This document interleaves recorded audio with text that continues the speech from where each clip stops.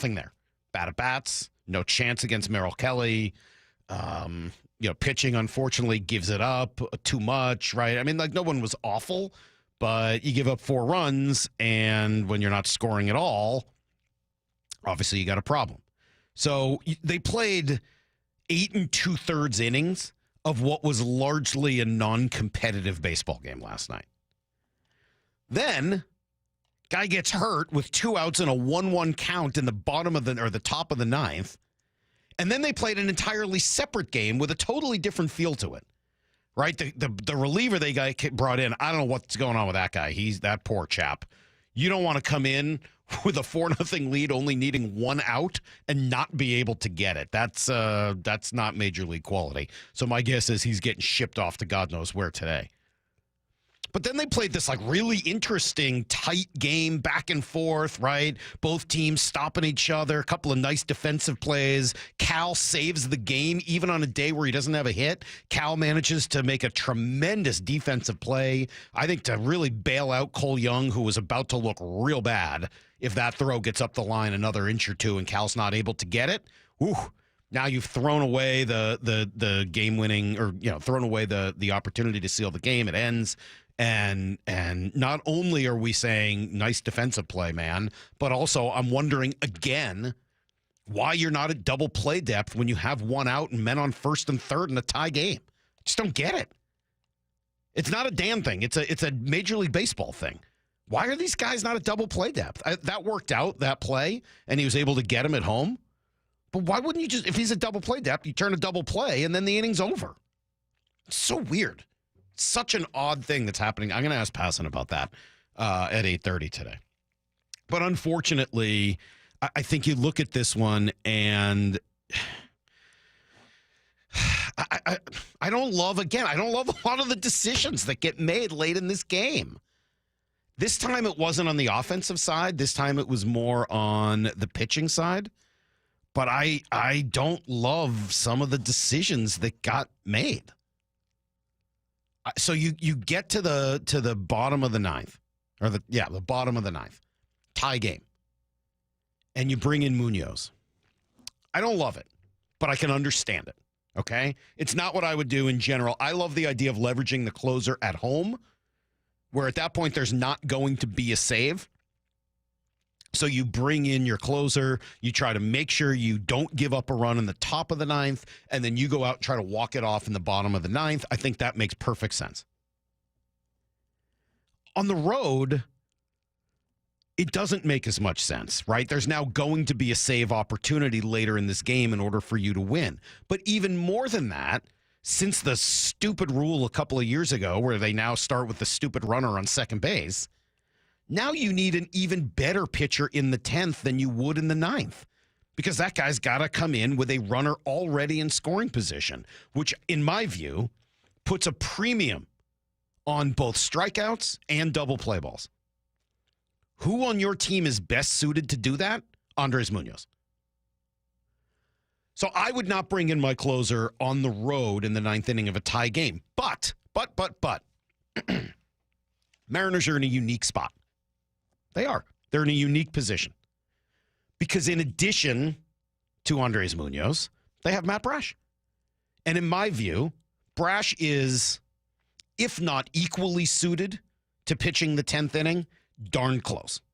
He is just as good a strikeout guy as Munoz. I don't know what the numbers say, but I'm sure they're close. Munoz probably just a little bit ahead of him because Brash has been coming back from the surgery and all that. But I would say like if I need a strikeout, I don't feel much worse about Matt Brash trying to get one as I would about Andres Munoz. So the Mariners are in a unique spot. And Munoz had been up just in case they had taken the lead. So, like, fine, I get it. Bring in Munoz in the 9th. He gets him out of it. You go to the 10th. Matt Brash? No. Brash, who's now already been up, doesn't come in. Instead, you go with Vargas. So now Vargas comes in, and kudos to him. He gets himself out of trouble in the 10th. Kudos to Vargas. I mean, he got a call like everybody did yesterday because the umpire was absolutely atrocious. But, he gets a call a couple inches above the zone, a nice defensive play, etc., and bang, you get out of the 10th. Awesome. But then he comes back out for the 11th? I don't get it. I don't understand that. Why stay with Vargas? Like, the nice thing about going with Brash first is then you can go multiple innings from Vargas if you need it. You're not, what would have happened? Okay, so let's say they get through that. Now you got Brash coming in later after he'd already been up a couple of innings earlier. Like, I think it's just a really, really strange, strange series of events. I don't understand it. I don't get it. I got a texter here that says, Salk, the Mariners sprinted a marathon.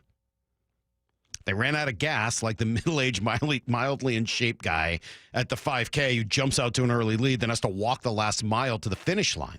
We all said how badly they needed a hot start this season. They could not have started much hotter. What we're witnessing is worse than struggling the first half of the season only to improve and missing the playoffs. It's worse because they made us believe. He goes on and on and on. I don't know whether that's true or not. We'll find out. But I think that it's well thought out. It was always sort of my concern. I don't know. Again, I don't want to talk about them today like they're dead and buried. They're not. But they've played now over the last 29 games, 11-18. 11-18. I got those numbers right this time. Last week I screwed them up. This time they're right. I promise. Since the start of that homestand with Toronto and New York coming in, they're 11-18. They're 11-18. That includes 3 games against the White Sox, who are not a Major League Baseball team. Now, it also includes a sweep of the Padres and a nice series win against the Twins, both of whom are excellent baseball teams. So credit where it's due. And they've had the injuries, and we talked about all of those, and we got another one to talk about today as Bryce Miller's going to go to the IL. And they've also, I think missed Luke Raley maybe a little bit more than we've talked about. So, like, there's some conversations about why they've gone 11-18, but some of it is due to those sort of situations beyond their control. And some of it is, well, Dylan Moore came back to earth and became Dylan Moore again. And Jorge Polanco came back to earth and became Jorge Polanco again. And Leo Rivas came back to earth, or at least is no longer on the team. And so some of it was natural regression. And then some of it is Leody Taveras was the worst player hitting-wise in baseball during his time here, not to mention a couple of key errors.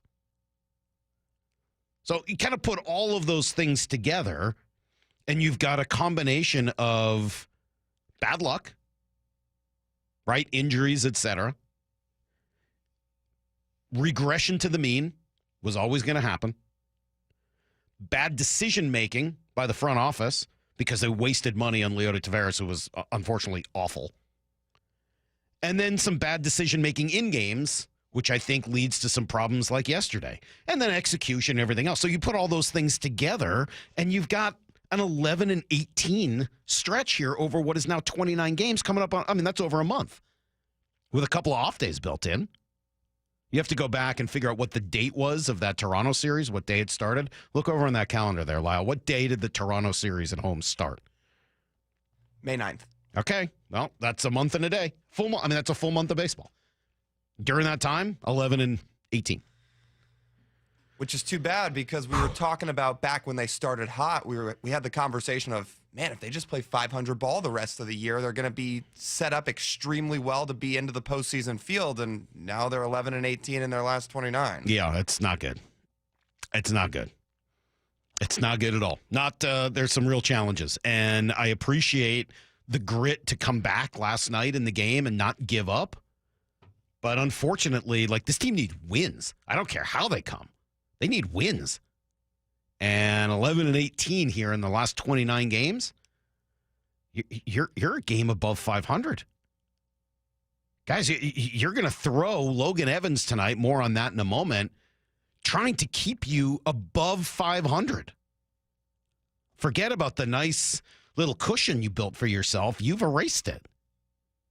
We'll come back with everything you need to know. We'll tell you why Logan Evans is going to start tonight. We'll play you some of the sound. There's a million other things going on between the other teams in town. The Seahawks just re-signed a veteran. My God, we'll be right back. It's Brock and Salk, Seattle Sports on 710. It's the Seahawks' only mini camp of the offseason, and Seattle sports is there. Always a fun conversation. Julian Love. You see Eagles flying around, you can't beat it. Live from the sidelines, all day today, with Bump and Stacy live from VMAC beginning at 10 a.m. Seahawks wide receiver Cooper Kupp. Does it feel weird to hear still? Yeah, I'm getting used to it. Followed by Wyman and Bob at 2, all the way up to Mariners pregame at 5:30. We are the home of the Seahawks. Seattle Sports on 710 and the Seattle Sports app. Stop bugging me pest control. This summer, don't let stinging insects ruin your outdoor fun. Wasps, hornets, get rid of those stinging pests. Call Stop Bugging Me Pest Control and leave everything to us. Are you trying to buy a new home, or are you a local real estate agent seeking financing for a client? We're all tired of dealing with banks, credit unions, and endless guidelines. Wouldn't it be nice to go back in time when we had common sense lending? Hi, I'm Scott Riereka, CEO of Legacy Group Capital based in Bellevue. We are one of the largest local private portfolio lenders in Washington. We've helped thousands of home buyers and real estate investors reach their financial goals by leveraging the Legacy Common Sense borrowing platform. What that means is we lend our own money, we make our own decisions. If your deal makes sense, we'll get it done. Whether you're purchasing a new piece of real estate or refinancing an existing loan, bridge loans, construction, or regular home loan, it doesn't have to be as difficult as banks and lenders make it. If you're trying to grow wealth through real estate acquisition, come talk to the experts in private lending. Call 425-635-4700 or LegacyG.com. Legacy Group Capital, your common sense lender. LegacyG.com. Cracked windshields happen, and if your car has a forward-facing camera, it needs to be recalibrated. All-Star Auto Glass is the professional choice for windshield replacement, repair, and recalibration. Call All-Star Auto Glass today.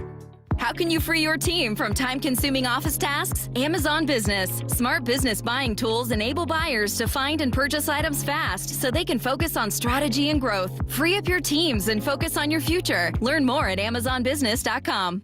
This message comes from Viking, committed to exploring the world in comfort. Journey through the heart of Europe on an elegant Viking longship with thoughtful service, destination-focused dining, and cultural enrichment on board and on shore. With small ships that bring travelers closer to the destination, there's more time to explore. And every Viking voyage is all-inclusive, with no children and no casinos. Discover more at Viking.com. Check engine or ABS light on? Take the guesswork out of your warning lights with O'Reilly Veriscan. It's free. Ask for O'Reilly Veriscan. O'Reilly Auto Parts. Empower. Jen has ordered a decadent seafood tower, king crab legs, lobster tails, and a waterfall of caviar. Pricey? You bet. But Jen worked with Empower on her savings and investment strategy and planned for splurges like these. She got good at money, so she can be a little bad. Ooh, champagne. Empower. Invest well, live a little. Start today at empower.com. Past performance is not indicative of future returns. Investing involves risk. You may lose money. Advisory services are provided for a fee by Empower Advisory Group, LLC, EAG, a registered investment advisor with the Securities and Exchange Commission. OMG, those shrimps are really jumbo. Find what you love, love what you find. A Total Wine and More. There's so much waiting for you. Spirits and beer, thousands of wines. Guides in the know and prices so low, it just might blow your mind. You're gonna find what you love and love what you find. With curbside pickup and delivery available, you'll always find what you love, only at Total Wine & More. Drink responsibly, B21. Get rid of stubborn fat and address areas of loose skin with ProSculpt, the simple one-day permanent fat reduction and skin tightening treatment. Book your free consultation at prosculpt.com. G. Scott here with former Seahawks Cliff Averill and Doug Baldwin. I heard you guys are having a celebrity pickleball tournament to raise money for Nourishing Champions. Why pickleball? Obviously, it's a growing sport, but also this model is that we will actually be playing with community. We are the most competitive people, so regardless of how sorry Doug might be, he will be out there competing like it's a Super Bowl. Sign up for the Celebrity Pickleball Tournament, open to all skill levels. For details, go to championsofchangefoundation.org/pickleball. When the heat's in 11, cool AC would be heaven. DayandNight.net. Beat the rush. Act now before summer, because that heat's a real bummer. DayandNight.net. Even though our Northwest summers can be spectacular, there's always a long, hot stretch that makes everyone say, man, AC sure would be nice. Well, except for that one annoying friend who won't stop talking about how great his AC is. Hi, I'm Bruce with Day and Night Plumbing and Heating. You can stay comfortably cool when those hot temps arrive. This is the time to plan ahead and call us about installing a high-efficiency AC or heat pump. Or if you have an existing system, we'll come and service it. Make sure it's running efficiently and ready to cool when you need it. Before the summer heat wave, keep your house cool and safe. DayandNight.net. Stay cool this summer with Day and Night. Call now to get 10% off an air conditioner or heat pump. Plus, no payments or interest for a year OAC. Restrictions apply. Call for details. DayandNight.net. Summertime is Pacific Power Batteries time. Okay, maybe that's a stretch. But we do sell more batteries in the spring and summer because you folks are all out there doing stuff. Golf carting and boating and buzzing around on stuff that needs batteries. Well, when's a good time? How about tomorrow? We're open 7 days a week to test any battery and let you know the honest answer. Summertime and the cranking is easy. Happy trails from Pacific Power Batteries. This hour is brought to you by Community Transit. Need to know. 15 minutes past every hour with Brock and Salk. Here's what you need to know. Up first. Well, that was different. A game that seemed destined to end with the Mariners just going quietly into the night. Instead, took a major change in the ninth. Reliever Justin Martinez left with 2 outs due to an injury. It woke up the bats. They came within a couple of hits to get to within 2 runs. And then they tied it. Young, a lead at first base. Here's the stretch. There goes Young, pitch of the way, swinging a drive, deep to right field. This game is tied. Goodbye, baseball. Down Canzone, jumping up and down, pounding his fist on his chest. As he should be, a 450-foot blast to right field. 450 is usually reserved for straightaway center. He pulled one 450. That is an absolute gigantic home run, but unfortunately still enough. They failed to score in the 10th. They failed to score in the 11th. Carlos Vargas came out for second inning of work, and Arizona made him pay. Vargas the set, and again the 1-2 on the way to Naylor. Swinging a fly ball deep to right field. This will win it. Canzone going back to the winning track to the wall. Goodbye, baseball. A walk-off grand slam home run for Josh Naylor. It was going to be a win either way, as there's only 1 out, but I think the crowd kind of told you the whole story there. Mariners fall to 33-32 now on the year. 3 games behind Houston, who didn't play last night. Game 2 of the series will be tonight. Brian Wu was set to go against Brandon Pfaadt. That's not going to happen, by the way. Houston hosting the White Sox this week, so it may take a couple of wins to keep pace. We'll give you a little update on why it's not going to be Wu until tomorrow. Dan Wilson, happy with the guys? Yeah, I mean, that's what our guys do. They're going to play till the end, regardless. And they were given a foot in the door, and they took it and they busted the door open to tie it up, and just weren't able to come out on top tonight. But that's the kind of effort we see from these guys all the time. Yeah, the effort there in the 9th. Unfortunately, Mariners not able to get it done. Here's the second thing you need to know. All right, so busy day on the roster as well. It's not good news on Bryce Miller, placed on the IL after the game, which is why Logan Evans had been there in the clubhouse. Here's Dan explaining it. Evans will pitch tomorrow. Bryce is going to be an IL. Similar, it's the same issues he had the last time. The cortisone shot wasn't as helpful as we had hoped, so he's going to be an IL, and Logan Evans will start tomorrow. And Wu on Wednesday? Yes. Yeah, so that really means Evans today, and Wu will go tomorrow. As for Bryce Miller, I don't know what that means next. I mean, you can try another cortisone shot and hope that another couple weeks is enough, and then he starts feeling better. You can give him some more rest, or maybe this is going to be off-season, or season-ending elbow surgery to remove whatever bone spur he's got. So I don't know what's going to happen. Logan Evans going to start tonight. Logan Gilbert, in theory, should be up shortly, so that will sort of take care of the crowded rotation problem. Team yesterday also DFA'd Leotis Taveras in 98 plate appearances with the Mariners.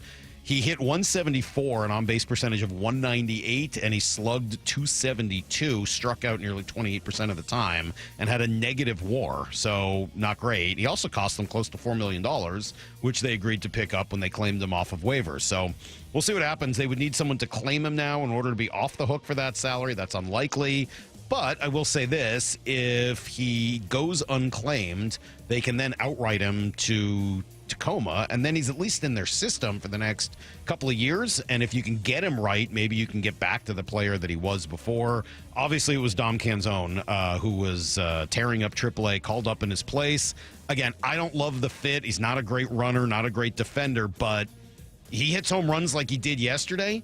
Maybe he's a trade candidate here. Luke Raley, I would think, is eventually going to take that spot in another week or so.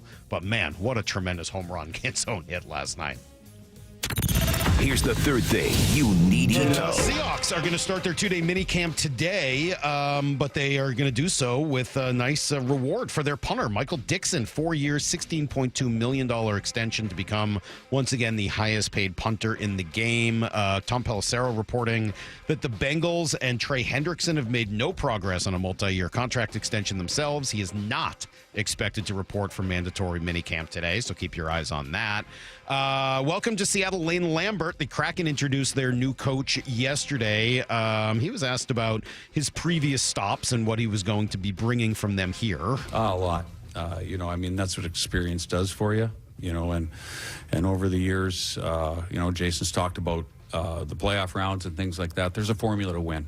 And, the culture, the identity, the standard that's set every day is the philosophy. And you live by the standard, both on and off the ice, and you go through the process. As long as you're doing the right things in the process, the results will take care of themselves. All right, well, we'll get to know more of him. By the way, the Panthers win big last night in Game 3. Right from the opening whistle, they blow out Edmonton 6-1, take a 2-1 series lead. Big melee near the end of that game with all 10 skaters engaged in fisticuffs, which was pretty cool. That is everything you need to know. 1:15 every hour here on the Brock and Salk Show. We'll have a lot more Mariner conversation over the course of the day. Some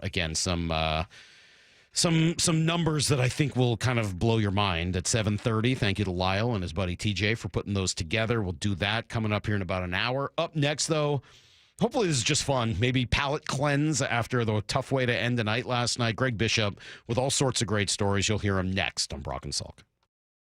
Wyman and Bob, afternoons 2 to 7. In Cal, you're seeing a superstar start to develop. He's starting to get that national recognition. It's always been, when you talk about the Mariners, you'd sort of talk about the rotation as a whole. Sure. Talking about an individual, it's been Julio. And it feels like Cal is starting to move into that spot. Now, here's the thing. Neither, by baseball standards, are being paid as a superstar. Dave Wyman and Bob Stelton, afternoons 2 to 7 on Seattle Sports, the app, YouTube, and your smart speaker. All right, this August, luxury awaits at Snoqualmie Casino and Hotel. You can book now for an unforgettable summer experience by going to snocasino.com. Yes, Seattle's closest is now Snoqualmie Casino, and the bookings are open for the hotel, which is now just a couple of months away this August. It's going to be great. Big, expanded, non-smoking gaming floor, destination spa, big entertainment space, convention center, new food venues, restaurants, the whole deal. Yep, Seattle's closest. It's now Snoqualmie Casino and Hotel.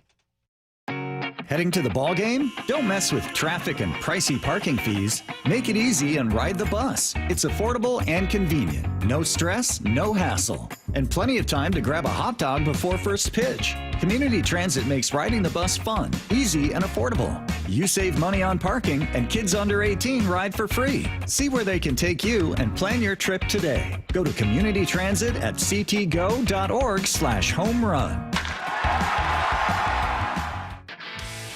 This is the story of the one. As a lineman, he does whatever it takes to keep the power on in his community. And he wants a partner like Grainger who does the same. Grainger offers the professional-grade products he needs, from voltage detectors to harnesses to hard hats, plus fast, dependable delivery, so he can rise to every challenge. Call 1-800-GRAINGER, click Grainger.com, or just stop by. Grainger, for the ones who get it done. Tired of hearing scary radio ads about the IRS? Tax Relief Advocates is different. TRA is here to tell you that if you owe money to the IRS, whether it's $5,000 or $500,000, we have a solution. TRA can eliminate or reduce what you owe to the IRS with zero risk to you. We have over 1,000 5-star reviews on Google and an A+ with a BBB. End your tax nightmare today by visiting TRA.com or call 800-583-6681. That's 800-583-6681. It's time. Time for the pro to get everything for the job delivered. Large orders of lumber, doors, windows, paint, plumbing, anything the job needs, all from one partner. Get it today with same-day delivery. Get it tomorrow with next-day delivery on 50,000 plus products. Or get it on your timeline with scheduled delivery on everything from framing to flooring. It's time to get your whole job, all your jobs delivered. Ask about all our new delivery options at the Pro Desk. The Home Depot Pro, it's about time. Progressive knows when you're on your boat, you're already on vacation. And Vacation You forgets all your worries. Vacation You doesn't even keep track of time and knows that time is a meaningless construct designed to control us, man. But Regular You knows you don't want to be too far out in the water after the sun goes down because Vacation You doesn't know how to navigate in the dark yet. Vacation You and Regular You really need to get on the same page. So bundle your boat with your home or auto policy and earn an automatic discount from Progressive. And spend the savings on the both of you.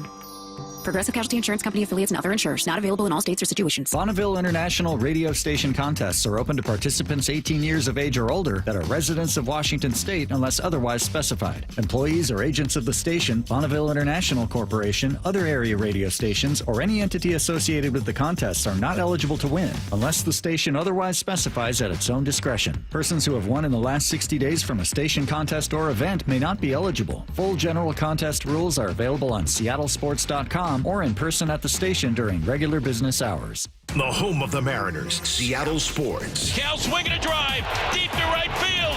Every pitch of every Mariners game is on the Seattle Sports app.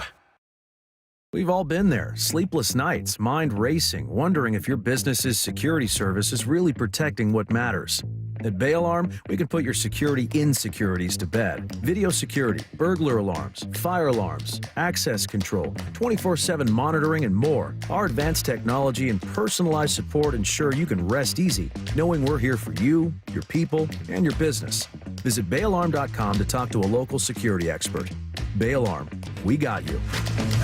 I'm attorney Rob Iddens, proud Marine Corps veteran and owner of Warrior Injury Law. We help all types of injury victims like Sean, who was rear-ended in a car accident. They're just easy to work with. They're fast. I like the fact that he had military service. I can see a lot of Marine in Rob. He's very in charge, really gets things done. But I didn't have to do anything. He offered me a settlement, had a number in my head, was nearly double that. I would refer absolutely anybody to Rob. If you've been injured, call us at 253-WARRIOR. Warrior Injury Law. Battle tested. Eddie's!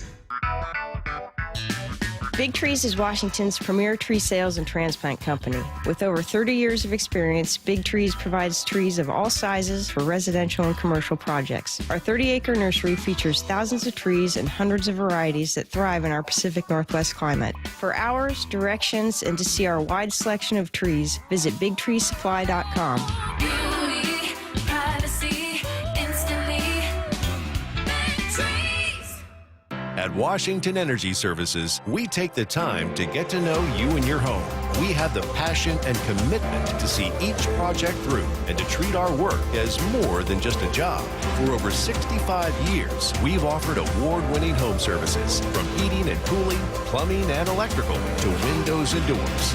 Complete home improvement handled from start to comfort.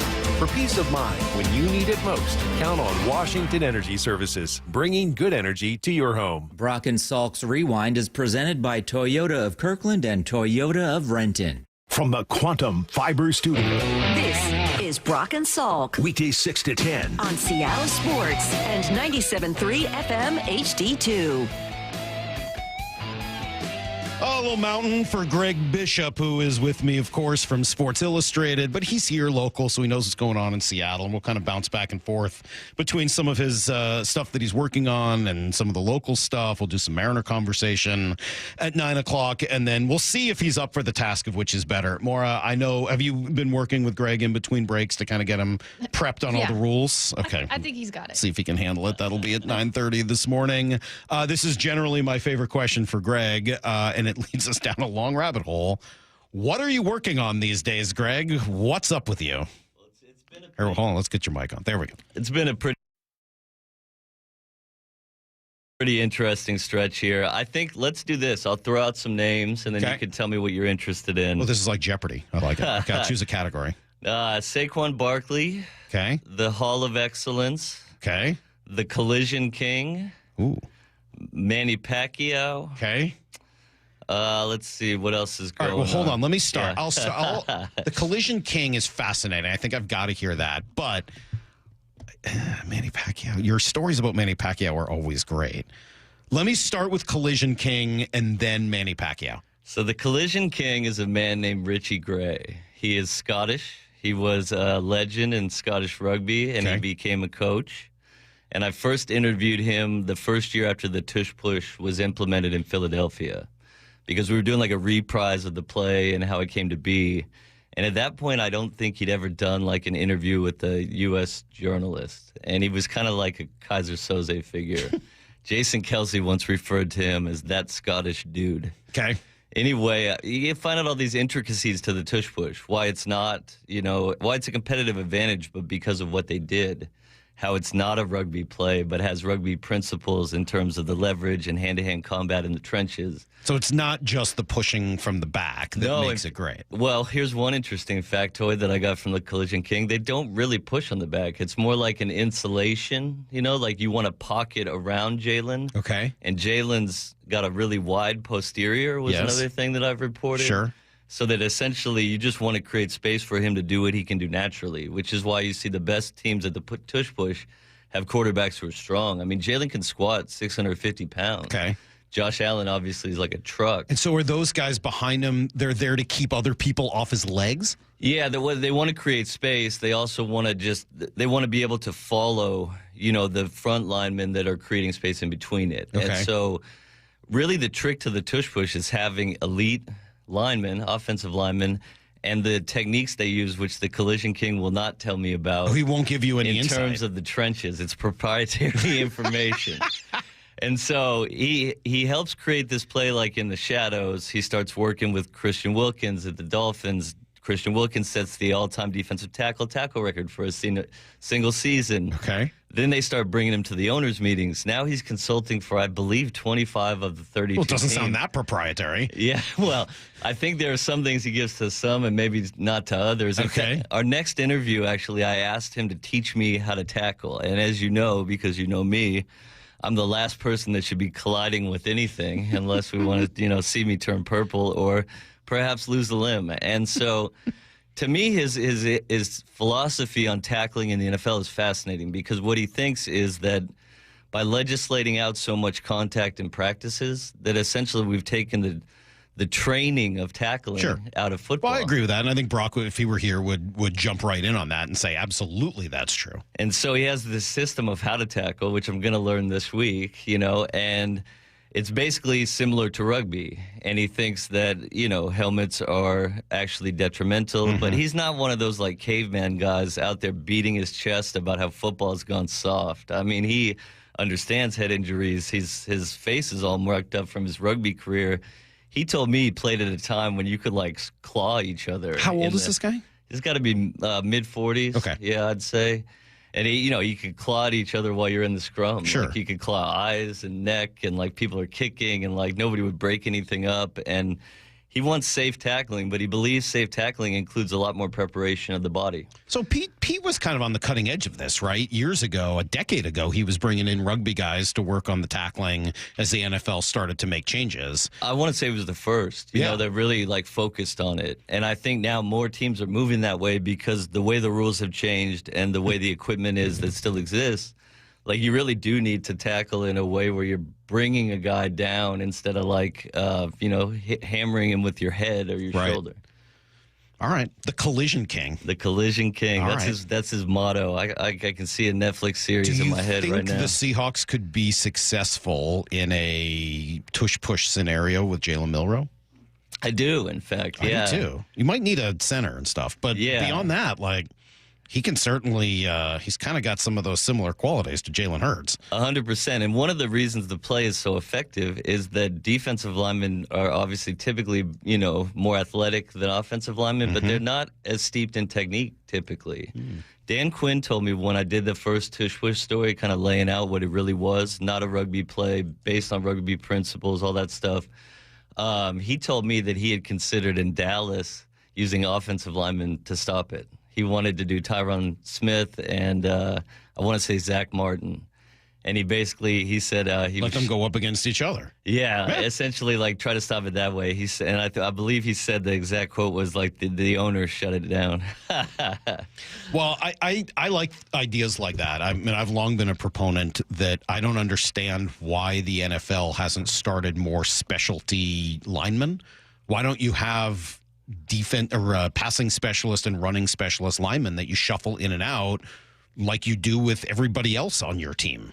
And it doesn't mean you can't use them for one or the other or for both, but like on 3rd and 2, or 3rd and 1, wouldn't you want different players on your offensive line than the guys you might want on 3rd and 12?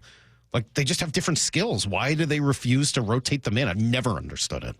I'd never thought of that before, but it's actually a very brilliant idea. And one thing that... Thank you. And you're invited back. Thank you. The Collision King, thing... Don't inflate his head. No, he tried very hard to take shots at him and keep that in check. This is a good idea, though. I got some loaded up. We got plenty of time left in the show. I truly believe this is a good idea. It's essentially platoons.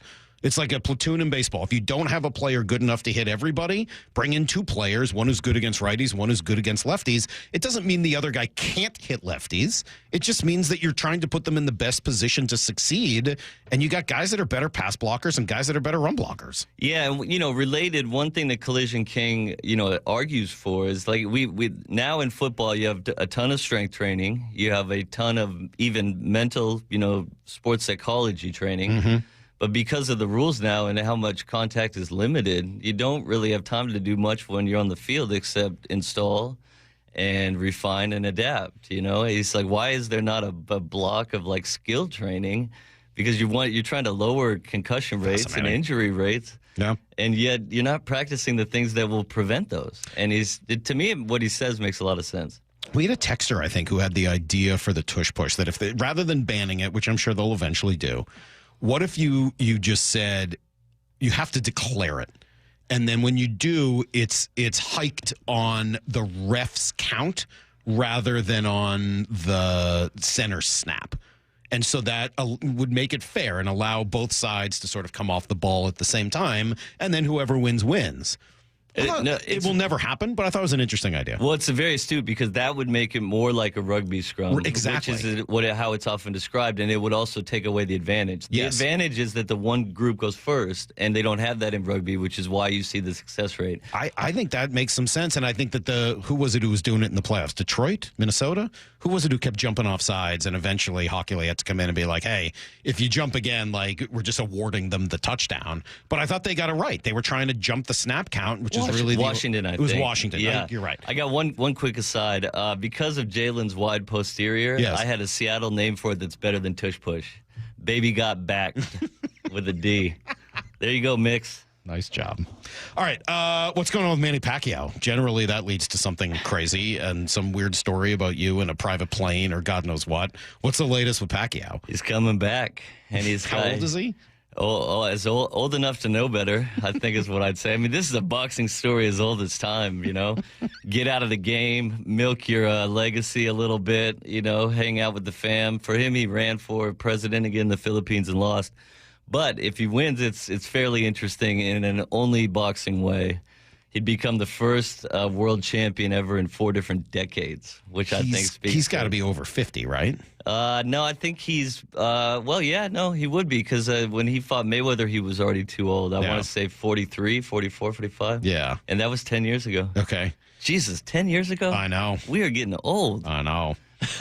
So he's going to be in his 50s. He's going to come back and fight? And the sad thing is there's a guy with a belt in his division, Mario Barrios, and he's a solid fighter, but he's not even a welterweight in size, really. So Manny's in my opinion, he's probably going to win too. What? Yeah, he'll have a legitimate world championship. And this will be a real fight, not like the Tyson-Paul fight. This will be like a real legit boxing match. Yeah, Barrios has fought Tank Davis, and he's like on the fringe of being a actual real world champion who like defends and holds it for a while. All right, well, I'm fascinated. He probably still has been training, right? Like I'm sure I would guess he's somebody that's almost like addicted to that. Yeah, I'm doing 2 books for Freddie Roach, his trainer, right now. Okay. And one of them is on his relationship with Manny. So the last time I was down there, it was for one fight or another, and we all went to dinner at MGM Grand in Vegas. Manny looks at me, sees the gray hair that's now like invading my temples, and he points at me and he says, "We are no longer young men." I'm like, speak for yourself, Manny.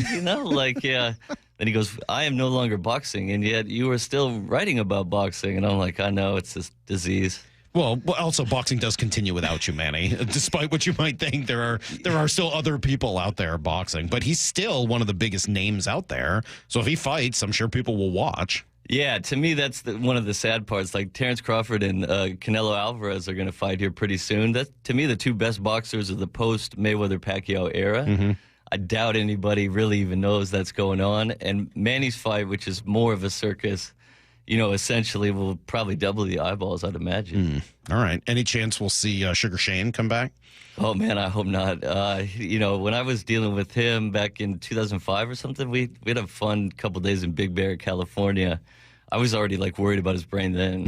I was saying, man, I hope he's not one of those guys I'm writing about in 10, 15 years. Pound for pound, Pomona in the house. That's all I know. All right, let's see what else you've been working on. One more quick boxing thing. You said you're working on a Tyson documentary? Yeah, so I have this small documentary thing I do with Jim Gray, the sportscaster, that came out of me doing his book. And we've done a few things. We recently sold a docuseries to Netflix that'll be on Tyson, but I wanted it to focus more on what he's doing now. I mean, to me, his life story can be reduced to mythological bullet points. It's the pigeons, it's Customato, it's growing up in Brownsville. But right now, his life is really interesting. His daughter's really, potentially a pro tennis prospect. She trains in France sometimes. He has all these different business ventures, some of which are more interesting than others. And he's really become this philosophical dad, which I can relate to a little bit. He seems kind of bemused by how he was before and by this crazy life that he's led. And so my goal with it is take it away from the bullet points and away from the mythology, deconstruct him a little bit and show that, this singular comet of celebrity and fame that was Mike Tyson has settled into something that's a little bit more like the rest of us, which I think is one of the craziest things of all. I'm trying to think of what a good comp is for that. And I don't, there's somebody out there that's just kind of escaping me. I mean, there is an element to Tyson that is a little Marshawn-like. I don't think that's it's not a perfect comp because Tyson, look, it's hard to have the full Tyson conversation without, the guy went to jail for rape. That is a big part of that story. But he sort of has this savant-like hold over people where, you're just kind of fascinated by him. And there's almost an innocence to Tyson that even with a lot of the, really awful things that happened early in his life, he seems to have paid his debt and kind of come out on the other side of it. Marshawn doesn't have that element. So there are a lot of differences there. But Marshawn just kind of has that, I guess, that authenticity and just that ability to kind of just be America's guest wherever he goes. He seems to be welcome.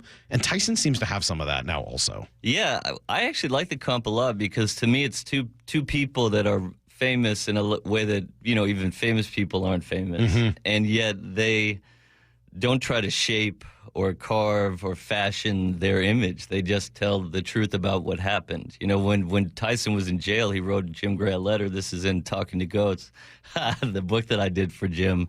And it said, I didn't do this, but I've done worse. And he just never ducked that this was his life then and this is what it's like now. Yeah. And I've had conversations with him. He's one of the oddly most philosophical people I've ever met. We talked about Chairman Mao, the art of war. He's into stoicism. So we talk about my buddy Ryan Holiday, and you're sitting there and you're going, this is Mike Tyson. Yeah, but it's hard to square that with the guy who said he's going to fade off into Bolivian. I mean, like, those things are hard to square. I broke my back, you right. know? It's spinal, right? I mean, like, it's hard to square that being the same person. Yeah, and what's cool about it, I think, is most people are multifaceted like that, you know? But we kind of present to the world, you know, this part of us or what we want it to be. We obviously had a superstar athlete here that did that more than anyone I've ever met in my life. Wanting to present something to the world? Yeah, and I think that part of what's appealing about a Marshawn Lynch or a Mike Tyson is the exact stuff we're talking about. You know, you're getting a real, authentic human being. You know, my job in miniature is essentially like to talk to a famous person and convince them that I'm a normal person that they can speak to in a normal way. Mm-hmm. Like that's the whole. That's the gig. That's it, you know? So like, that you can get the real them rather than the manufactured version of them. Yeah, you just got to get something that's more germane to who they are. You know, not this guy loves football, not this guy is competitive. Yeah. Like real, actual stuff. And those guys, they wear it. You know, like you could see Mike Tyson any day for the rest of his life. You'd know exactly how he's feeling on that day. You wouldn't have to guess. I'm going to guess, and I know we're going to talk a little bit more about him later, but I'll jump into it a little bit now. I'm going to guess that's some of why Cal Raleigh is to this area what he is. And even before this ridiculous 26 home runs here in the first, 63, 64 games of the season, even before that, like, it's the authenticity of who he is that's endeared him to the fan base in the city. 100%. In fact, I'd say like his actual, you know, baseball skill sometimes even gets overshadowed by it. And I'd say even fairly because, you know, it's like Paul Bunyan walking up there like ready to hit a ball, you know, halfway to, you know, the Iceplex, you know, and like I just think that, you know, then he's jaw and he's talking like I find him to be compulsively watchable, I guess, is like that's a bucket for all three of those guys. Like you may not. People have fairly criticized Mike Tyson, and he has fairly done some really terrible things, you know. But like, I still watched him fight Jake Paul, and you know, it was sad to me. I watched it with my kids. We were texting throughout the whole thing. It was kind of awesome. Matt in Oregon actually with a really good text, not sports world, but I think this is what I was trying to think of, and I'm glad you nailed it. Snoop Dogg. There's a Tyson Snoop Dogg. That's probably a better comp of a guy that's totally changed his public image of who he is. That's a better comp. That's what I was trying to think of. Thank you, Matt. That's awesome. It's like you read my mind. That's a great comparison. It's a perfect comp for where they both are right now. And it's generational tethering there, you know? Like, we know Snoop Dogg, you know, if you grew up in the 90s. Right, you know from The Chronic. Yeah, like, you know, and then I remember seeing him at the Olympics, and he's like America's ambassador. Right. And you know what? He's better than anyone else we're trying out there right now. But this is a guy that, you know, murders the case that they get. I mean, like, the Snoop Dogg of the 90s is a totally different human from the guy you're talking about now. And Tyson very much the same way. What I think is unique to the two of them is that generally it's the opposite. It's the person you're like trying to explain to somebody, this degenerate that you see now used to be somebody, used to be the real deal, used to be great. And with both of them, it's like, oh no, this person who now has it together and now seems to be popular, successful, beloved, etc., was incredibly polarizing at one point. Yeah, you know, I get a lot of story pitches about famous people that are, you know, trying to essentially sports wash their image, you know? But, like, I think the difference with these guys that we're talking about is they just authentically evolved. Sure. You're seeing a real them, and that was the real them too, but they are, ultimately, you see that this is authentic and not somebody trying to shape a narrative that they don't like parts of it or all of it. Yeah. Tell me, we got a couple minutes here, and then we'll take a break, and then we're going to talk a little baseball, and then we'll get some other stuff in 9 o'clock hour. But you sent me over the story about the safety from Navy. Yeah. What's the deal there? Well, it was interesting, right? Like, this was I like to write about the evolution of human beings, you know? And so this was a kid who grew up in Maryland, who was like a fringe college prospect, you know, then he loses the pandemic season for tape, you know, ends up getting a scholarship to Navy, decides to take it even though he doesn't really want to enlist, becomes like a really good player. Like, he was on the Thorpe list, you know, Ray and Lane. And, you know, then ultimately decides that, like, it comes to see the commitment inherent in his choice. So even though he went to Navy, the Naval Academy, to play football, now he's ready to go to war, and in the process, both shaped him into a guy who I think will be a really good special teams player in the NFL. Huh.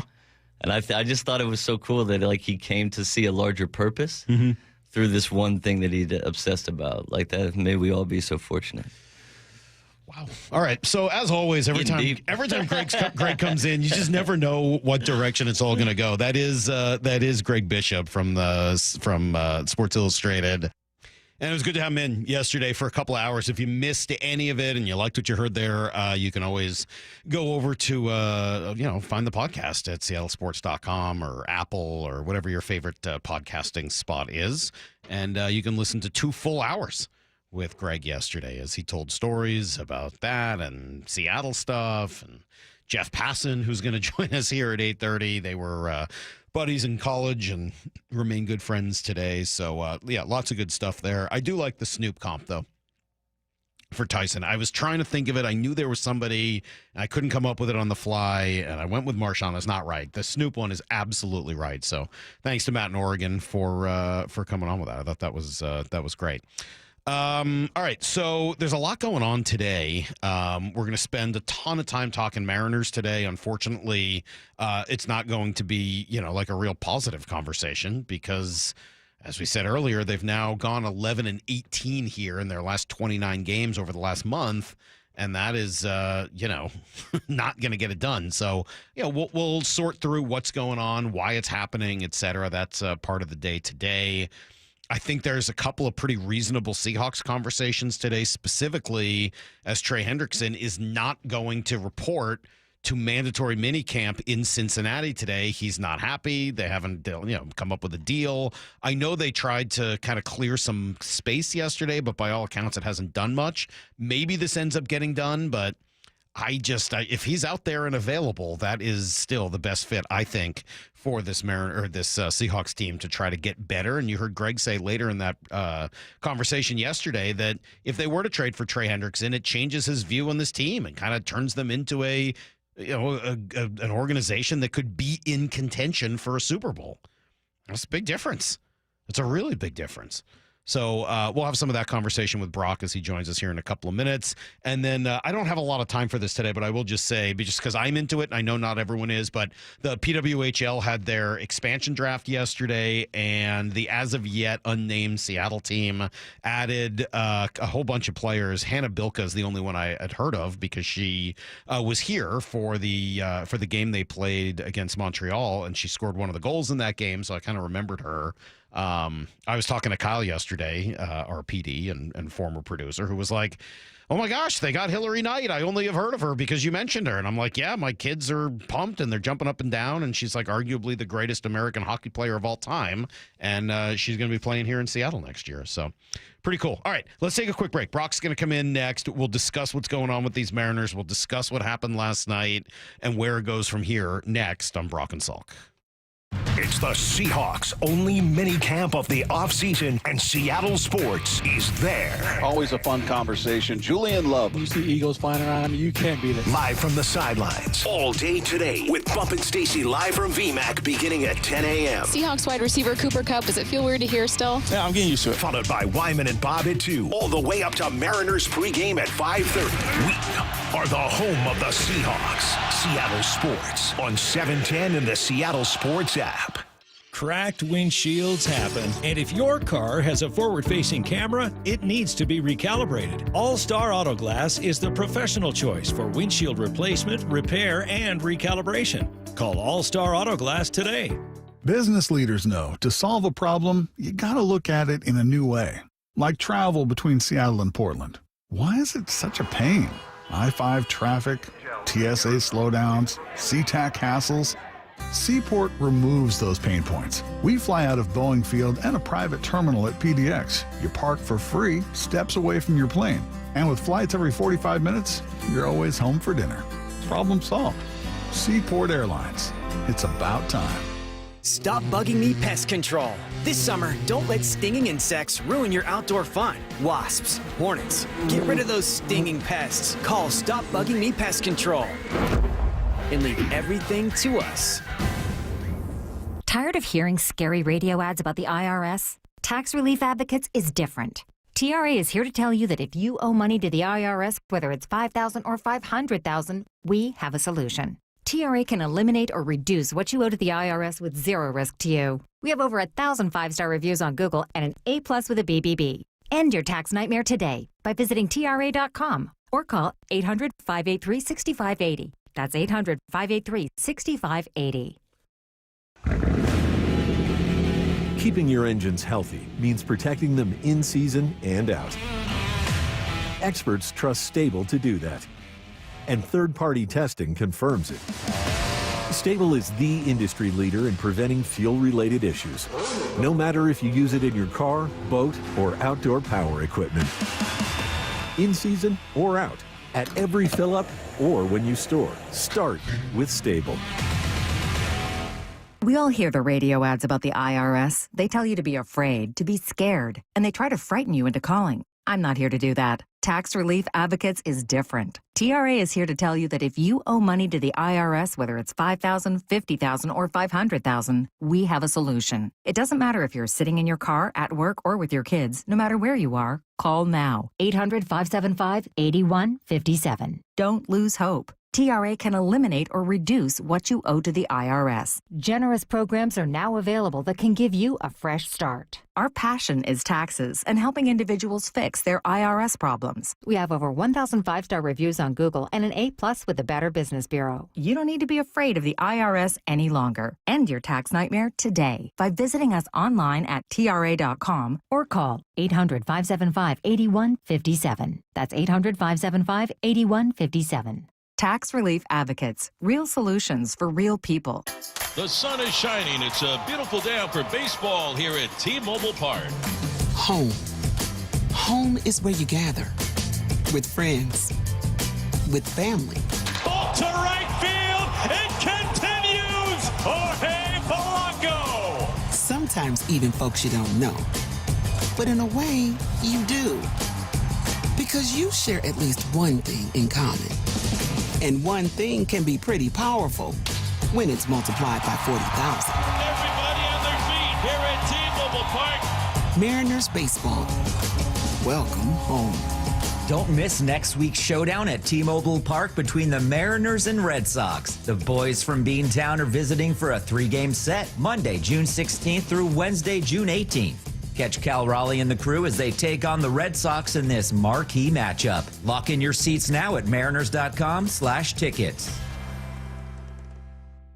Smalls here. It's time to turn things up a notch. This summer, don't binge watch shows. Binge s'mores by the campfire. Press pause on the podcast and press play on the warm weather vibes. Here's your chance to win $10,000 for your ultimate summer.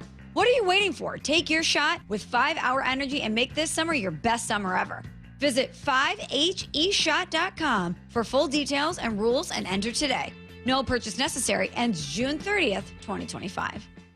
Summer's here, and seasonal businesses are hiring everything from hiking guides to surf instructors and more. Whether you're hiring for one of these roles or any other role, you need ZipRecruiter to find qualified candidates fast. ZipRecruiter's smart technology gets to work as soon as you post a job, diving in to find great matches and showing you top picks right away. In fact, 4 out of 5 employers who post on ZipRecruiter get a quality candidate within the first day. Go to ZipRecruiter.com/USL to try ZipRecruiter for free. That's ZipRecruiter.com/USL. Let's go! This is Seattle Sports. Streaming through the Seattle Sports app. KIRO AM Seattle. KIRO FM HD2 Tacoma. Home of the Seahawks, Mariners, and everything Seattle sports.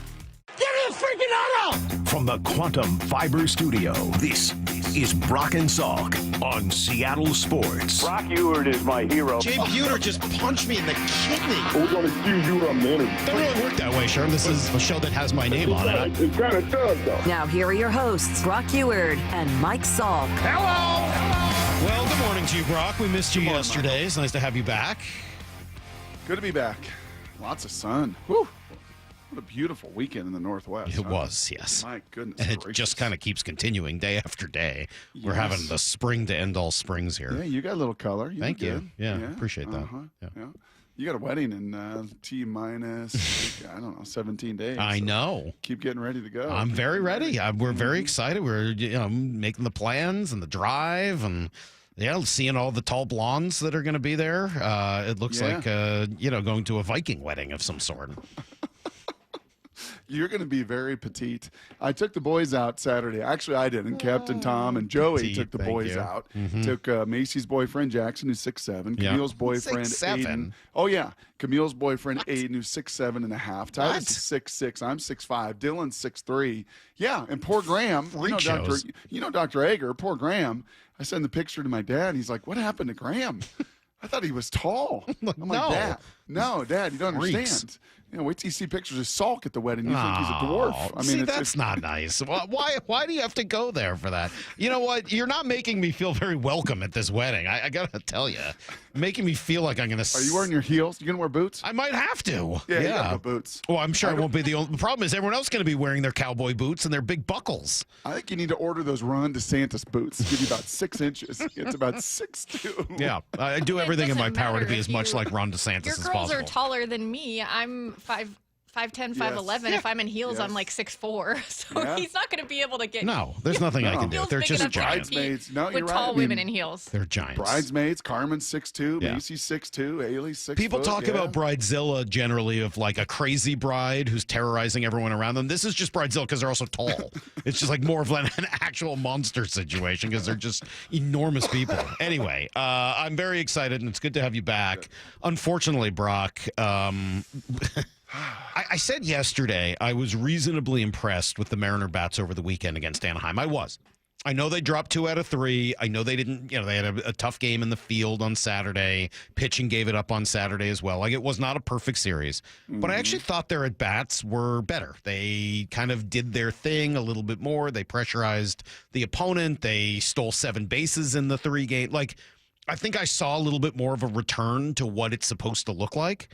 And then for 8 2/3 inning last night, it just went right back the other way. And then, frankly, after that, little run of 4 runs in the 9th, it kind of continued back the way what we'd seen of just rollover ground balls and, giving away at bats and too many strikes. Like the whole deal, it just was not. Wasn't right. I was thinking last night, and maybe this is one. It struck me a few times, but it's been a little more of late in over the last month plus, as the Mariners have obviously kind of come back to, looking and feeling offensively a little bit like the last few years. And I wonder, we're so myopic. We're so emotionally invested in every one of these at-bats and every inning of every game. If we step back a little further, do you think, because as I watch that, I'm like, you know what? A good pitcher, and Merrill's right Kelly's now, really Kelly. good. Yeah, I mean, a good pitcher that can command his stuff, right? And work in and work out and work up and work away and just kind of paint corners and not even corners last night. You didn't need to do that with that ump. I mean, you could be a ball outside of the corners and still 2, right? 3 balls outside. Yeah. Or up, I mean, yeah. you'd still get it For both sides. And I was just kind of curious, like, man, does an elite pitcher like that, and when you see him, and I know the Mariners have beaten Skubal and those guys, but it's not like they bashed them. They did enough to win those games. But it kind of feels like, I don't know, when the Seahawks defense faced Josh Allen, when they faced Jordan Love, when they faced Matthew Stafford, when they face elite quarterbacks, they're just going to get you. And it just feels like these pitchers that can command and make their pitches, they're going to get these guys. They're going to get this lineup. And I'm curious if 25 other teams are in that exact same boat as the Mariners. I think that's probably true, but the problem isn't just the 6 innings against Merrill Kelly, right? It's the 5 innings against these other 7 relievers where outside of one guy, Brigham, who just clearly did not have it or belong there, they didn't do anything. I mean, Brigham gives up 3 runs, and really the 4th came after the guy had just put one man on base and got hurt. Other than Brigham, who was just not good, they didn't do anything. And you look at some of those guys are good, but not all of them. I mean, like Thompson's got a 5.5 ERA, Murillo's got a 5.3 ERA. Like, you keep going down the list; those are not exactly the who's who. So I agree with your take. Yes, a Merrill Kelly will make you look bad. And exacerbate some of the bad optics. But you had 5 innings outside of Merrill Kelly, and you could only touch one guy who had no clue what he was doing when he came into the game. So that Who makes mistakes? Who makes more than one mistake, right?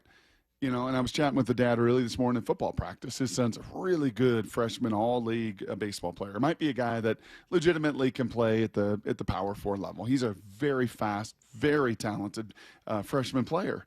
And he said, you know, it's interesting for Cody as he makes, you know, the move up from the freshman team. Wherever he bat, he got like every pitch to hit, to the JV team where he got like 2 or 3 to hit, and then even at the varsity level where he got like 1 to 2 to hit. Mm-hmm.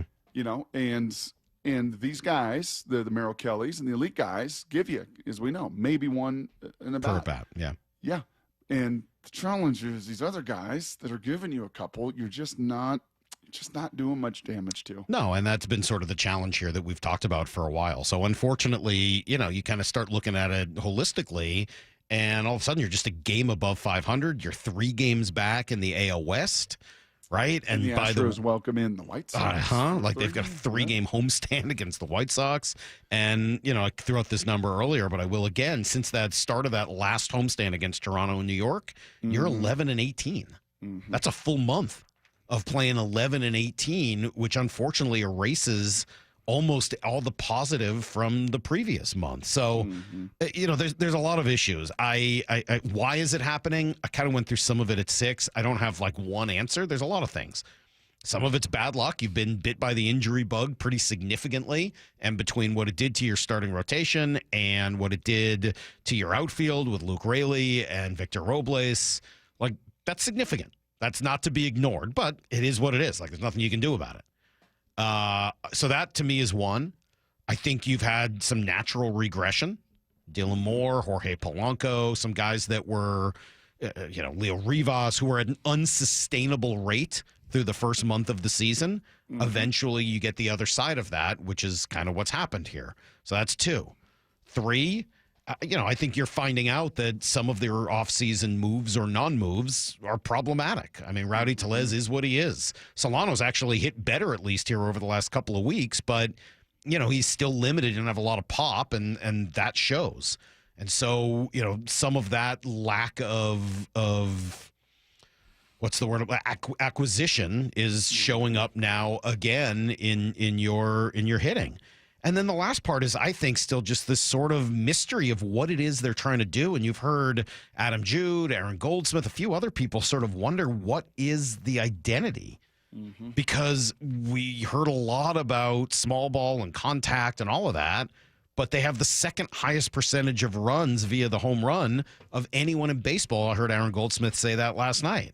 Yep. So they're winning and hitting when they hit home runs and driving the ball out of the ballpark and walking, which is great. I have no problems with those things. But this idea that they're trying to do something else, like I'm still confused by it. And I was confused by it at the beginning of the year, and that hasn't changed. Yeah, and I just wonder, like personnel-wise, like is Rowdy Tellez, right? Is Jorge Polanco?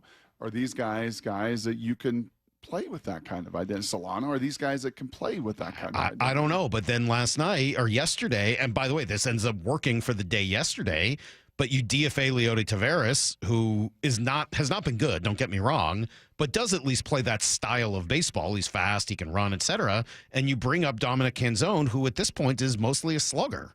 I mean, he's sort of a hit a home run or bust guy right now, and he's not a great defender. He's not great, not super fast. And if he hits home runs here in the next couple of weeks, it'll be great, and you'll get more of your runs from home runs. But it just doesn't seem to fit that identity that I thought was the direction they were going. And so I don't know what it is. I'm not saying it's one way or another. I don't know what it is. Yeah, I don't think Dan and this team fully do right now. So I think you're almost 70 games into this thing and working through that. This is what we want to be, right? It's just honestly like coaching this is what we want to be, but our personnel can't do it. And we got to play to our personnel strengths. What does this personnel do bad? That's coaching 101, is it not? Is it not? Like we got to put our people in the best position, whether that's Mike McDonald, whether that's Pete Carroll, whether that's Dan Wilson, whether that's Scott Service. Like we got to put our personnel in the best position for their success to do what they do best. Well, and unfortunately, that's the last part of it where I think there've been just too many games like last night where you look at some of the management of it and the decision making in during the game, and it just doesn't quite add up. Sometimes it's been, the righty-lefty matchups or the hitting issues, and last night I thought it was much more the pitching. I don't like leveraging the closer on the road in the ninth in a tie game. I don't understand Even verse 2, 3, and 4. Well, I was going to say, last night I could kind of see it because you've got Matt Brash, another strikeout guy to come in the 10th, who you had up, but then didn't use in the 10th.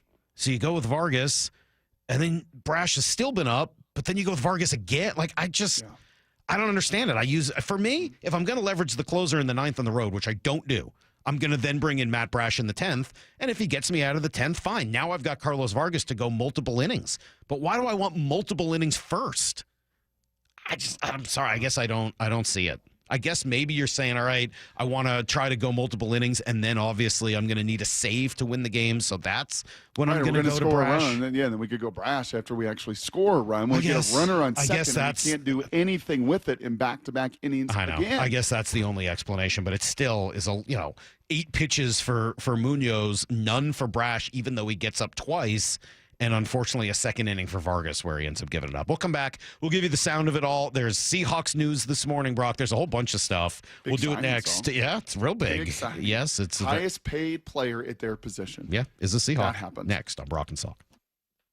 It's the Seahawks' only mini camp of the offseason, and Seattle sports is there. Always a fun conversation. Julian Love. You see Eagles flying around, you can't beat it. Live from the sidelines all day today with Bump and Stacy live from VMAC beginning at 10 a.m. Seahawks wide receiver Cooper Kupp. Does it feel weird to hear still? Yeah, I'm getting used to it. Followed by Wyman and Bob at 2, all the way up to Mariners pregame at 5:30. We are the home of the Seahawks. Seattle sports on 710 and the Seattle Sports app.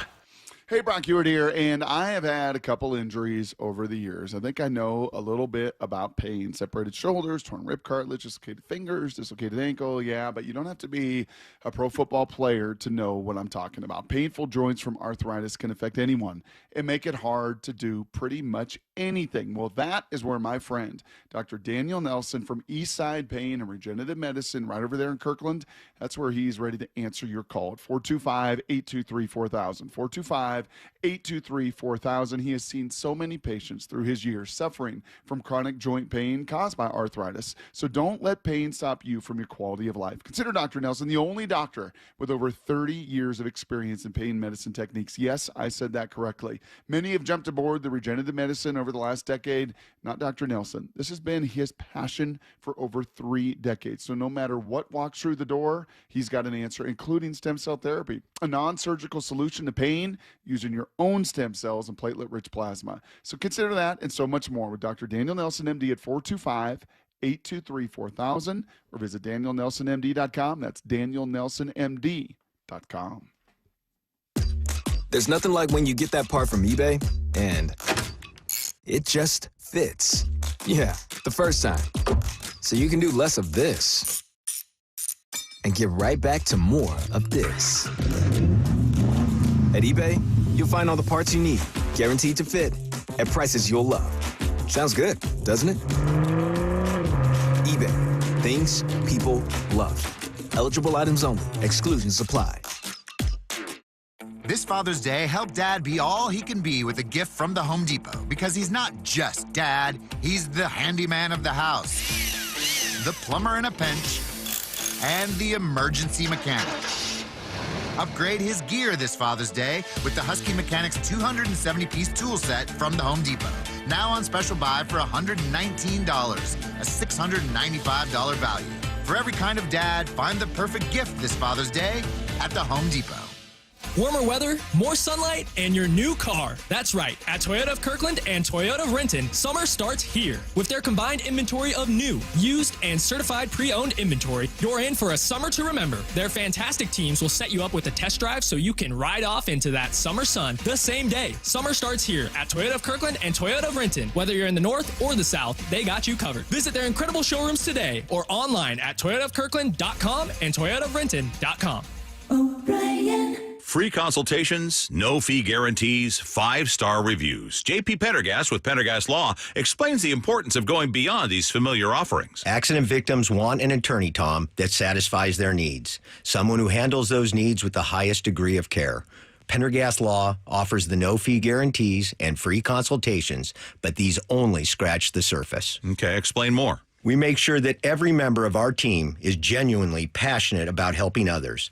Customer service and communication are our top priority. It's how we take care of our clients so they always feel one step ahead of the insurance companies. Our strong reputation for high standards provides comfort and confidence when it's needed most. Pendergast Law offers the free consultations, the no-fee guarantees, and, of course, they are 5-star rated. But what really makes them different is their genuine passion for helping others. I can't recommend them enough. If you or a loved one has been injured in a car accident, call Pendergast Law. We can help. That's PendergastLaw.com. The home of the Mariners. Lift off to center. It is on its way. Julio, 2-run home run. Hear every pitch on 710 and the Seattle Sports app.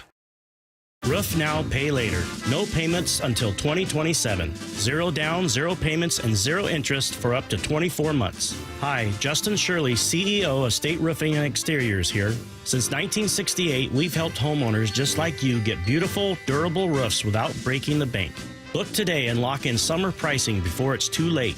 Call 866-ROOF-ROOF or visit stateroofing.com to schedule your free estimate. State Roofing and Exteriors, held to a higher standard since 1968. Emerald Queen Casino Event Center presents the main event. Powered by WFC, Saturday night, June 14th. A night of professional boxing where champions are made and every punch counts. Contenders from the region go toe-to-toe, ready to prove they belong at the top. Tickets at emeraldqueen.com. Don't miss Fight Night, June 14th at Emerald Queen Casino, the boxing capital of the Northwest. 21 and older, need gambling help? Call 800-547-6133 or visit emeraldqueen.com. Comcast Business is celebrating Small Business Month by giving you a $1,000 small business bonus when you switch to a qualifying gig speed package from the company with over 99.99% network reliability.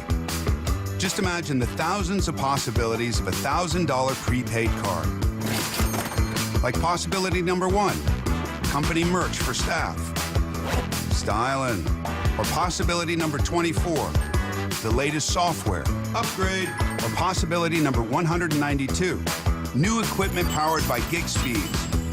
Or possibility number 555, a 3D printer. Rapid prototyping, anyone? Switch to Comcast Business for over 99.99% network reliability, advanced cybersecurity, and now get started with a $1,000 small business bonus. Comcast Business, powering possibilities. In 6/22/25, new customers only with 2-year agreement. Other restrictions apply. Need to know. 15 minutes past every hour with Brock and Salk. Here's what you need to know. Up first. Well, kind of a tale of two games. A mostly boring 8 2/3 innings where the Mariner bats did next to nothing, and then a pitching injury with 2 outs in the 9th, and all of a sudden everything changed. Mariners score a couple of runs on consecutive hits, and then Young, a lead at first base. Here's the stretch. There goes Young, pitch of the way, swinging a drive, deep to right field. This game is tied. Goodbye, baseball. Dom Canzone jumping up and down, pounding his fist on his chest. as he should be, Brock, a 450-foot prodigious blast for Dominic Canzone. 450 pull side? Yeah. Real hard to do. Yep. Real hard to do. I kind of liked his little bat flip, too. You see his? You know, it's just kind of like it's hot, just like that thing just exploded off his hands and exploded off the barrel. Yep. Just looking straight to the dugout. His former team. Yep. Yeah, former team he's playing against, too. People he knows on that team, including Corbin Carroll out there in center field that he was drafted with. And he's been up and down. He hasn't really done his thing at the major league level, and to contribute in that significant a way. It was really cool. And to give yourself a chance. Yeah. Unfortunately, it was just a couple innings later. Vargas the set. And again, the 1-2 on the way to Naylor. Swinging a fly ball deep to right field. This will win it. Canzone going back to the winning track to the wall. Goodbye, baseball. A walk-off grand slam home run for Josh Naylor. And the Diamondbacks win a wild one here in Phoenix. A final score of 8-4. I mean, it was going to be it was going to score the run either way, but it just sort of. Once he walked the bases loaded, it was done. Once Naylor just doesn't strike out, your only hope really is for a double play. Nope. At least they had the guys at double play depth. I just still don't understand the whole bringing the infield in thing, but we'll talk to Passan about that at 8:30. Anyway, 33-32, 3 games behind Houston, and yes, Houston will be hosting the White Sox this week, so it could take a couple of wins to keep pace. Here's the second thing you need to know. And then you got some changes to your rotation as well. Bryce Miller goes to the IL yesterday, or right after the game. Dan Wilson making that announcement. Evans will pitch tomorrow. Bryce is going to be an IL. Similar, it's the same issues he had the last time. The cortisone shot wasn't as helpful as we had hoped, so he's going to be an IL, and Logan Evans will start tomorrow. And Wu on Wednesday? Yes. Yeah, so Wu gets the extra day of rest. You'll see Logan Evans tonight, Brian Wu tomorrow.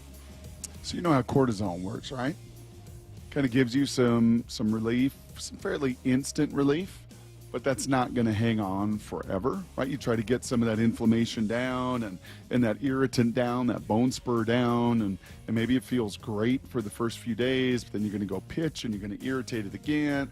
I don't know, man. My gut just feels like, as young as he is, and as much as an agent and the team around him wants to protect that right arm, my gut, just total speculation, but my gut would say go to IL, go get that spur removed, and right? Get back healthy. Because that's not a Tommy John like thing. You just get the spur shaved down, and then you're back and kind of good to go, right? It's not nearly the same kind of surgery, recovery, etc. So that sounds like the most likely scenario, but obviously no announcement yet from the team.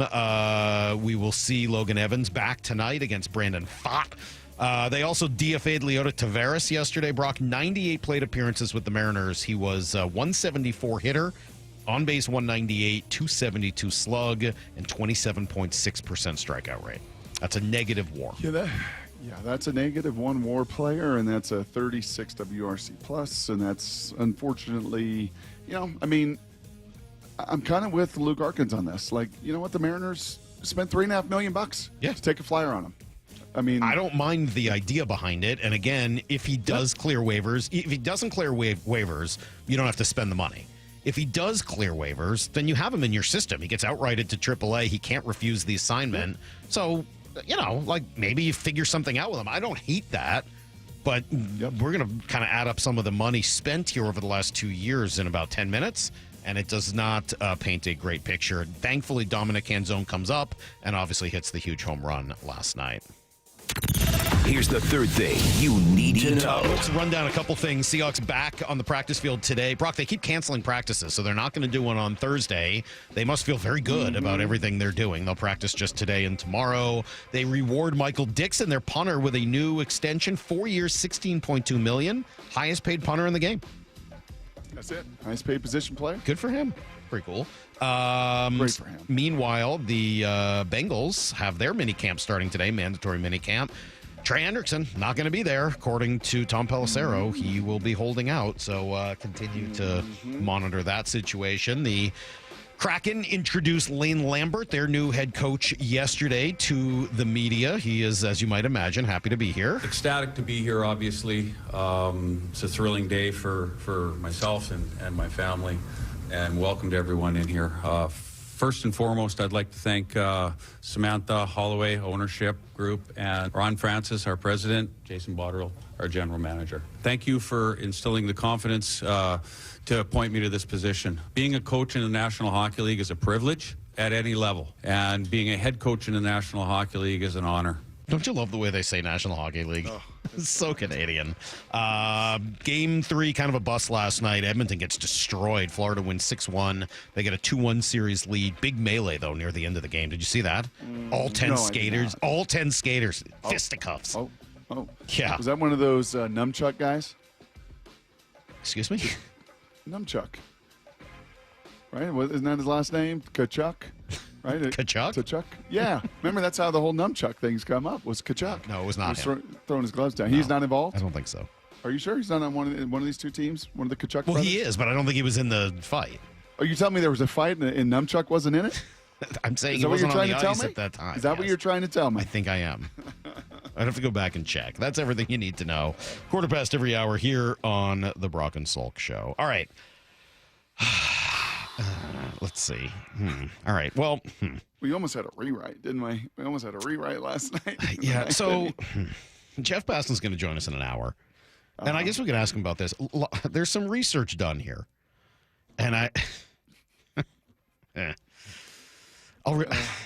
Can we? Your gut is twisted, isn't it? About what? Whether you want to do this or not. I feel like I don't have a choice. It's next on Brock and Salk. Seahawks head coach Mike McDonald, exclusively with Brock and Salk. Your cohort, Mr. Schneider, talked a lot this offseason about pivoting. How was all of that? It's kind of how we operate. You're looking at the lens of what we're trying to build, what's going to be best for us. I know it seemed like a lot, but we had time kind of behind the scenes here. And I thought we ended up with a team we're really excited about. And the guys that are here are fired up for.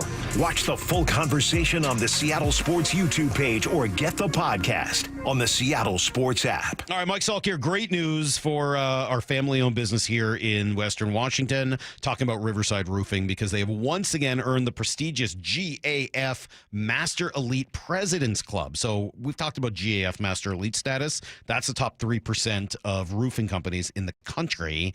But President's Club, only 2%. So yeah, truly the cream of the crop. Proudly from Marysville, serving homeowners all over Western Washington, Riverside Roofing is the roofing company you can trust. So what does that mean for you? Well, it means you're hiring the best, a company that gets high marks in performance, reliability, and service, an elite warranty to match as well. They're super highly reviewed, highly recommended, definitely by me. So Riverside Roofing is your go-to local roofing contractor. Book them now for a summer project. Get your roof done fast. You can do it at riversideroofingllc.com. They are the roofing company you can trust. Get 0% financing for 72 months on Cat compact construction equipment at NC Machinery. Built for performance, durability, and comfort. Buy now and take advantage of 0% financing for 72 months at NC Machinery. And now, tales of another way. You're making your go-to goulash. Salt, pepper, and paprika. But you spy smoked paprika in the spice rack, and your go-to goulash becomes go-go goulash.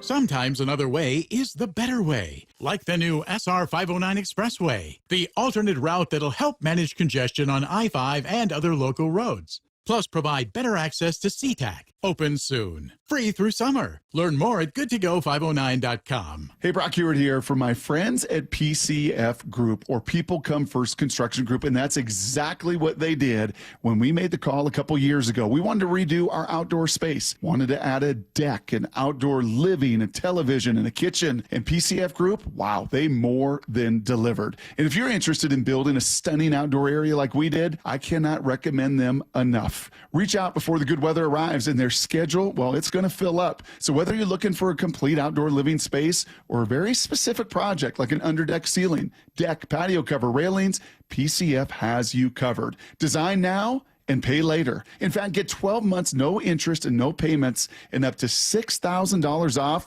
and a $1,000 Amazon gift card. Request a complimentary design and estimate consultation at 425-629-8476 or project ideas. Explore photos at pcfgroup.com. That's 425-629-8476. Cracked windshields happen, and if your car has a forward-facing camera, it needs to be recalibrated. All-Star Auto Glass is the professional choice for windshield replacement, repair, and recalibration. Call All-Star Auto Glass today.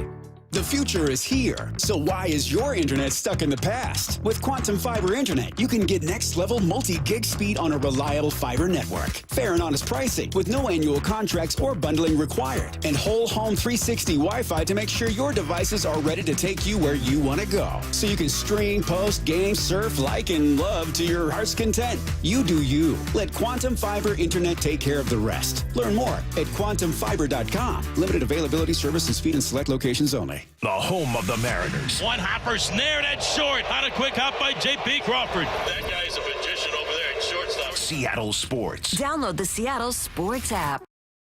I'm attorney Rob Iddens, proud Marine Corps veteran and owner of Warrior Injury Law. We help all types of injury victims, like Alex. At just 16, she suffered trauma after a broadside collision with a delivery truck. When I came in, they were so nice. They were just like, don't worry about anything. We'll take care of that. It's gonna be okay. Live your high school life. We got your back. And they did. I would recommend Rob because they have a passion for caring for people. If you've been injured, call us at 253-WARRIOR. Warrior Injury Law. Battle tested. We meet by accident, fixing every last bit. Accurate Auto Body. If you've been in an auto accident, you have the right to take your vehicle to any repair facility. Accurate Auto Body has been family owned and operated since 1994, and they work for you, not your insurance company. Your insurance company may not love them, but you will, because We meet by accident, fixing every last bit. Accurate Auto Body. Between his hobbies and decades of work in a boatyard, Philip had put his body through a lot. I'm an avid fly fisherman and an avid skier. It takes its toll. Not to mention one other thing. I had a near-fatal motorcycle accident. Absolutely obliterated my lower left leg again. Philip couldn't live with the pain anymore, so he decided to see Dr. Mark Wagner, MD, at Seattle Sports and Regenerative Medicine for stem cell therapy. Listening to all these radio spots, I said, what do I got to lose? What was your experience like with Dr. Wagner? What I was so impressed with Mark about is that how often you have a surgery like this, and the guy calls you the next day to see how you're doing. I can't say enough good things about the guy, honestly. And how are you feeling now? I have no pain. None.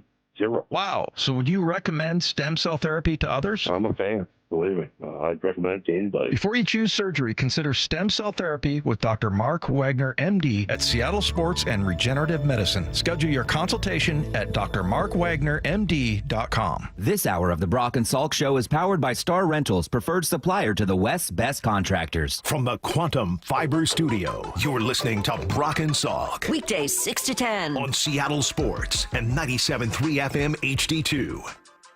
These are just numbers. These are just numbers. Okay? Data. Just data. These are just data points. Data or data? I kind of swing back and forth depending on the situation, Brock. You got to know. It's a feel thing. It's a gut instinct as to whether to go data or data. But these are contracts either given out or acquired by the Mariners in the last 2 years. So for 2024 and 2025. Along with the F war, so Fangraphs war, for what they've got for these players here for each of these seasons. Okay. And these are just the facts, okay? So I'm just going to give you the numbers. Lyle and TJ from Marine Layer had done some of this research, and I'm not even going to give you an opinion on it yet. I'm just going to read you the facts, and you can take of it what you will. In 2024, Mitch Haniger, $16 million, negative 0.7 F war. Mitch Garver, $12 million, negative 0.4 F war. Jorge Polanco, $10.5 million, 0.3 F war. Ryan Stanek, $2.5 million, 0 war. Randy Arozarena, $2.8 million, 0.9 war. Justin Turner, $2.9 million, 0.7 war. Victor Robles, $750,000, 2.8 war. Phenomenal. And there was $8 million of dead money for Anthony DeSclafani, who was part of the Haniger deal, who didn't pitch for you, but you had to eat the $8 million. So that's 2024. This year, let's add to that Haniger, $15.5 million, dead money, 0 war. Mitch Garver, $12 million again, negative 0.2 war. Jorge Polanco, $7.75, 0.5 war. Rowdy Tellez, $1.5 million, negative 0.5 war. Donovan Solano, $3.5 million, negative 0.7 war. Leody Taveras, $3.7 million. We'll see what that ends up, but negative 0.8 F war. And Randy Arozarena, $11.3 million, 1.0 war. So when you total up those numbers over the course of the 2 years, not including DeSclafani, that's $110.7 million for just under 3 wins. If you do include DeSclafani, obviously that number jumps to almost $119 million for 2.9 war. Those are just numbers. Mm-hmm. Those are just numbers. Right. They spent $110.5 million on 10 players plus the 8 for DeSclafani and got 2.9 F war. And if you look at it, Randy Arozarena, Justin Turner, and Victor Robles accounted for 5.4 war during that time, which means the other 7 players have been worth negative 2.5 wins and cost you $98 million. That's $98 million for negative 2.5 wins. Those are just numbers. Mm-hmm. That's not opinion. Was A.J. Pollock last year? Or was that the That's year the year before. This That was doesn't the year include before. Colton Wong, A.J. Pollock, Right. etc. So it's just 20, yeah. It's No. just, These are just the numbers from the last two seasons, this year and last year, to fix an offense, Brock, that, as I've mentioned many times, despite a lot of consternation, was 11th in scoring runs in 2023. I'm not saying it was perfect. They struck out too much. We know that, yada, yada. But they did finish 11th in runs. Teoscar Hernandez, Gino Suarez, some of the other guys that, eventually moved on after that, they were 11th in runs. This team has now spent $100 million almost on negative wins. So I said that I would mostly just give the facts. Those are the facts. And I see a text message that says that's what happens when ownership is cheap. I don't know that that's entirely the case. It's part of the case. I think that you can start to make a point, and I think there's some reality to you're shopping in, as this person says, the bargain bin, and you're doing a lot of shopping there, and so you're spending $100 million, $50 a year, but you're doing it on guys that aren't getting long-term deals for big money, and there is some of that that's an element here. It is some of it. But I'm sorry, I don't think I can look at it and say that's the entirety of this situation. That's $100 million that could have been spent differently. And while ownership absolutely sets the budget, they're not out there choosing the players and choosing the groceries. You got to do better than $90 million for negative 2.5 wins. Yeah, the challenge, it's kind of twofold here, is those are the numbers and those are the facts. The challenge is twofold because on one side of it, Salk, this team has been right there on the cusp, right? Been a playoff contender year after year after year. Has been competitive year after year after year. Why? Because your formula, your identity organizationally is to draft, is to develop, and is to trade. Those are, that's the foundational element, identity of what we did. We talk about the play on the field, and we're curious of the identity. There is no curiosity organizationally, commitment-wise. We are a draft, develop, and trade. And because of it, you have been a playoff contender every year with your pitchers that you've drafted and developed, with Julio and Cal that you have drafted and developed, with your trades for J.P. Crawford and Randy Arozarena and some of the trade acquisitions you have made. So you have landed on that facet of it, right? That whole, if you were to look at this from an NFL standpoint, and you have a scouting and the whole scouting department, a head of scouting, all your college scouts, and then you have a pro personnel department. And I don't know if MLB teams divide it the same kind of way in those kind of silos, but the NFL certainly does. Head of director of college scouting and all of my scouts, right? And on the other side, Trent Kirshner and all the pro personnel, and they scout the league, right, for different acquisitions and trades and everything else. Man, the Mariners farm system, man, the Mariners draft, man, Tremendous. The Mariners develop, man, the Mariners trade, like off the charts. The other facet of it, the free agent acquisition, the veteran acquisition is really hamstrung. Yeah, and trying to fill in the gaps that you have to fill in before, the wave of these bats are going to be coming up. Yeah, and I'm gonna kind of fight back here from the same texter who says, well, yeah, you're being forced to take flyers on players with unproven track records. That's not the list I just gave you. That wasn't a list of players with unproven track records. Mitch Haniger, Mitch Garver, Jorge Polanco, Ryan Stanek, Randy Arozarena, Justin Turner. Those guys are all veterans, if not aging veterans. They had plenty of track record. Rowdy Tellez, been around forever. Donovan Solano's 37. But are they ascending players? Well, I didn't say that. But the question here was they were unproven. They're not unproven. No. I mean, they were aging players at that point. I don't think you could call them unproven. I'm going to look at that and say it's a little of everything. It's not just one thing. If you had more money to spend, you can eat more of the bad salaries without them hamstringing you as much. And you can go after some of the more high-priced free agents, longer-term deals. But also, you can't take $50 million a year and essentially light it on fire. Like you gotta bring back value. $50 million is still a lot of money.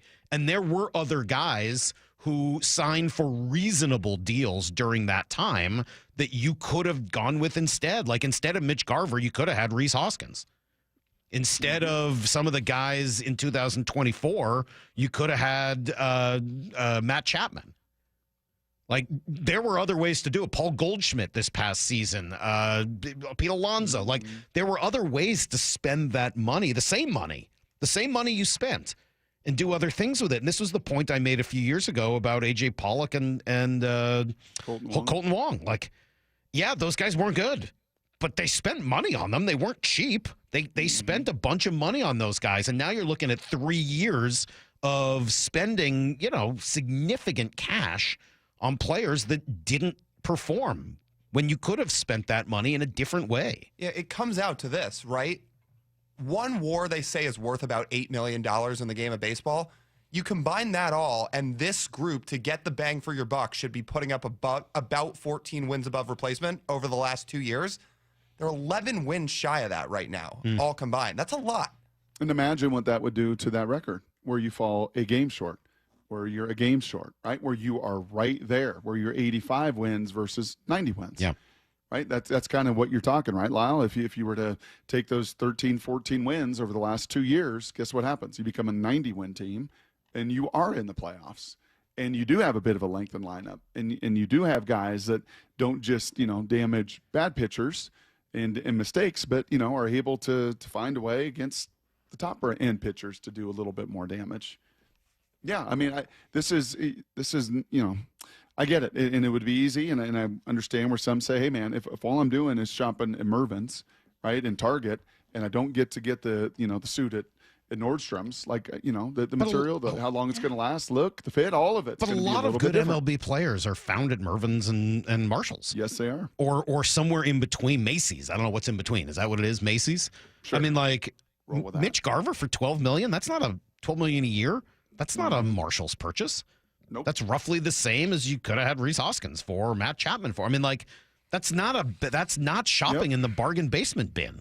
$12 million a year for Mitch Garver? Jorge Polanco, 10.5 and 7 point. Like, that's not bargain basement. Those guys, I mean, the second time on Polanco, yes. That's not bargain basement. That's you didn't do it as well. You went and bought the wrong clothes that didn't look good on you. They don't fit right. I don't know what to say. So those numbers are I think a little hard to hear. Now again, they're balanced, as you said, Brock, by tremendous scouting and development in the starting pitching world, tremendous scouting and development in your bullpen.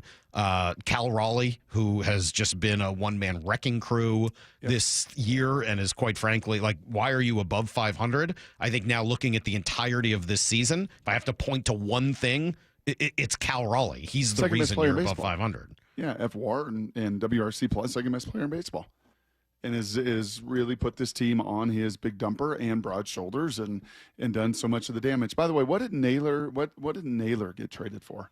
Speaking of which, and I know he hits a grand slam last time, but that guy's been tremendous this year, right? Just again, year after year after year. I would not put in that camp of a descending, right, aging player. What did you tell me, Lyle? He went for their 13th best prospect? Well, 17th because it was Slade Ciccone, who's thrown a decent handful of big league innings now, but it was him and a Comp B pick, and Naylor's only making $11 million this year. Didn't get traded for a lot. Yeah. I don't know what to say after that. I mean, like, again, you can't, just because you wanted players doesn't mean they were going to come here, doesn't mean that you matched up well with the other team to make trades. So maybe they didn't have what Cleveland wanted for Josh Naylor. They tried to get Carlos Santana, and he signed elsewhere for less money. Maybe they couldn't have gotten Matt Chapman. Hoskins maybe chose Milwaukee in a better hitting environment over coming here, and they ended up with Garver, who wanted to come here instead. Like, you can absolutely write all of those stories, and you can't get them all right. No GM does. And there's no expectation that every dollar you spend is going to lead to the equivalent amount of wins. Baseball is too random. It is too hard to predict. Injuries, everything else. You know, you should probably include Luke Raley. I guess that's last year. You got to include Luke Raley in there. Where'd he go, Lyle? Luke Raley should probably be in there. That's money they spent and some wins they got back. So get Luke Raley back in there. He actually played pretty darn well last year for not that much money. That's a good one. So, like, there's some balance to this. It's not just one thing, but that's a lot of guys that you put together and say, you know. It's a lot of cash. It's a lot of cash It's a lot of cash. And it does leave you kind of, again, just, you know, it's just organizationally what you do in a business. This arm of my business is flourishing. This arm of my business is not doing as well. This arm of my business and our draft and develop is flourishing and giving us a chance. This arm of it, this pro personnel side of it, this, you know, whatever that may look like, it's not doing enough. It's not doing enough. And, you know, I think you've got to evaluate the whys and the hows and how do we recalibrate that side? Because if you get that arm of this machine going along with your drafting and developing, and oh, by the way, the third pick in the draft a month from now, right? Along with there's a lot of positive, but they're, you know, they balance each other out a little bit, and I think you got to talk about both sides of it. So we will talk some more baseball at 8:30 with Jeff Passan, and we can ask him about this. Did you get the WAR numbers on Luke Raley?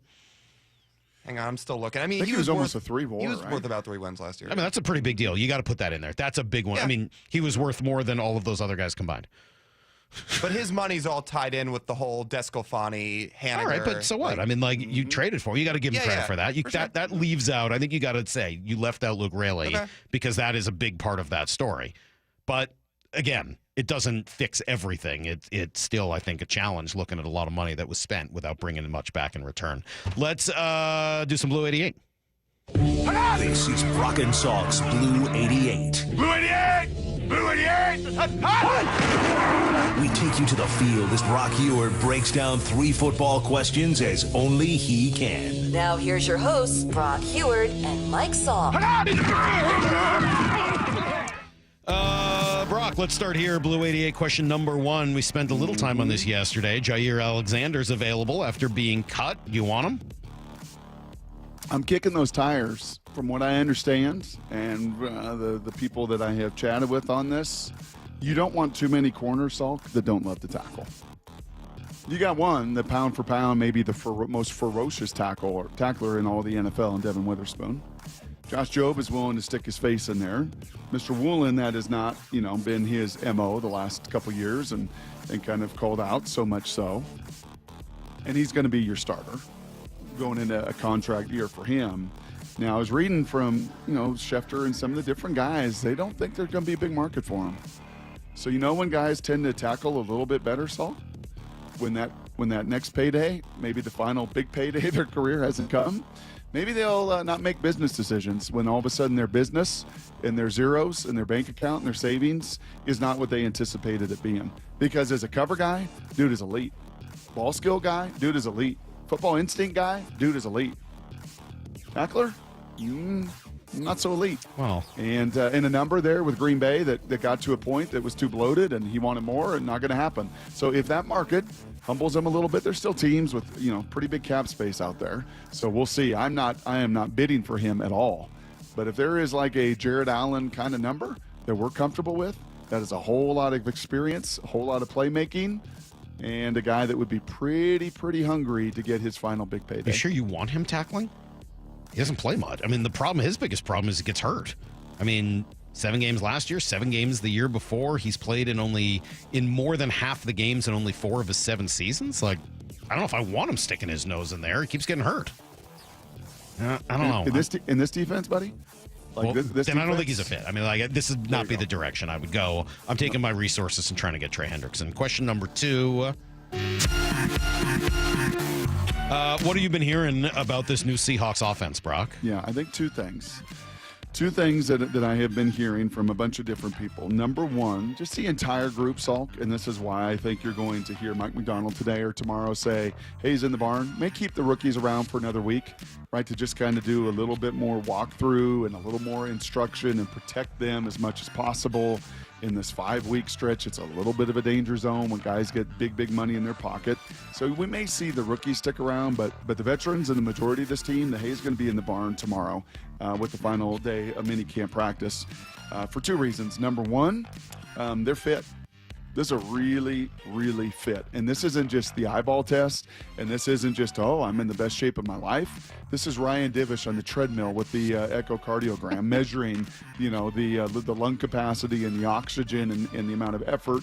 And they do that, right? They wear the catapult systems. They spend all of the money and all the resources, and they know what kind of shape guys are in. They know what kind of energy they have expended, what kind of speed, they measure body, all of those things. And this team has been is diligent in their work over the last 3 months as any team here that they can remember, at least has been measured. That's number one. Number two, and specifically was chatting with Bump about this, and maybe he shared it in Blue 88, and I saw a column on Seattle Sports written about it. I said, Bump, what are your eyes seeing? Because you're out there, they're doing their show again today. And what a football guy's eyes are seeing is what Pitching Ninja sees with elite pitchers. That ball's coming out of the same tunnel, and you're guessing. You're guessing in the batter's box, and you're having to think and guess at times defensively. Because as much, Salk, as I talk to you about disguise and making things defensively challenge the eyes of a quarterback, you can do the same offensively.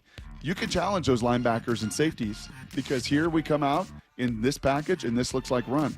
Wow, this looks like that's run. No, it's actually play action. Oh, it's actually a screen. It's doing what we've wanted to be done for a long time here, and that is make those things look the same. Pressurize that defense. And there's been a lot more of that to Michael Bumpus's eye than we have seen in the past. All right, question number 3. You're chuckling. No, I'm not. You're whispering. I'm not. Would you not worry about it? I'm not talking to you. I was talking to Lyle. Question number 3. So Dan Wetzel. Your guy, man. I love me some Dan Wetzel. On yesterday with Bump and Stace, I guess his phone worked better with them than it did with us. But he's talking here about what's going on with the big settlement, the $3 billion specifically settlement. paving the way for schools to themselves directly pay athletes. So this is truly the death of amateurism.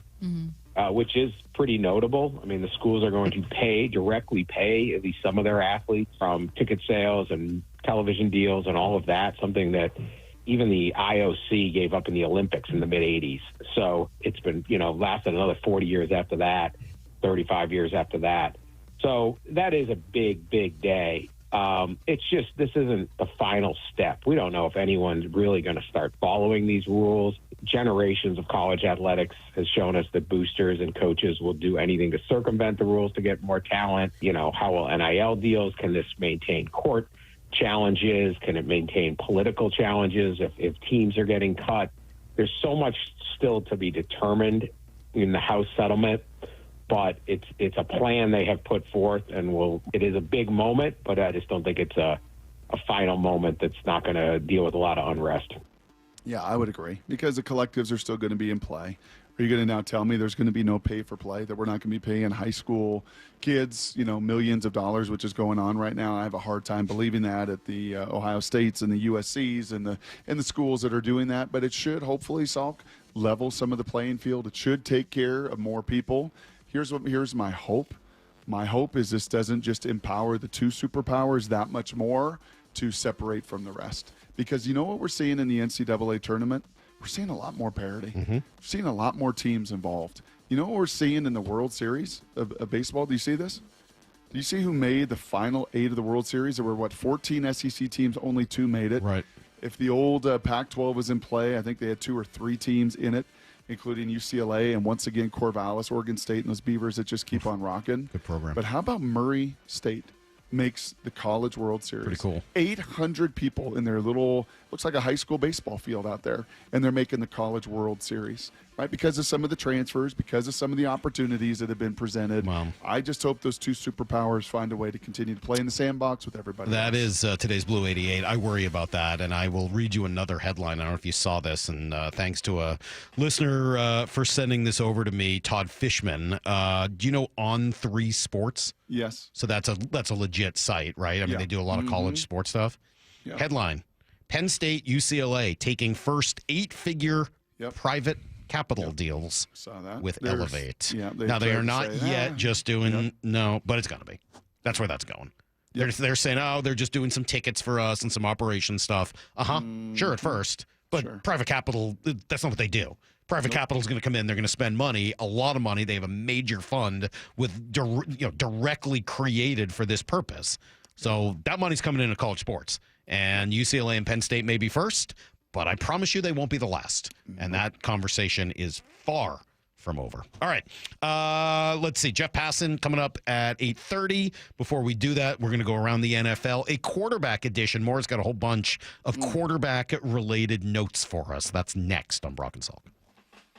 Bump and Stacy. Joined right now by Seahawks wide receiver Cooper Kupp, which still feels kind of weird for me to say. Does it feel weird to hear still? Yeah, I'm getting used to it. How would you describe this group as far as the potential of this squad? I think the thing that's really cool is we got guys that can do everything. Hey, I can be involved in the run game. I can be involved in the third level of the defense. I can attack. So like, when you have guys that can do everything, makes it really cool to be able to move guys around and be able to say, hey, look, you don't know where it's going to be coming from. Bump and Stacy. Weekdays 10 to 2 on Seattle Sports, the app, YouTube, and your smart speaker.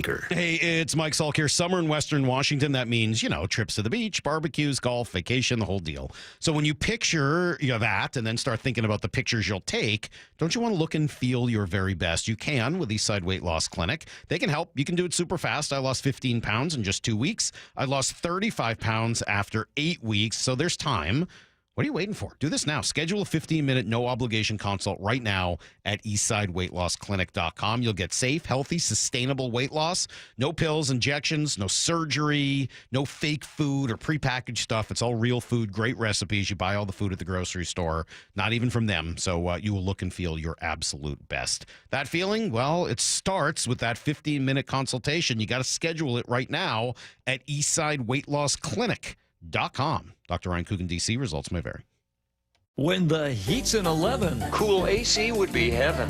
Dayandnight.net. Beat the rush. Act now before summer, because that heat's a real bummer. Dayandnight.net.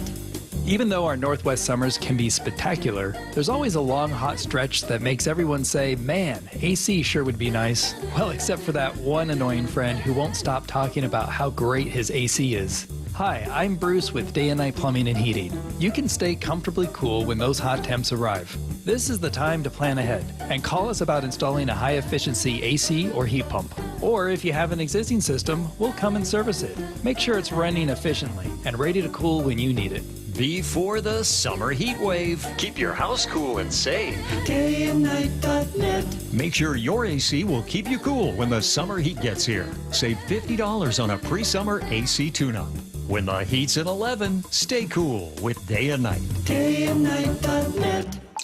Warmer weather, more sunlight, and your new car. That's right. At Toyota of Kirkland and Toyota of Renton, summer starts here. With their combined inventory of new, used, and certified pre-owned inventory, you're in for a summer to remember. Their fantastic teams will set you up with a test drive so you can ride off into that summer sun the same day. Summer starts here at Toyota of Kirkland and Toyota of Renton. Whether you're in the north or the south, they got you covered. Visit their incredible showrooms today or online at toyotaofkirkland.com and toyotaofrenton.com.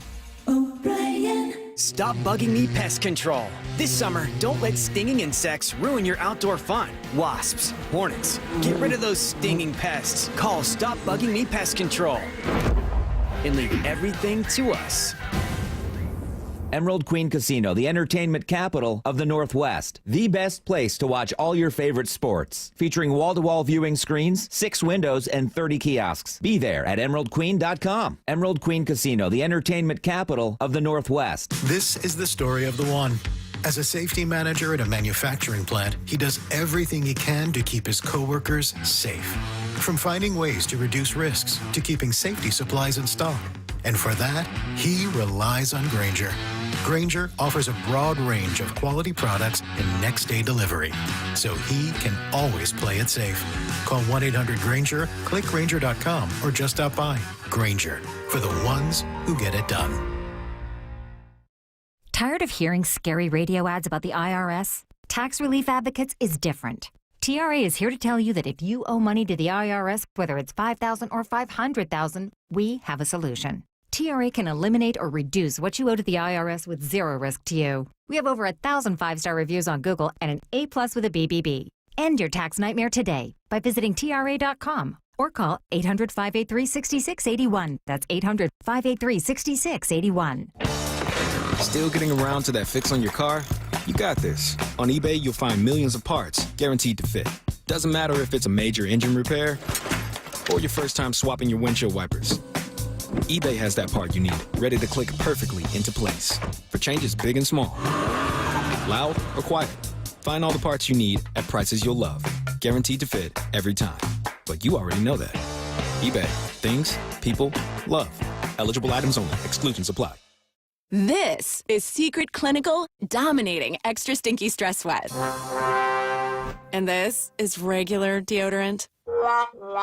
Secret Clinical in a heat wave. Oh, what a beautiful day. This is regular deodorant. Ugh, I can't. Secret Clinical with workout sweat. Let's run another marathon. And regular deodorant. How much more? Secret is the GOAT because nothing fights sweat better. Stay fresher under pressure.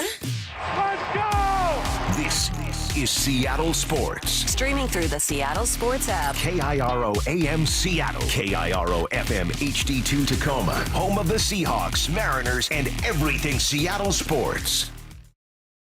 Give me a freaking auto! From the Quantum Fiber Studio, this is Brock and Salk on Seattle Sports. I don't read the internet, guys. Take the bull by the hands. And Brooke Ewart. And Brooke Ewart. Now here are your hosts, Brock Ewart and Mike Salk. Maura, we've not heard enough from you today, and we're about to remedy that because we need you to take us around the NFL and all quarterback edition before Jeff Passan joins us at 8:30. The Sound Hound is in the building, and she will lead us through this exercise right now. Yeah, I was trying to put together an around the NFL yesterday, and all the stuff I was finding was on quarterbacks, so it just kind of went that way. First up is our friend Matt Hasselbeck on with Colin Cowherd, and he's probably the most optimistic and enthusiastic person that I've heard so far on Aaron Rodgers in Pittsburgh. I do believe Aaron Rodgers and the Steelers is a really good fit. Mike Tomlin is well respected by veteran NFL quarterbacks, who he was as a defensive coach, who he is as a leader. Arthur Smith was on staff and replaced Matt LaFleur in Tennessee when he got his first opportunity. The thing for a veteran quarterback, you don't want to go in and learn some foreign language. He's not going to have to do that with Arthur Smith. This is a good fit. Aaron Rodgers has the weapons, the quirkiness, as you say. Pittsburgh is the kind of organization that can handle it. I think they're going to thrive from it. Look out for this team. Look out for this offense. No. We kind of said this about I love Matt, but It's no. not by yourself, Salk. I'm selling. Didn't we say this about Russ Sold. last year in Pittsburgh, though? Like, if there's going to be any place that could resurrect some, if he would humble himself. He won't. He has not shown any of that. What are you talking about, if? I said Russ. Oh, sorry. I thought you meant... well, he hasn't really either. Sometimes you get so enraged. Well, I thought you were then moving it back to Rodgers. I hadn't yet, Michael. Sorry. I'm sorry. Gosh, calm down. And I think Russ actually we didn't hear as many of the stories as we did No, in we Denver, didn't. but he just didn't No, play we that didn't. well. Right. Yep. I'm sorry. I love Matt, but no. Just hard no. I'm not buying it either. I would be a little easier to buy if he had signed a month or two ago and given the team, OTAs and everything else. This will be really pulling simple, a power honestly. play to not show up until So now. you're looking Sorry, at the I'm personality, you're looking at all that stuff. I think, to me, this is really simple. When that dude lost his legs the last couple of years, right, with an Achilles, and last year wasn't all the way back, he wasn't the same guy. If he can move and he can bounce around and he can extend plays, then he can still play. But at 41, coming off the Achilles, we'll be told this story pretty quickly in the season. You know what? Unfortunately, I think the Seahawks kind of get it at a bad time. It's the last time you guys get me. Noted hot take artist Matt Hasselbeck. We won't be playing any more sound. Well, we've got another, what I think is kind of a hot take here. On ESPN's Get Up, Peter Schrager made the bold statement that Daniel Jones might just do what Sam Darnold did last year in Indy. The comeback player of the year. Tell me more. I think he's going to win that starting job, and I think he's got a very good offense in Indianapolis and a fresh new place with a fresh new start. It's going to be him and Anthony Richardson, who's dealing with an injury right now. Jones is going to have the leg up in that competition coming in because of that. And I believe that he and Shane Steichen might be able to put together a season in what I believe is a watered-down AFC South after Houston. This guy could be the one that we're talking about, like we talked about with Darnold last year. Go to line. Good running game. Remind me, Maura, fantasy football-wise, receivers? Any elite receivers in Indy, or is it going to be kind of what he had in New York? I definitely wouldn't say elite. Michael Pittman's usually has been kind of disappointing He's okay. the last couple of years. Yeah, fantasy-wise, they have Josh Downs. They still got T.Y. Hilton over there. No, Just no, kidding. actually, I'm just kidding. It's been a minute. Yeah, I don't think that's outrageous in that division. It's not outrageous, but it's a getting bold out of take. New York. It's It a is. bold take, but not outrageous. Yep. Yeah, I was not opposed to the idea of them sort of, if they were going to go in that direction, sniffing around on Daniel Jones. But here in Seattle, right? Yeah, but I think I think that's, I don't know, man. That's a lot. I just don't think he's that good. I don't think he's accurate enough. Yep. All right, let's see. This is kind of turning into a buy or sell. Let's see if you buy this one. Dan Orlovsky was selling Shedeur Sanders as the Browns' best QB1 fit for their system on NFL Live. And let me say this. If this offense is going under Kevin Stefanski, at least rumors to what it was a couple years ago, he's perfect for it. Because he's perfect for the under center, play action, control the line of scrimmage, see the defense, get from 1 to 2 to 3 quickly, or 1 to 2 to 3. He's got to do it more quickly. But he's custom made for that. But the way that he thinks and the way that he can see something on the board, take it to a walkthrough, and then bring it to a practice, that's how you win. I was watching Brock's face during that. He was wincing. Who do they have that's better suited for that? Dylan Gabriel? No. Under center, neither of those guys are Joe under center Flacco? guys. Joe can be an under center guy. He's enormous. Kyle He can be an Bowler? under center guy. He's not there anymore. Did you see the picture of Kenny Pickett trending?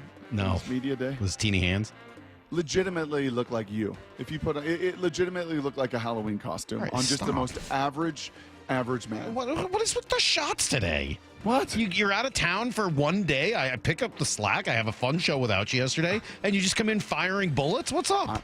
You've said it before. You're 5'10". You're the average male. I am. But Thank you you. say it in a very derisive way, as I opposed to a apologize. nice way. No, you just say average American male. you say it derisively, though.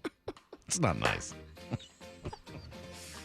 Shadeur's never done what Dan Orlovsky's talking about. I trust He's Dan never been Orlovsky in He's this. never been an under center. Brock, Dan Orlovsky's a quarterback in the NFL. I trust what Thank he you. says here. For like 12 years. I know. But he's never been an under center play action movement. He's been a shotgun guy. He's been a whatever. spread guy. Like it's that hard. You can't get under center and take a snap. It's a very different game, Salk. Very different game under A center. bunch of excuses. Uh-huh. All right, now I present to you New York Daily News reporter Pat Leonard's take on the Giants quarterback situation so far. His article is titled, Jameis Winston quietly makes plays as Russell Wilson geez. works to justify being handed #1 job. And he says, Wilson is the clapping huddle leader of the first-team offense who throws the occasional Might happen in nice the game deep now. ball, but has struggled with consistency in middle-of-the-field throws. We've heard that before. Dart is the rookie drinking through a fire hose while trying to learn Brian Dable's offense and apply it in his first series of NFL practices. Sometimes the arrow's pointing up, especially due to his mobility. Sometimes it looks like he will need some time. Winston, meanwhile, is the big play hunter, the gunslinger, the veteran who likes to let it rip. Sometimes it gets him in trouble, sometimes it leads to 6 points. This all describes an imperfect quarterback situation for the Giants, who drove hard after a Matthew Stafford trade in February to avoid this exact kind of uncertainty. Yep. You know what it creates? One heck of a soap opera in New York City. Might happen in a game now. Come on now. Might happen in a game. Gotta catch those. Might happen. He didn't even mention Tommy Cutlets. No. I did see some highlights yesterday of Russ floating around the old interwebs. Some darts. He was throwing a bunch of touchdowns I'm in their sure. red zone drills. He was talking about how he doesn't only want to mentor Jackson Dart, how he's a mentor to the entire team, and he's always Russell been that is? way. He's always Oh, made yeah. sure that he Even from day one, he touches was already a everyone. mentor Yeah. to the guys that were already there. They loved that Well, about yeah, him, we know too. about that, right? How he It's- was a mentor to the entire team. They loved that. They really enjoyed his mentorship. I feel like they all felt Could like happen they in a grew from game. it. Could happen in a game now. Come on now. Just mentoring here. Just doing some mentoring. Might happen in a game now. All right. Thank you, Maura. Great, quick around the NFL quarterback edition. That has become like the favorite thing you've heard. I mean, it's pretty remarkable because I've It told is. that to some people and they're just like, wait, what? Like, it's just kind of mind blowing. Like, no, that couldn't have happened. Michael Bump is texting us to say there's no way I'm 5'10. I'm 5'10. What do you know? I'm literally, it says it on my driver's license. I'm 5'10". I think it's funny because we're about the same height and no one ever disagrees with me, but people don't believe you. Yeah, but I think with your upper back nerve issues, Oh my God. Would you stop? Would you go away? Some 5'10" present 6 foot. Some They do? 5'10" present 5'8". It's Lyle, just do I look taller the or does broad Salk look shoulders, Brock. It's just the broad shoulders. Maura, you look taller. Long, angular, lean. Are we quite done here? Definitely Jeff taller. Passan coming up in 20. We'll give you everything you need to know, including, Brock, a big new deal for one Seahawk next on Brock and Salk. It's the Seahawks' only mini camp of the offseason, and Seattle sports is there. Always a fun conversation. Julian Love. You see Eagles flying around, you can't beat it. Live from the sidelines all day today with Bump and Stacy live from VMAC beginning at 10 a.m. Seahawks wide receiver Cooper Kupp. Does it feel weird to hear still? Yeah, I'm getting used to it. Followed by Wyman and Bob at 2, all the way up to Mariners pregame at 5:30. We are the home of the Seahawks. Seattle sports on 710 and the Seattle Sports app. What is today? Tuesday? Yeah, today is a Tuesday morning. And if you wake up this morning and you're just frustrated with some of your finances, you're frustrated with your insurance rates that you pay each and every month, you've seen your premiums go up, you don't even know what you have covered, if it's a proper coverage for you and your needs, well, it costs you nothing to take the First Mark Insurance Challenge and go find out. We heard so many First Mark Challenge victories, Molly and I did through the years, that saved people so much money. We decided, let's take that challenge. And boy, am I glad we did. Here's how they went to work for us, for my family, so many of my friends. They fully analyze your current coverage, making sure you're not overpaying for the wrong coverage. Then, well, they go to the market. Dozens of major carriers they've worked with for years to find you the best fit. That's it. There's no stress. There's no confusion. They're the ones doing the dirty work, the hard work. They're the ones with the connective tissue. They're your teammate, and they spent the last 30 years helping thousands of families successfully manage this complicated world of insurance. So please don't wait a morning longer. Take the First Mark Challenge. And did I mention it's totally free? And you might be the next First Mark Challenge victory. Just go to firstmarkinsurance.com. Firstmarkinsurance.com. Your teammate that goes to work for you. Do you have a car you'd like to sell but don't want to go through all the hassle? With all the scams and security risks out there, more and more people are uncomfortable selling their own car. So how do you get the most money for your used car without selling it yourself? Stacy here with the answer. Wayscar Ford in Auburn. Not only will they purchase your car and pay you right up front for it, but it gets way better. Once they resell your old car, they share half the profit with you. The question I get most from my friends and colleagues is, what's the catch? And how can they offer this? It's super simple. All the money they save by not traveling to buy cars at auctions, like purchase fees, shipping, and travel expenses, is what allows them to offer this. They'd rather share that money they save with you than outside vendors. They encourage you to shop around, but if Wayscar Ford can pay you the same or more as their competitors and then share half their profit with you once they resell your car, why would you sell your car anywhere else? They've already shared over $800,000 with customers, and it's only at Wayscar Ford. That's wayscarford.com, Wayscar Ford in Auburn. Underestimating the trucking industry is one of the biggest mistakes I see victims and other lawyers make. Trucking companies have an army of lawyers and experts who act quickly after an accident to protect the company. Only an experienced trucking accident lawyer can navigate the complicated federal and state laws to protect your rights. If you or a loved one has been injured in a trucking accident, call Davis Law Group today for a free consultation or get my free book on trucking accident law at washingtonaccidentbooks.com. When businesses thrive, communities score. That's why Bank of America is the official bank of FIFA Club World Cup here in Seattle. And our more than 95 local business specialists are ready to help your business win. What would you like the power to do?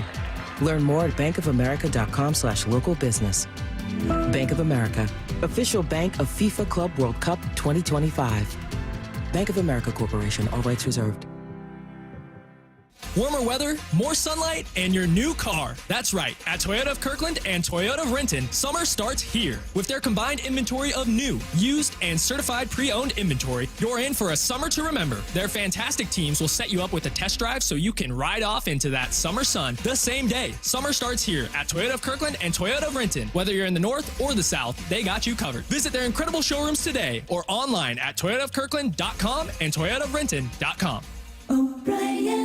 The home of the Mariners. It is gone! Cal Raleigh, 2-run home run! Hear every pitch on 710 and the Seattle Sports app. This summer, make sure your roof is ready for the season ahead with a company you can trust, like 3 Tree Roofing. We're not just your roofers, we're your neighbors, and we're here to help you protect your home this season. Visit 3treeroofing.com to schedule your free on-site estimate and get your roof replaced before the summer rush and potential material price increases. Our certified technicians make your roof replacement easy and worry-free, so you can focus on the important things this summer. Visit 3treeroofing.com to schedule your free, no-pressure estimate. 3 Tree Roofing, your Puget Sound roofing experts.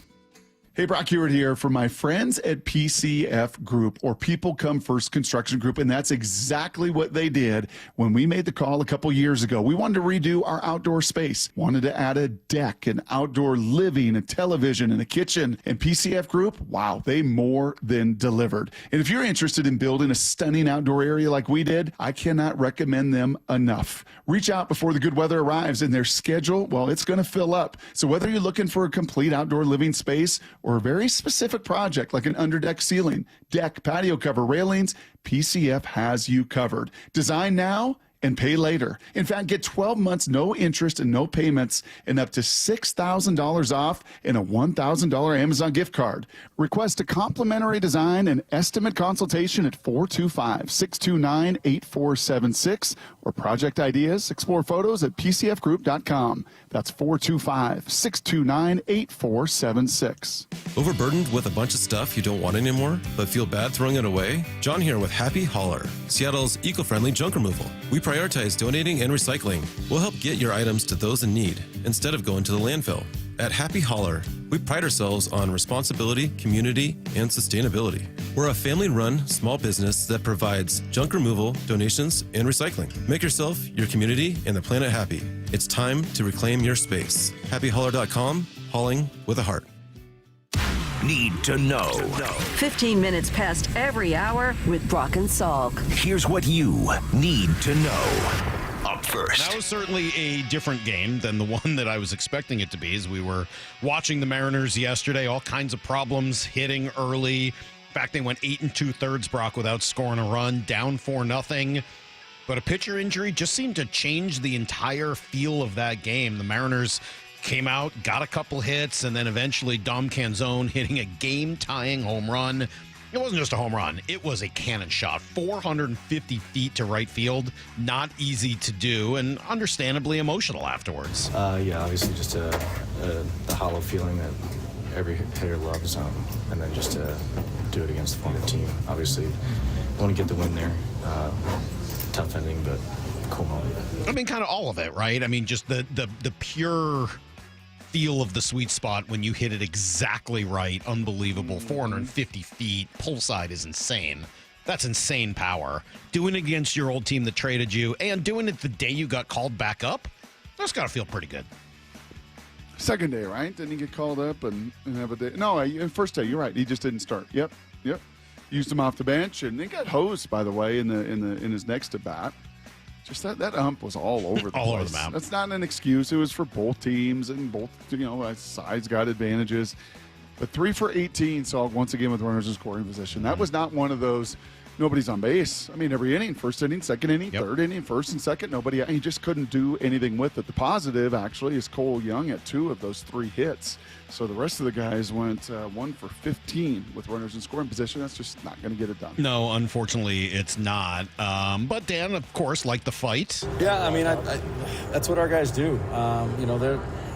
They're going to play till the end, regardless. And they were given a foot in the door, and they took it and they busted the door open to tie it up, and just weren't able to come out on top tonight. But that's the kind of effort we see from these guys all the time. Yeah, unfortunately, though, that's now 6 of 7 they've dropped, and as we said, 11 and 18 in their last 29 games, going back about a month. So 33 and 32 overall, 3 games behind Houston, with the Astros hosting the White Sox starting tonight. Here's the second thing you need to know. Meanwhile, there's going to be a little change in the pitching rotation. Not good news. Unfortunately, Bryce Miller is going to go to the IL. It sounds like whatever they did to try to help that elbow and the bone spur there with the cortisone shot, it just didn't work the way they wanted. So he goes back to the IL. Could that mean he just needs another couple weeks? Maybe. But I think the fear here is that this is going to eventually lead to an IL stint for Bryce Miller. Or surgery, rather. Yeah. Extended He's going to go IL. on the IL again, and last time it was a cortisone shot, and really no missed, no rehabs or anything like that. Got back on the horse fairly quickly. Mm-hmm. I would think this time around, if there is a cortisone shot, A, it's going to be a longer road. B, this is probably the time that Bryce and his agent and his people start to have the real conversation. As a young guy, what does this mean? One of the challenges, Salk, with Spurs is you've either got to try to remove all of it. If you shave it down, at Spurs typically, the recalcification usually comes back. Yeah, So you don't want that. one of those things that I'm going to guess maybe this time around you search for some deeper answers and deeper perspectives, and will probably likely be a different path Just forward. hate all of that, unfortunately. But it does mean Logan Evans will be back to start tonight. Brian Wu gets pushed back till tomorrow to give him an extra day of rest, which is probably a good idea. I don't know how many starts Logan Evans is here for, because Logan Gilbert is probably back within another week or so, but does sort of take care of a lot of that conversation we had regarding challenges and trying to fit everybody into this rotation. It's amazing how often those things just seem to take care of themselves. Here's the third thing you need to know. Seahawks re-signed Michael Dixon to a nice extension. He gets 4 years, $16+ million to become once again the highest paid punter in the NFL. Worth it? It's a lot of Vegemite sandwiches, man, for that Aussie. Pretty cool. Yeah, I think it is worth it. As that cap goes up, you're going to see bigger numbers for all the different positions, and that guy is a game changer, man. He is a flip the fielder. He is a Seahawk, and he loves to be a Seahawk, and we knew it when they drafted him, Salk, out of Texas. He was a difference maker collegiately there, and that's continued throughout his NFL career. All right, meanwhile, two-day minicamp starts today. They'll have a practice this afternoon and then tomorrow afternoon. They've had great participation, which is, I think, one of the reasons they've canceled Thursday's practice. Cincinnati, not so great participation from one Trey Hendrickson, the NFL sack leader, not showing up today as they continue to make no progress on a multi-year contract extension, according to Tom Pelissero. They make another move, right? They cut Jermaine Pratt, veteran linebacker, pretty good linebacker. I know.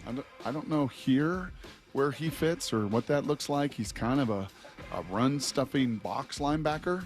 But, do they make that move and free up a little more cap space to hopefully, for their sake and Justin Barnes' sake, find a way to get a deal done with Trey Hendrickson? Did you see yesterday we ended up chatting about this, that Pro Football Focus had Ernest Jones as their 30th best linebacker? Am I missing something there? Not what you saw. Not what I saw. Okay, because maybe that's what I saw. I mean, again, it's been documented from L.A. to Tennessee to Seattle, kind of a whirlwind couple years where you don't just all of a sudden plug and play and learn every system and all the nuances of it and everything. But I felt like the back half of last season, pretty good player. Yep. All right. Game 3, kind of a bust last night in the NHL as Florida just destroyed Edmonton. Big fight near the end of that one. But a 6-1 game put Florida up 2-1. Brock, I watched some of the NBA game 2. Yeah? I watched about 10, 15 minutes of it. And? That SGA guy's good. How come you guys have never told me about him before? Yeah, they play a little harder, huh? Play a little more defense. Well, I was just impressed with the speed of Oklahoma City. Their team speed and just how quickly they get after everything was pretty amazing. But their length is ridiculous. Look, as long as they're not just shooting step back threes, I can watch for a few minutes. No, they don't. They're mid-range. They get to the rim. They play appreciate defense. that. They create turnovers. They're a team of 10 dudes. It's really just the step back threes that I'm out on. That's just too much for me. That's everything you need to know. 1/4 every hour here on the Brock and Salk Show. Jeff Passan going to join us in a moment. We've got his new nickname, or old nickname apparently, which we learned from Greg Bishop yesterday. We've got the Oh, there's a lot to talk about with Jeff. I got to ask him about this one thing I keep seeing in games from managers, and I don't understand it. Maybe Jeff can help. It's next on Brock and Salk.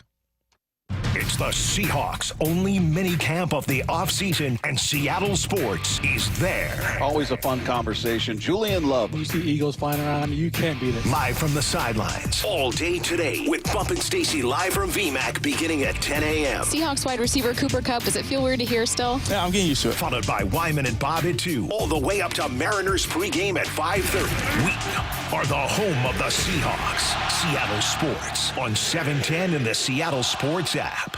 Hey, anybody hot in your house last night trying to sleep? It's 80 plus degrees throughout the day. That house just bakes.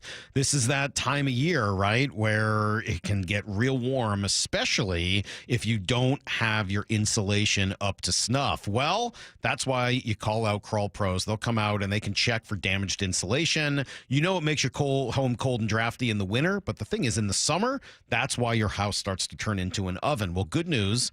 Utility companies have special incentives to help you out with that cost of getting your home properly insulated, including this once-in-a-lifetime rebate from Puget Sound Energy. So if you're a PSE customer and your home was built before 1990, you could qualify to receive a rebate on up to 95% of the cost to properly insulate your crawl space and attic. Yeah, 95%. So call Crawl Pros. They'll go in, they'll figure out what's going on with the insulation, and then they can figure out what energy rebates you're eligible for as well.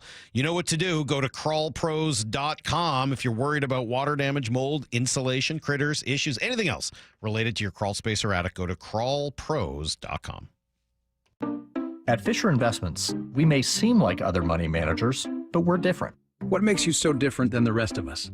We ensure clients receive unparalleled service at every step of the relationship. Tell me more. Our investment counselors focus on service over sales, prioritizing clients' needs. How do you make money? We don't sell any commission-based products. We have a simple management fee based on the value of our client's portfolio. So we do better when our clients do better. What about client portfolios? We get to know each client, their finances, family, health, lifestyle, and more, and then we tailor a portfolio based on their specific goals and needs. Your clients really come first then, huh? Yes, we make them a top priority. Our goal is helping them achieve a comfortable retirement.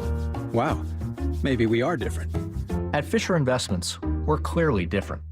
Learn more at FisherInvestments.com. Investing in securities involves the risk of loss. Introducing frequent flights between Boeing Field and a private terminal at Portland Airport. Seaport Airlines is transforming travel with convenience, comfort, and free parking just steps from your plane. It's about time. Book today at flyseaportair.com. Jaden Schwartz for Techline Roofing. Summer is the perfect time for a new roof. Take advantage of our easy financing, summer specials, and the best warranty in the business. Have a great summer. See you next hockey season. Trust Techline. For over 113 years, Pacific Lamp and Supply Company has been your #1 lighting specialist in Washington, from the Space Needle in Seattle all the way to the Riverwalk in Spokane. With the largest lighting inventory in Washington, Pacific Lamp's knowledgeable and experienced staff can assist with any lighting issue, including intricate lighting and control designs. Plus, they work with all utilities in Washington to get you the best available lighting rebates. Pacific Lamp and Supply Company, Washington's lighting experts since 1912. Visit pacificlamp.com.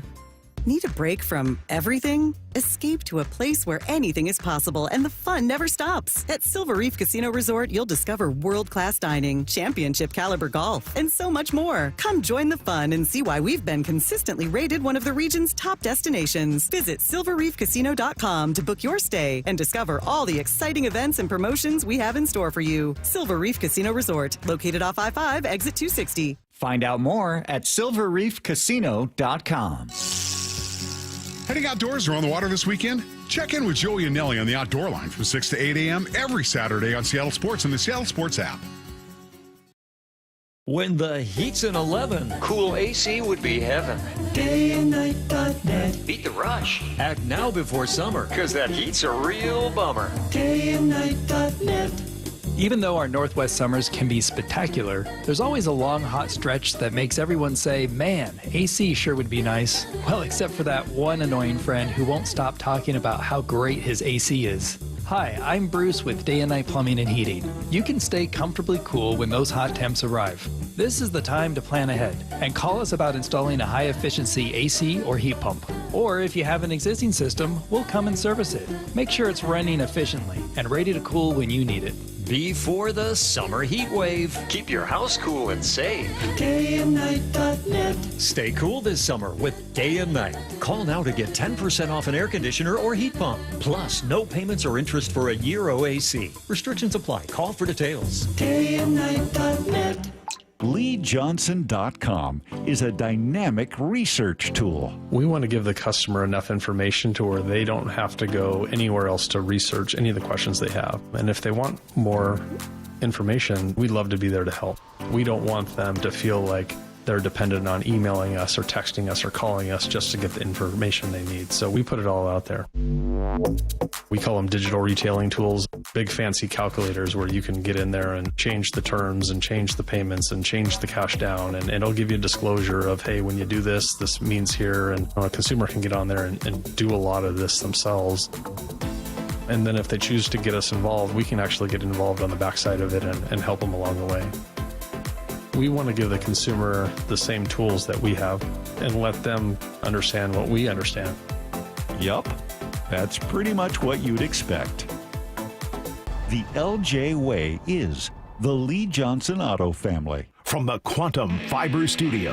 This is Brock and Salk. Weekdays 6 to 10. On Seattle Sports and 97.3 FM HD2. Well, obviously, we got a lot of baseball to talk with Jeff Passan today. But before we do, since, the baseball stuff isn't great right now, Jeff, good morning. We had your good buddy, Greg Bishop, in yesterday for a few hours. And he said you wore a suit to a party? What's the deal there? What party? I don't know. He said you wore a suit to a party, and that sort of led to a nickname for the rest of time. And I don't think I can repeat the nickname here on the air. No, I did that. I came to a party after covering a game. I was in a suit. Oh. God, No. he's such a turd. Just comes in and immediately slanders me. Unbelievable. Yeah, we asked him some questions yesterday. We were playing a very complicated game called Which is Better. You can probably figure out the rules. And I think you'll play some like Jalen did that for a season, where you see That's not it. the right one. Hold on a second. That's not the right one. Good job. Good radio. Man. Yeah, that's not the That might have been right my fault, one. sorry. Well, we'll get you the right one. Because we asked him, a bunch of Jeff Passan questions, and I don't think they answered. Which is better, Jeff Passan or Bob Nightingale? Oh, Bob Nightingale's my boy. He used to come to Passan's house and have smoked meat in Phoenix every year when we'd be there for spring training. So, yeah, every time Passan posts something, I'm always like, why'd you have that after Rosenthal? And he's like, I didn't. I'm like, I know, man. This is calm down. So competitive. Wow. Yeah, that's accurate.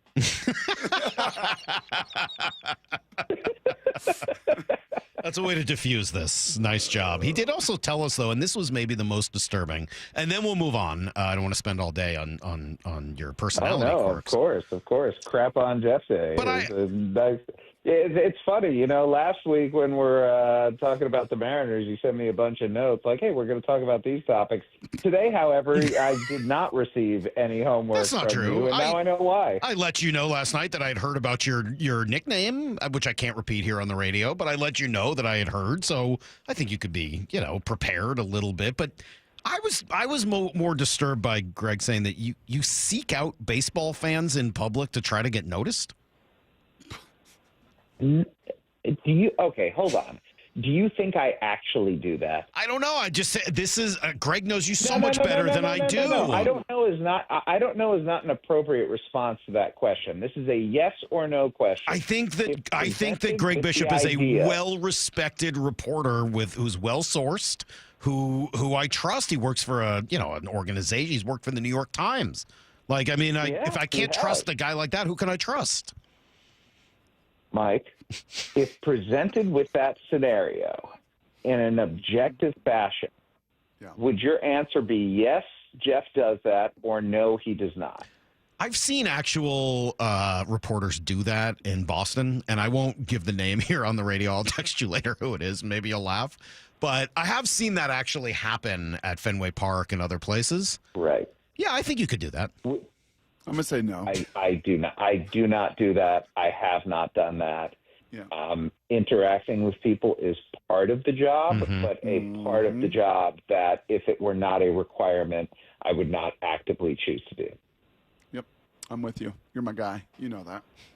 So you want to talk baseball instead? That could be more fun. No. I'm honestly, I'm a little disappointed that you think that's who I am. No, I don't think that. Get over yourself. I don't think that. My God, man. Obviously, you're not that person. I wouldn't keep having you on the air. Were you trying to guilt me into being nice? Stop. We all know you're not that guy. My God, man. Salk, I think Greg might have said tell you. So trying to argue how I could be that guy, and I'm just trying. How it's turned on me. This is really impressive by you, actually. I'm glad I'm not married to you. Oh, it's fun being married to me. How about 16 years of working every day with him? You getting a little feel past it? It sounds like Bishop's the guy you should be mad at. He's the one spreading all the information. And Jeff, what are we seeing from these Mariners? Jeff, enough. Jeff. What are we saying? This is now a 29-game stretch where we're 11-18. Is this just the March, April unsustainable, red hot? This is going to level out. This is what we are, who we are. Who are these Mariners on June 10th? They're the team that at the beginning of the season we thought they were going to be, and that they can't hit. Like, if Cal Raleigh is not in this lineup right now, I mean, I don't even know what to think they would look like. They would look like the Rockies. Like, that's how bad the offense has been. I mean, over the last dozen games, and, I know you guys are talking about a stretch going back 29 games, but I'm going to look at the stretch where they've had, multiple losing streaks. The only good things have been the walk-off wins that they had. In that time, over the last 12 games, the Seattle Mariners have 11 home runs, and 7 of them are from Cal Raleigh. Over these last 12 games, here are the RBI leaders for the Mariners. Cal Raleigh, 16. J.P. Crawford and Randy Arozarena are next at 4. Cole Young at 3. Rowdy Tellez and Leody Taveras and Donovan Solano and Dom Canzone at 2, and then a few guys at 1, including Julio Rodriguez. They are striking out more. They are walking less.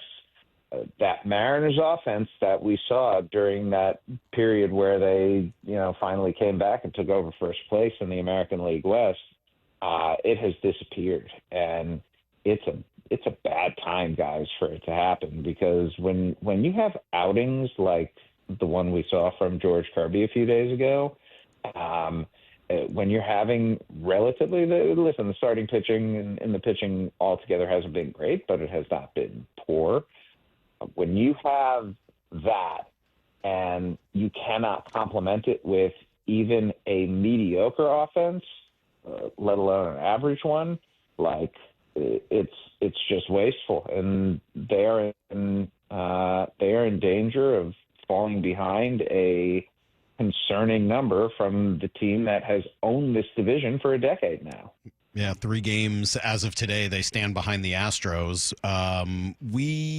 Jeff, you and I kind of were chatting via text before the season began about payroll versus money versus where you're spending the money that you do have. And, this is probably a situation where there's not, there's a spectrum of problems here. So when you're only spending what the Mariners spend, obviously it hurts your ability to make mistakes, et cetera, and you probably have to shop in a different part of the store than if you're spending what the Dodgers or some other teams spend. But we were going through some of these numbers, and credit to our guy Lyle here who had done some of this research.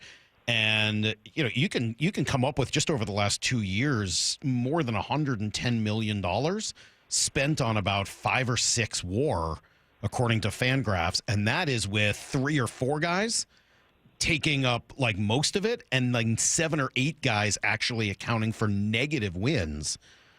Yep. How does a team that has done so well in the draft, so well in the pitching side of it, so well in the development, especially of their pitching and relievers that they bring in, how do you bring in 7 or 8 guys for close to $80-90 million and actually lose wins with them? It comes down to this.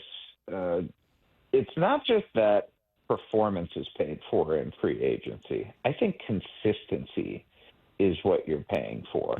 And when you're bringing in guys on 1-year deals or 2-year deals at a max, like, looking at Mitch Garver, for example, he's a guy on a 2-year deal. Mitch Garver had been extraordinarily inconsistent throughout his career. He had shown signs where sometimes he looks like a great player, as he did in his walk year, and some years he just looks completely lost.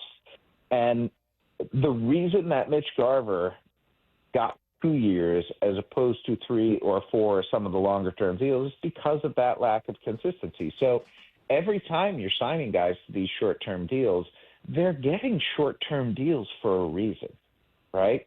And that reason almost always goes back to they just haven't been able to consistently produce. So I agree with that, and I understand that. The problem I think you run into is that Rhys Hoskins signed for basically the same deal. He's been pretty good, right? I mean, like, I know you got to get some of those right. You can't be wrong as often as they have been, even though I understand. Who have the Mariners signed for more than $12.5 million a year?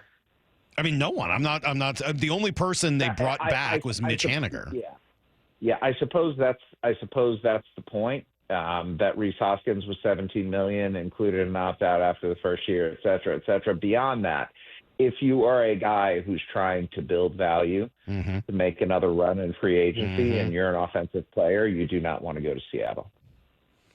Jeffrey, can you help me understand this? Passan with us as he is every Tuesday. Jeff, hold on. Let me just go back to it for 1 second, and then we kind of move on. I'm not trying to argue that they shouldn't spend more money. I think the part of the problem is with the money they added up together, with Garver and Polanco making this year $19 million, or almost 20. Yep. That's the money that you could have spent on Paul Goldschmidt or on Matt Chapman or on Rhys Hoskins or some of the other names that we've talked about. I think that's sort of the point I'm trying to make. Not that, look, I get it. More money for contracts is going to lead to better players with more consistency and all of the things you just said. I agree with all of it. The problem here isn't just choosing the wrong guys. It's choosing how to spend the money you do have. Yeah, and I think that's fair. When you have a finite amount of money, though, I think the instinct is more to spread it out because, God forbid, that if you put it all in one place and the guy gets hurt or the guy doesn't perform, you have fewer opportunities to go and get productivity out of players.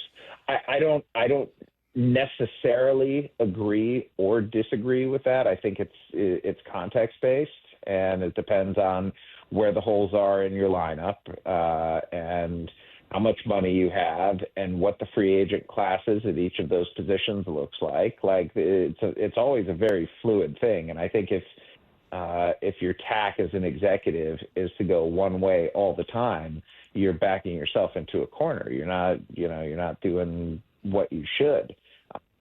That being said, I tend to agree with the idea of going in on the bigger guy. And especially if you have a development system the way that the Mariners do, filling in some of those other roster spots from within. Well, that was going to be kind of my question, and just kind of help me, if you wouldn't mind, understand, because you're going to be so much more well-versed in this league-wide with 30 different teams. The NFL, 32 NFL teams, structures are very similar, Jeff. There's there's a scouting department, a collegiate scouting department, a head of college scouting with all of their scouts. Some have more, some have less, but there's that whole silo. And then there's going to be a whole pro personnel department, a whole different silo that really studies the league and for trades and free agency that lands there. Do most major league teams structure their organization? Because we were saying in the first hour, like the draft, develop, and trade, I mean, these drafts and this development off the charts, farm system off the charts. And that is the foundation and the element of this organization, draft, develop, and trade.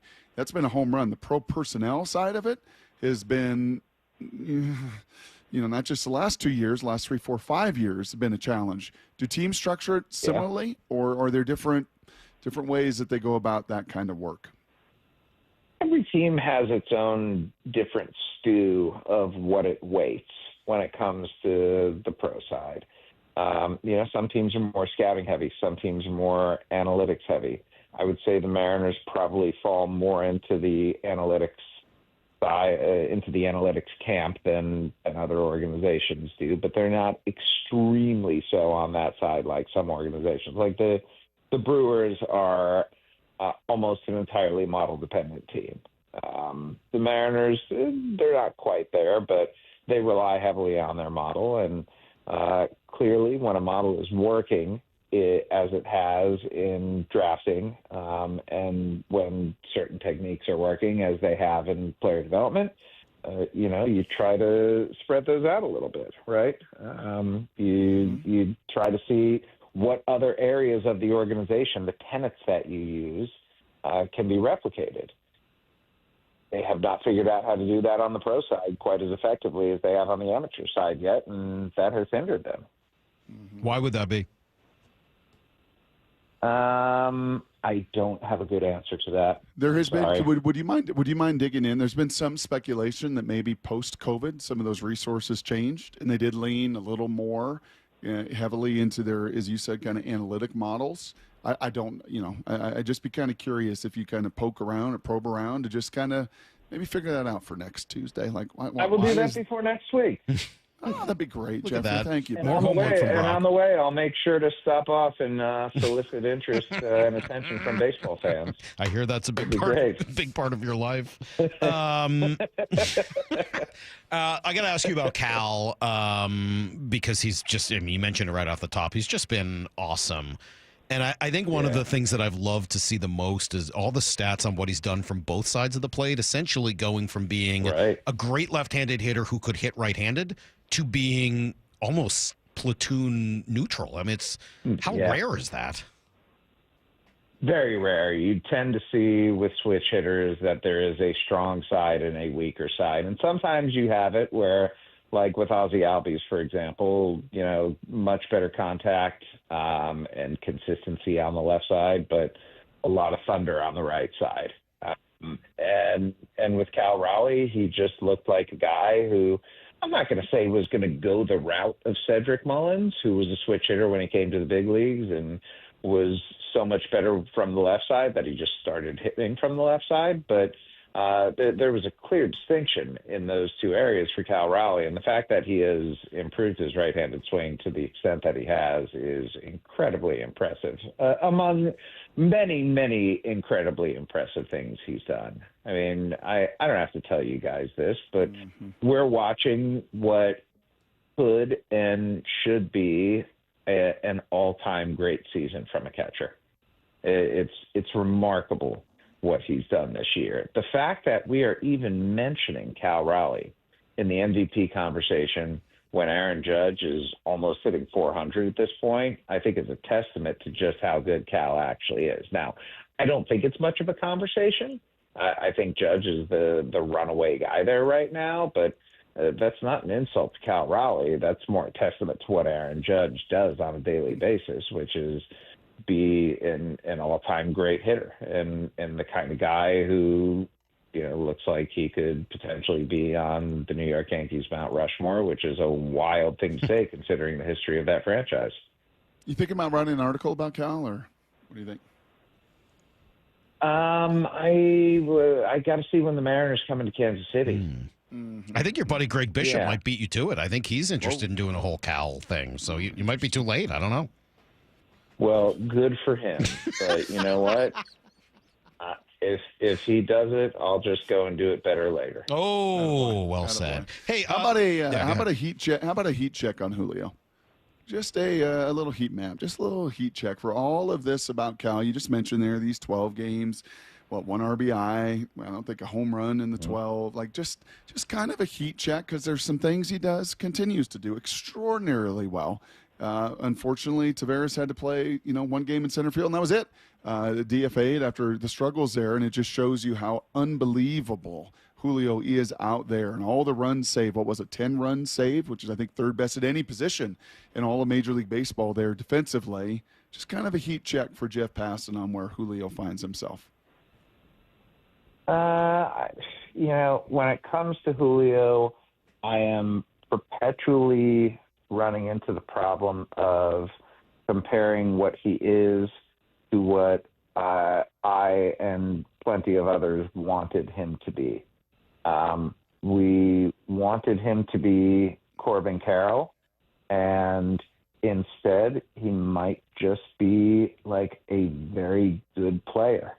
And there's nothing wrong with what Julio Rodriguez is doing right now. He is an above average hitter.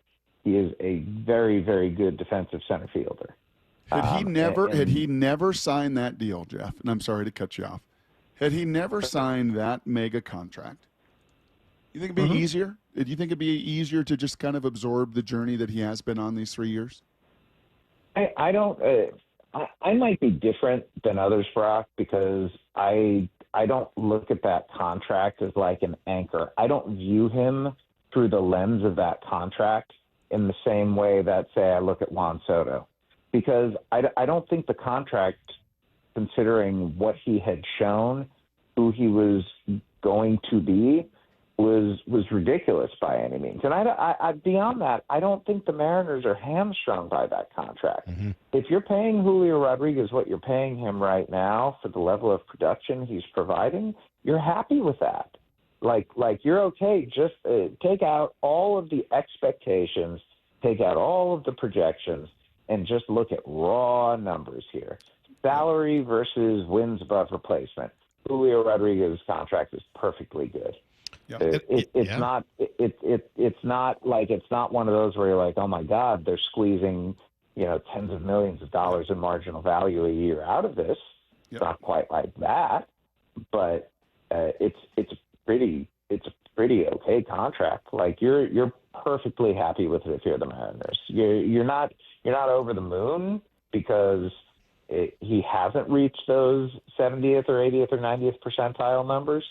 But you're fine with it. It's certainly not hamstringing the Mariners from doing whatever else they need to. Well, and looking at some of those numbers, he's probably an all-star this year. Not a starter, but, I mean, there's a pretty decent chance he ends up as an all-star, so we'll see where it goes. Just have a couple minutes. I want to ask you about two national things quickly. One, saw the news that Rob Manfred said they're going to try to institute the ABS system for balls and strikes next year. Is that the challenge system that we watched in spring training, or is that robo-umps full-time? That is the challenge system. They're not going to do full-time robot umps. And would they have the same number of challenges, which was only 2, and then you could keep getting more if you get it right, or will they have more than that? I believe that their instinct right now is to go 2, but I think that's all up for negotiation too. You know, when they get together with the competition committee and the players' voices, the players' voices will be heard. Will they be listened to? That I don't know. If they have any of the players from last night's Mariner game on either side of the plate, I think they will be very strongly considering the need for a challenge system. Some awful calls last night, but it's cool because CB Buckner's got the game behind the plate tonight. Another national sort of bigger picture baseball thing. I keep seeing this. It feels like there's been a change in strategy. Why across the league? With in late game situations, tie game, extra innings, that type of stuff, men on first and third, one out. I keep seeing the infield in. Does that? I don't get it. Like, to me, why aren't at least the middle infielders at double play depth to get out of the inning with a double play? Why are they're like walking guys to set up a double play and then bringing the infield in? Yeah, it doesn't make a ton of sense. Okay. Well, do the numbers tell you there's more bang plays to throw them out at home than there is? But you're not getting to as many balls when your infield is in. It's a huge risk to bring the infield in. I'm going to guess there's reams of data that say. I would assume, but man, it doesn't make a lot of sense to me. I think the score is important there too. Like, are they up a run score, or extra down innings a last run, night. or Tie score. Yeah, No, I mean, I see a lot of tie games. Night. Yeah, I saw it last night. We saw it last week. We saw it the week before. Both sides. This is not criticizing one manager or another. I've seen it a lot where they're like, all right, tie game. Let's bring man on third. Let's less walk, than 2 outs. Let's walk the guy and then bring the infield in. Yeah, it could be something as simple as a hitter and his tendencies, where he tends not to hit the ball up the middle a whole lot. But for that to happen multiple times in a row, that's not all that likely. I'll ask around about that one too. If you have some time, ask her. I'm just curious whether there's been a change in philosophy. And by the way, keep the guys in the corners in, fine. It just surprises me you wouldn't play the middle infielders at double play depth, and I've seen it all around the league for the last year or two. Who were the runners too? I think that matters too. Last night, how often there was do these guys get doubled up? Josh Naylor last night. I mean, he's not exactly a speed demon. Josh Naylor can move a little bit. All right, but he's not. But he's going to ground into double plays. He is left side though, so he's got a quicker route to first base. I'm just trying to take into account all the little things. Just do your homework. Just do your homework. Come back to us. Last thing, just total gut instinct here from writing The Arm, being a New York Times bestseller. You ever been that, Bishop? A New York Times bestseller that you have been on that book, The Arm. Bryce Miller going back to the IL. Dan Wilson saying the cortisone shot maybe the first time around didn't do its job. If you were to speculate as to what this next step is for Bryce Miller with that bone spur, what do you speculate? I think it goes rest for longer this time, try to come back, and if there's any sign that there's discomfort there, it's surgery at that point. Well, let's hope it works out. It's just one of the big bummers here of the last couple of weeks is just not having Bryce Miller. I cannot believe we didn't talk about the Kirby outing. It was awesome. Oh, so good. It was so long ago. It was so good. Oh, my God. Just watching him dot corners and run fastballs back over the inside or outside corner at 96 with such immense precision. It was Maddox with velo. It was Maddox with velo, which when he's at his best, what awesome. He is.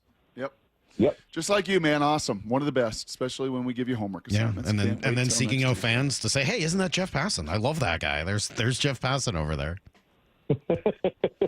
No, how I do it is I walk up to them. Yeah. And I say, hi, I'm Jeff Passan. Have you heard of me? Do you know who I am? Jeff, thank you as always. We'll chat next week, next Tuesday at 8:30, and we'll be right back on Brock and Salk.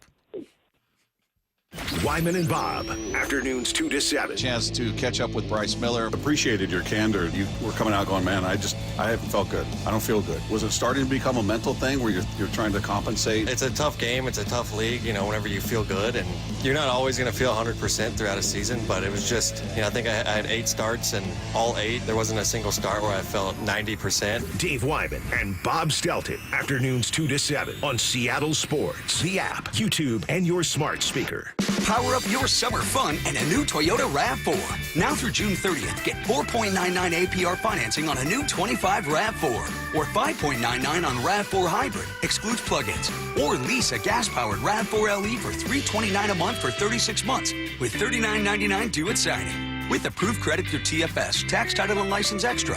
A negotiable doc fee of up to $200 may be added. Call 1-888-48-TOYOTA for details or go to Toyota.com. Toyota, let's go places. So I formed Davis Law Group about 30 years ago, and I would get, the same questions from people about what to do in the case of an accident. Do you need a lawyer? To the point where I decided that I would at least write a book which would answer the common questions that I would receive as a lawyer. Once I wrote my first book, it proved to be hugely popular. I decided to write then a series of books in different accident cases so that we could really teach people about their rights, how to protect them, and how to decide on whether they need a lawyer and what lawyer to hire. I've found in my career that having a client that is educated and knowledgeable about their particular type of case really helps the client and also usually ends up making the case or the claim more successful. To get your free copy of any of my Washington accident books, visit WashingtonAccidentBooks.com.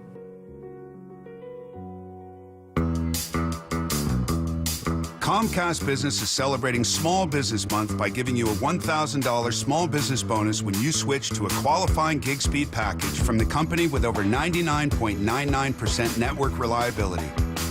Just imagine the thousands of possibilities of a $1,000 prepaid card.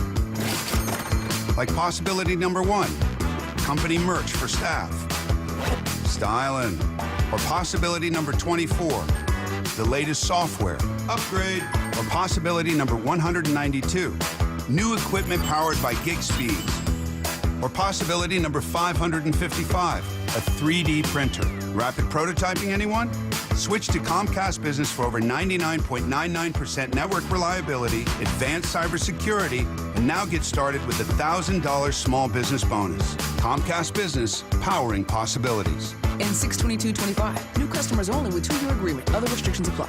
You're losing your hair and you simply need a solution that works. You want the best. Modern technology, top-rated physicians, something that's guaranteed to work. Guys, you need world-class Dr. Perungo and his team at Advanced Hair. Advanced Hair has completely redefined hair restoration. From the experience itself to their unmatched results. Receding hairline, bald spot, thinning hair, maybe all three like I had. Get your hair back with Advanced Hair's simple one-day treatment that begins to regrow your own natural hair the very next day. Advanced Hair has changed tens of thousands of lives, including mine. And get this, Advanced Hair is once again the winner of the 425 Business of the Year. For your free consultation, call 425-449-8185. Right now, you'll get $250 off and 250 free hair grafts. Refine your hairline with the team that redefined hair restoration. That's 425-449-8185. Or for the before and afters, visit advancedhair.com. Synthetic Turf Northwest is now open in Fife, the South Sound headquarters for premium synthetic turf. They help homeowners with a turnkey solution, DIYers, and contractors and landscapers needing quality products. With premium turf in stock, expert advice, and pro installation services, everything you need is under one roof. Visit their new showroom off I-5 in Fife, Synthetic Turf Northwest. Supplies and installation expertise all in one place. Mention radio for up to $1,000 off. SyntheticTurfNorthwest.com. Go from daydreamer to industry leader with Amazon Business. From office supplies to IT essentials, Amazon Business provides tools that help you save costs and make insight-based decisions. Learn how to bring your visions to life at AmazonBusiness.com. Ooh, ma. What was that? That is business phone bliss with the Ooma Cloud Phone System. It handles all our voice, video, and messaging needs. You sound very... Calm? I am. Ooma has everything I need to run my business more efficiently, like virtual receptionist, call routing, and video conferencing. And it starts at just $19.95 per month per user, plus taxes and fees. Ooma. Nice. Find your business comm at ooma.com/radio. Get a $15 prepaid MasterCard after rebate when you buy 5 quarts of Mobil 1 full synthetic motor oil at O'Reilly Auto Parts. O'Reilly Auto Parts. Let's go! This is Seattle Sports. Streaming through the Seattle Sports app. KIRO AM Seattle. KIRO FM HD2 Tacoma. Home of the Seahawks, Mariners, and everything Seattle sports.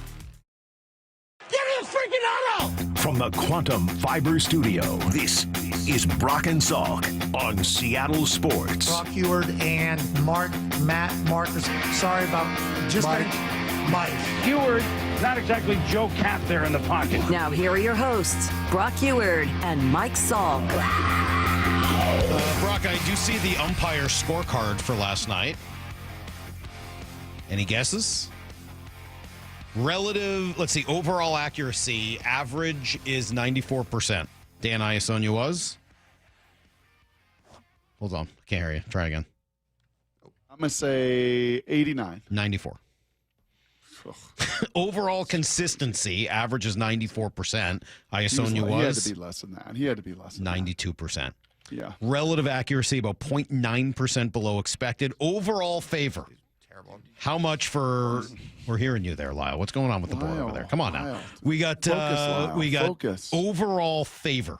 Who did he help more in this game, and by how much? The Diamondbacks by half a run. It was half a run for Seattle. 0.55 runs for the Mariners yesterday. So while I understand we all have a tendency to see what happened and feel viscerally, emotionally attached to it. Yeah. It was more than a half run in favor of the Mariners yesterday. The called strike accuracy, though, was bad. That was well below the average. And that's where some of the calls factor in, especially those two up late, up out of the zone. Yeah, 97% right on track with balls. With strikes, 84% down from what should be 88%. So there you go. Bad. Not quite as bad as you might have thought, and actually ended up helping the Mariners by half a run. Go figure. Brock, we've been going through this every day. The Seahawks keep canceling their practices, but not you. You're persevering because you've got 12 things to look for during the OTA season. Today we're on to number 4. Number 4. Heavy hitter, so yeah. Just to go back into these, it's been a few weeks. First thing we looked at was swag on that practice field. Then we looked at the wide receiver group.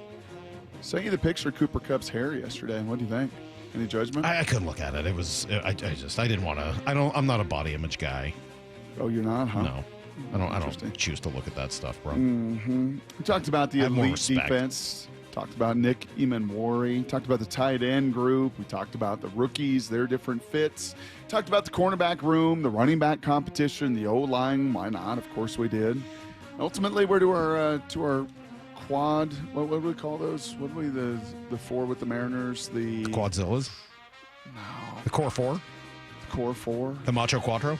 The Macho Quattro. We're to the Macho Quattro. That's what it was. Number 4 is Clint Kubiak, offense coordinator. He's going to fall behind the other 3 that we're going to end up talking about this week. But just we've had not uncommon in the NFL. Lots of turnover at the offensive coordinator position. As much turnover at that position as any position in all of the NFL. Some get plucked to be head coaches. Some get fired. Some get fired after a year, like Ryan Grubb did after last season, where it just is not a fit, like Jeremy Bates did after one season, where Waldron did after a couple seasons, where Waldron did after one season in Chicago. This is not a Seattle-specific phenomenon. This is the NFL, not for long, and especially if you're an offensive play caller.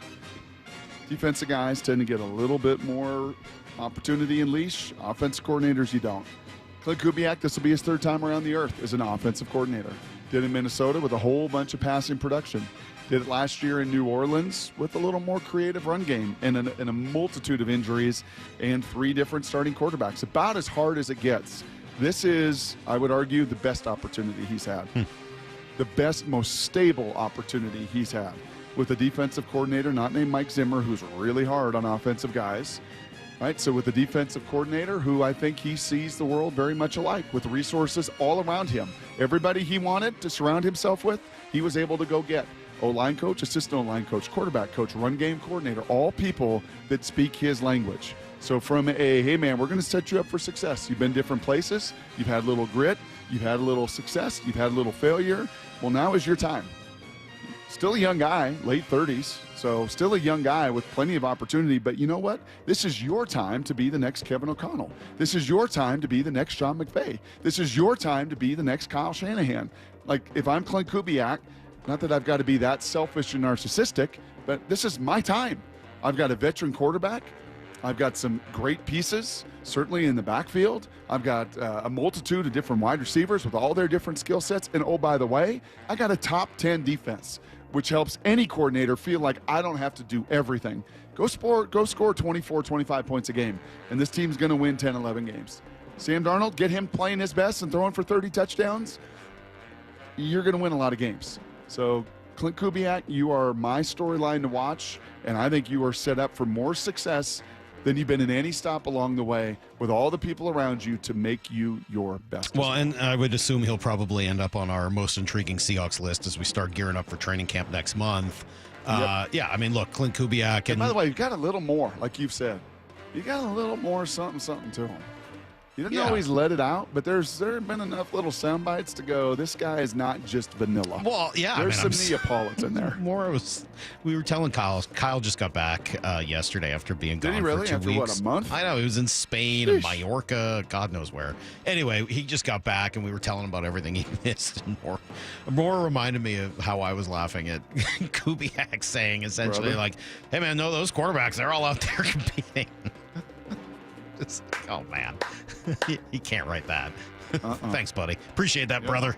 They're out there today. That is number 4 here on our list. But they will be out here today practicing, and then tomorrow, and then they cancel practice for Thursday after moving up OTA. So, Brock, they have been canceling practice left and right. They're essentially, if I get this right, leaving 4 practices on the table.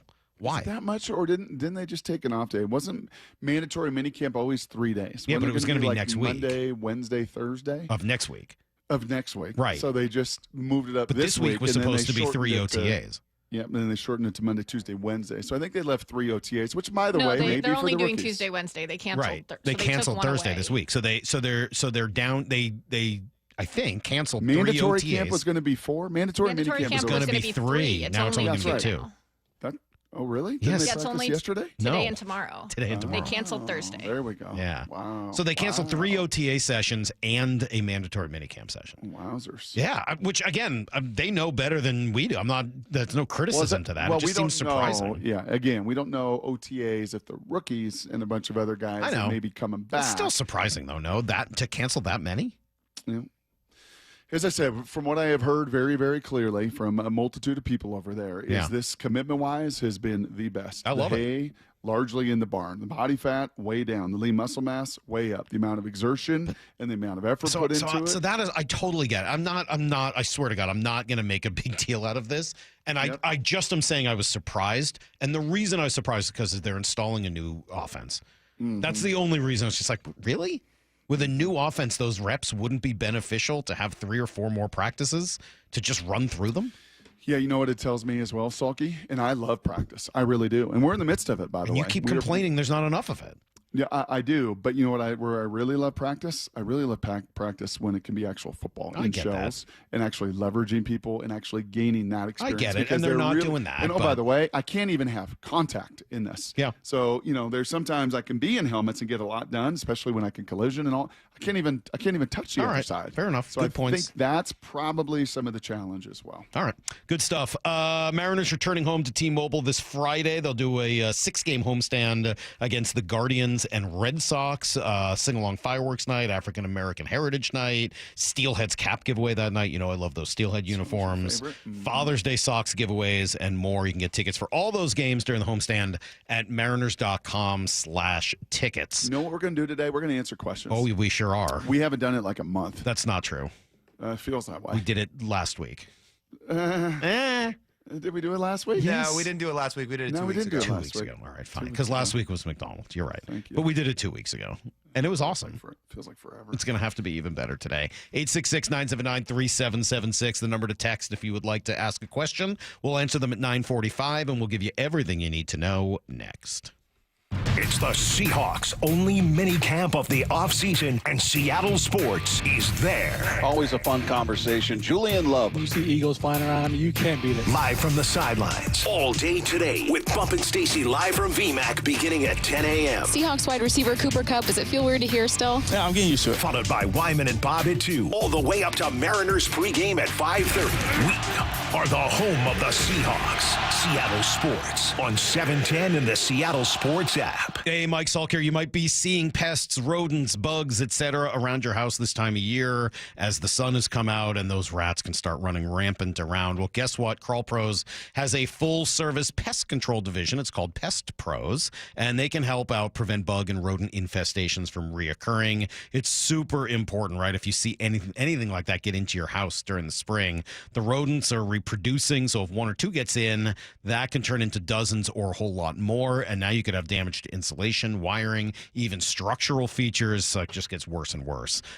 You might see an increase in bugs, specifically ants, this time of year, as they're just looking for a food supply, but you want them out of your house. So if you're worried about water damage, mold, insulation, critters, issues, anything else related to your crawl space or attic, call Crawl Pros or Pest Pros. Go to crawlpros.com to schedule a free inspection. That's crawlpros.com.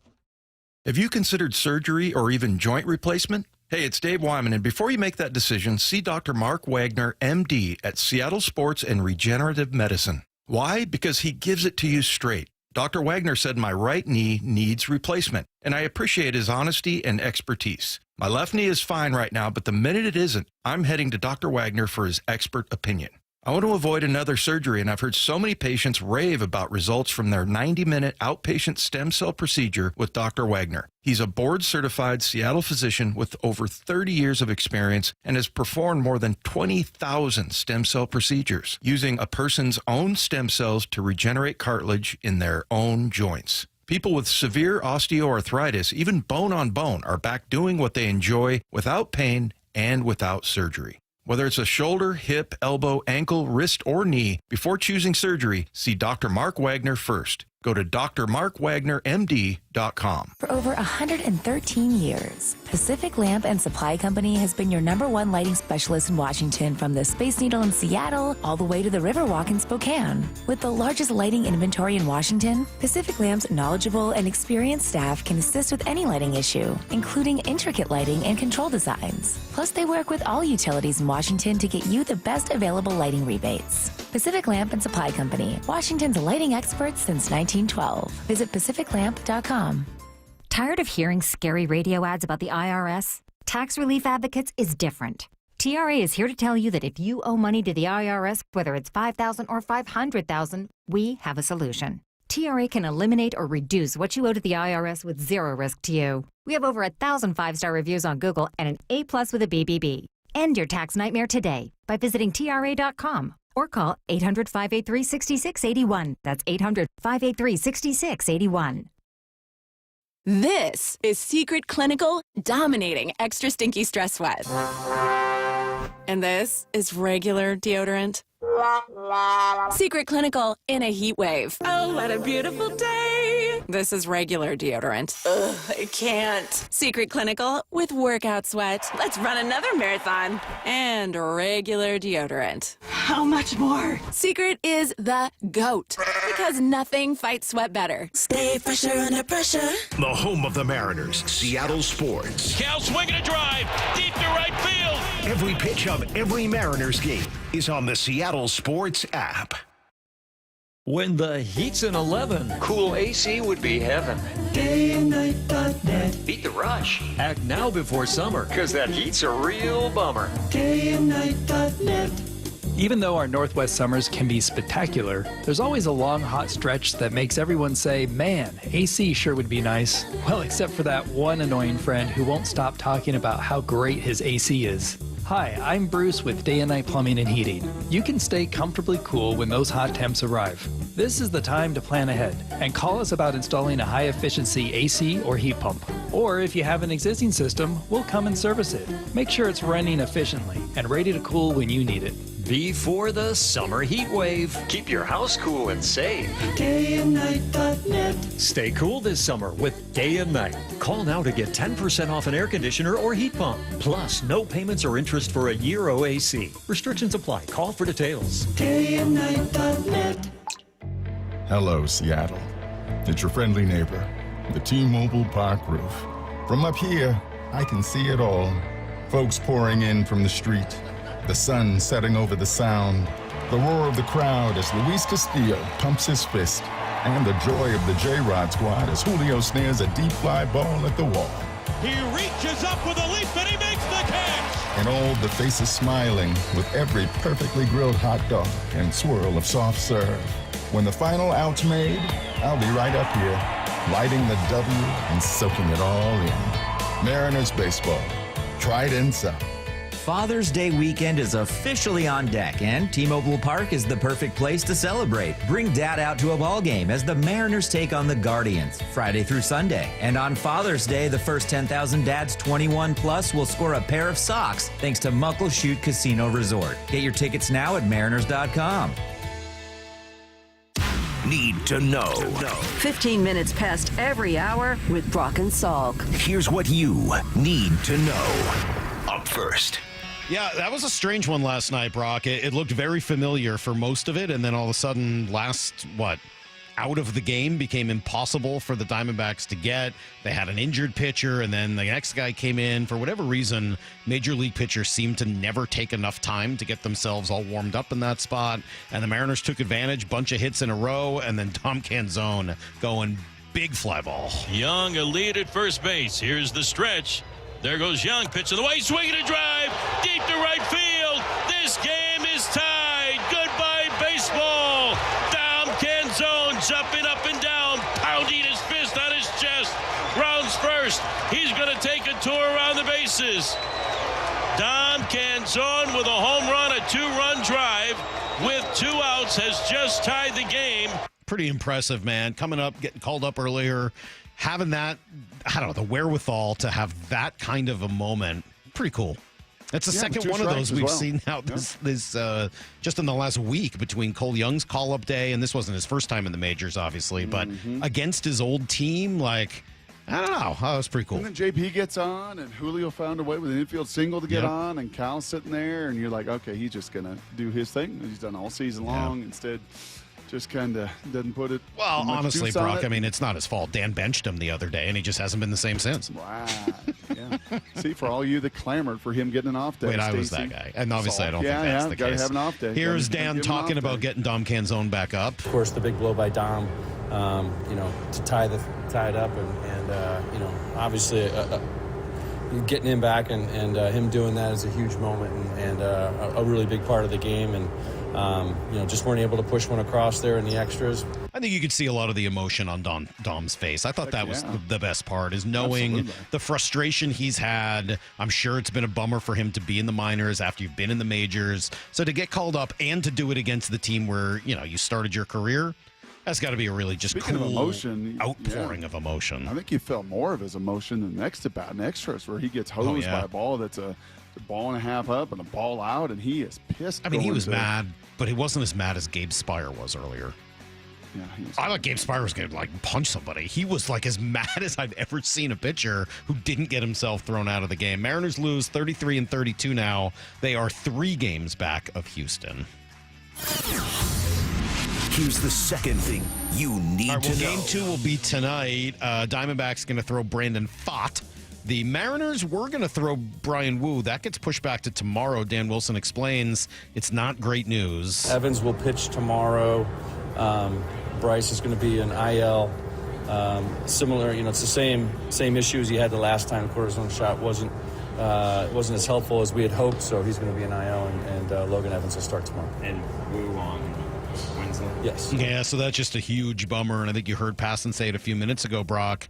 What do you do next? Probably give him a couple more weeks of rest, and then if it's still not where you need it to be, you're probably looking at season-ending surgery. Yeah, I think so. And I think this is where a young player and his staff and his agent and his team and his people kind of also look at that arm and what is going to be best case for him. Team player, it's why he got the cortisone shot the first time, to see if that would calm it down. And in a short period of rest, he could get right back on the horse. That answer was no. So now it's some extended rest. And if there is any setback, any feeling where it's not right, he's going to have surgery and be done for the year. Huge bummer. Mariners also DFA Leotis Taveras yesterday. Did not perform well. 98 plate appearances with the Mariners. He was 174, 198 on base, 272 slug. That is not going to get it done. And striking out 27.6% of the time. So he's going to cost him about, just under $4 million. Although I guess it depends what happens next. In theory, he could get claimed by somebody else for, I think it's like the $2.5 million or so left. If not, he'll come back to the Mariners. I mean, they'll end up paying him, but at least he'll be theirs, and he'll go to AAA, be in Tacoma, and maybe you can try to salvage what was once a pretty productive Major League bat. I find myself in this situation, honestly. Take a swing. Spend a little bit of money, which they did, to take a swing on a guy that had been there. Now, he'd been inconsistent, as Passan said. Right, like a lot of these veteran guys that they have signed, and it didn't work. But he's young too, though. I mean, he's still mid-20s, 26. Yep. I mean, I'm with you. I don't mind it. Again, the problem is, as we've said before, is just adding everything up and saying what you could have done with the money that you spent on things that haven't worked. But I'm with you. I don't mind a flyer for a few $1 million on Leotis Taveras. It's not that dissimilar from what they did last year with Victor Robles, which worked out great. Unfortunately, this one just hasn't worked out. Here's the third thing you need to know. Let's see. The Kraken introduced their new head coach yesterday, Lane Lambert. He was explaining what the non-negotiables are for him. The non-negotiables are, we have to play the right way. And that is the formula. Now, you ask what that is. It's, I could go on for an hour talking about what that right way is. So those are the non-negotiables. Everyone has to be on the same page.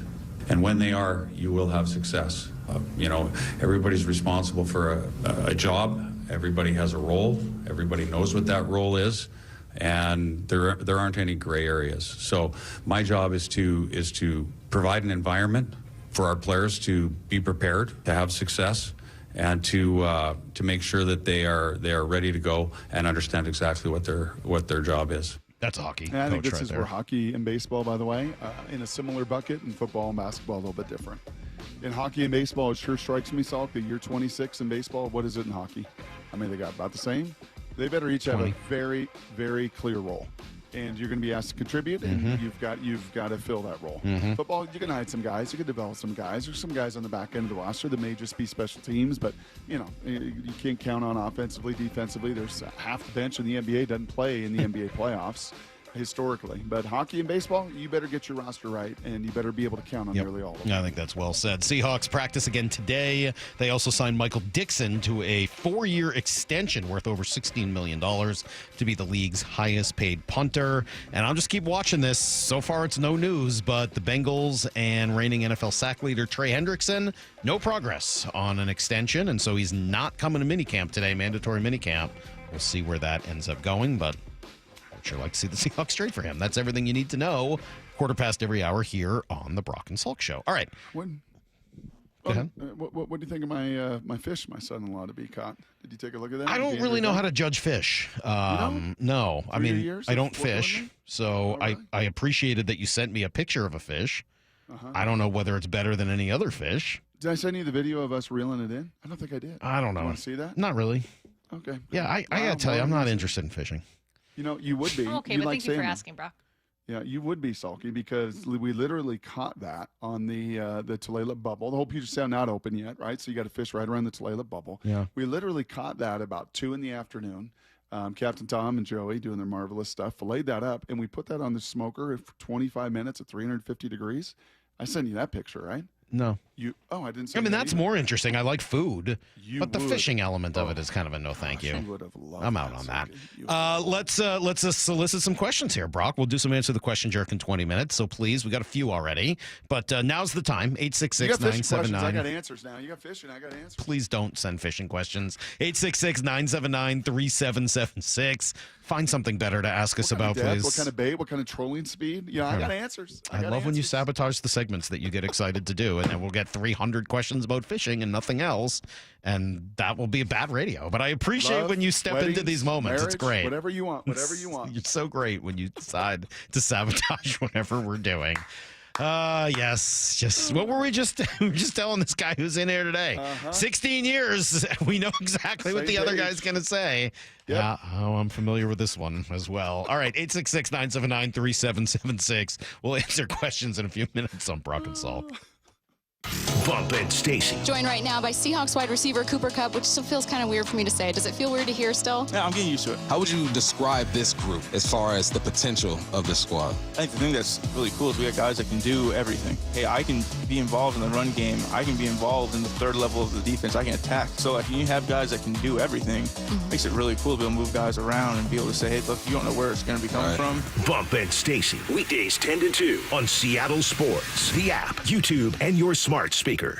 Hey, Mike Salk here. This early summer has just been tremendous, so you've probably been getting out there a little bit already, but you know what's to come once we get to July, August, barbecues, beach, golf, vacation, the whole deal. And then pictures, I'm sure, will come with it. You want to look and feel your very best, right? Eastside Weight Loss Clinic can help with that. Trust me, you can do this super fast. I lost 15 pounds in just the first 2 weeks. I lost 35 pounds total after 8 weeks. So you can do this. There's plenty of time. Schedule a 15-minute no-obligation consult by going to eastsideweightlossclinic.com. What are you going to get? Safe, healthy, sustainable weight loss, no pills, no injections, no surgery. It's all real food, nothing prepackaged or anything like that. It's just food you buy at the grocery store, but you will lose weight. You will look and feel your very best. It really does work, and it was not that hard. The secret? Well, you can find out in just a 15-minute call with Eastside Weight Loss Clinic. Schedule that today by going to eastsideweightlossclinic.com. Dr. Ryan Coogan, D.C. Results may vary. Warmer weather, more sunlight, and your new car. That's right. At Toyota of Kirkland and Toyota of Renton, summer starts here. With their combined inventory of new, used, and certified pre-owned inventory, you're in for a summer to remember. Their fantastic teams will set you up with a test drive so you can ride off into that summer sun the same day. Summer starts here at Toyota of Kirkland and Toyota of Renton. Whether you're in the north or the south, they got you covered. Visit their incredible showrooms today or online at toyotaofkirkland.com and toyotaofrenton.com. Jaden Schwartz for Techline Roofing. Summer is the perfect time for a new roof. Take advantage of our easy financing, summer specials, and the best warranty in the business. Have a great summer. See you next hockey season. Trust Techline. We've all been there, sleepless nights, wondering if your business's security service is really protecting what matters. At Bay Alarm, we can put your security insecurities to bed. Our advanced technology and personalized support ensure you can rest easy knowing we're here for you. BayAlarm.com. Progressive has great customer service, and it's easy to reach us because great and easy is the way to be. Like salads. Great for you, and so easy you can put any group of veggies in a bowl and it's a salad. A full carrot with a head of cabbage? Weird, but still a salad. One radish and a couple of green beans? Also a salad. 14 blueberries, half an onion, and a sunchoke? Odd, yes, but an odd salad. So contact Progressive's customer service by phone, app, or online. It's great and easy, just like salad. Progressive Casualty Insurance Company and Affiliates. There's nothing like when you get that part from eBay and it just fits. Yeah, the first time. So you can do less of this and get right back to more of this. At eBay, you'll find all the parts you need, guaranteed to fit, at prices you'll love. Sounds good, doesn't it? eBay, things people love. Eligible items only. Exclusions apply. Do you know a woman who gives her all to the sports community, encourages diversity, and empowers those around her? Stacey Rost here. Seattle Sports is partnering with the Seattle chapter of WISE, which stands for Women in Sports and Events. We want to recognize a woman in our community, and we need your help finding her. Nominations for the 4th annual Women of Inspiration Award are open until July 11th. The winner will receive a donation to the cause of their choice. Nominate an inspiring woman today at woiseattle.org. That's woiseattle.org. The home of the Mariners. Left off to center. It is on its way. Julio, 2-run home run. Hear every pitch on 710 and the Seattle Sports app. June is Men's Health Month, and we want to place a special emphasis on prostate cancer awareness and treatment. Prostate cancer can be silent. It's important to get checked, even if you have no symptoms. Ask your primary care doc for a PSA screening if you're 50 or over, and 45 if there's a family history. If you or someone you know is diagnosed with prostate cancer, consider treatment at Swedish Cyberknife right here in Seattle. It only takes 5 short treatment sessions. Go to swedish.org/cyberknifeprostate. You're free now. Free to stream beyond your wildest dreams. Rom-coms, slasher-coms, space operas. Free to fill your feed with impossibly chonky chonkers. Cats, corgis, babies on demand. Free to make your smart devices do silly things. Bowl of chips on the Robo-Vacuum. Free to open a world of remote work and Gametopia. Who's the boss now? Free to be everything you imagine. That's how it feels to have Quantum Fiber Internet. Your world unleashed. Learn more at quantumfiber.com. Limited availability, service in select locations only. Synthetic Turf Northwest is now open in Fife, the South Sound headquarters for premium synthetic turf. They help homeowners with a turnkey solution, DIYers, and contractors and landscapers needing quality products. With premium turf in stock, expert advice, and pro installation services, everything you need is under one roof. Visit their new showroom off I-5 in Fife, Synthetic Turf Northwest. Supplies and installation expertise all in one place. Mention radio for up to $1,000 off. SyntheticTurfNorthwest.com. Summertime is Pacific Power Batteries time. Okay, maybe that's a stretch. But we do sell more batteries in the spring and summer because you folks are all out there doing stuff. Golf carting and boating and buzzing around on stuff that needs batteries. When's a good time? How about tomorrow? We're open 7 days a week to test any battery and let you know the honest answer. Summertime and the cranking is easy. Happy trails from Pacific Power Batteries. From the Quantum Fiber Studio. This is Brock and Salk. Weekdays 6 to 10. On Seattle Sports and 97.3 FM HD2. We will answer your questions here in about 10-15 minutes at 9:45. Still some time to get them in if you would like. 866-979-3776 is the text line to do that. Brock, it's been kind of all over the map today, and I thought maybe we kind of come back to the Mariners to finish things up. Mm-hmm. You know, we've given some of the numbers. We've talked through some of the challenges in roster building. At the end of the day, they played great ball in April. They've played really miserable ball for the last month. As we've said before, 11-18 here since the start of that Toronto and New York homestand, which was almost exactly a month ago. So in the last month, 11-18, and you've fallen all the way back to now just one game above 500, 3 games back in the division. Why? Oh, as Jeff said, I mean, just offensively, you have fallen back to what has been a cycle of yours for the last few years of just inconsistency, right? Just inconsistency. And you take one of the 3 best players in all of baseball, and that is where Cal has found himself on that kind of pedestal through 65 games with Ohtani and Aaron Judge. You take him out of this lineup, and I would contend it'd be worse than even the last couple years, as far as just inconsistency and struggles with runners in scoring position, struggles with pop, struggles with, really making it hard for your opponent to deal with. So, yeah, I don't think there's any question defensively. I think they've still been very, very sound. I think with some of the different moves and everything else, pleasantly surprised. By the way, Cole Young plays a good second base. Yeah. Super, super solid second base. Williamson, I think, plays a very sound third Cal base. kind of bailed him out a little bit, I thought, last night. But other than that, yes, He I would did. agree. Yeah, I mean, but other than that, every Yes. play that he's supposed to make, he does. Last night, nice play to follow the ball and track it after it bounces off to Les and to be aware and be there. And there's not been one moment where I'm like, oof, that looks a little rough. Oof, that looks like a butcher. That looks like a guy that's No, he's confident. a good defensive player. Yeah, and outfield wise, what Julio has done is from a run prevention standpoint in center field. I mean, they've just been very sound there. Pitching has been good enough through all of their injuries. My goodness gracious! And Emerson Hancock and Logan Evans went up. Have been tremendous, pleasant surprises and have helped kind of buoy the thing. So, bullpen, sure. Is there some issues? Does Vargas now have 5 losses? He does. But, even with that, it's been bumpy. But the reason this team is 18 over the last nearly 30 games is an offense that still struggles to find any kind of consistency. Well, and I guess then the next question is, again, why, right? Like, yes, I agree with you. I don't know that there's just one answer to this question, which is why it's, sort of maybe not the perfect way of asking it. Like, it's not just one thing. There have been a bunch of reasons, and they've lost games in a bunch of different ways during that stretch. Overall, I think you're right. It's been the bats. It's still an over-reliance on the home run without having enough home run hitters. It's being, I think, a little bit in between the type of team you want to be.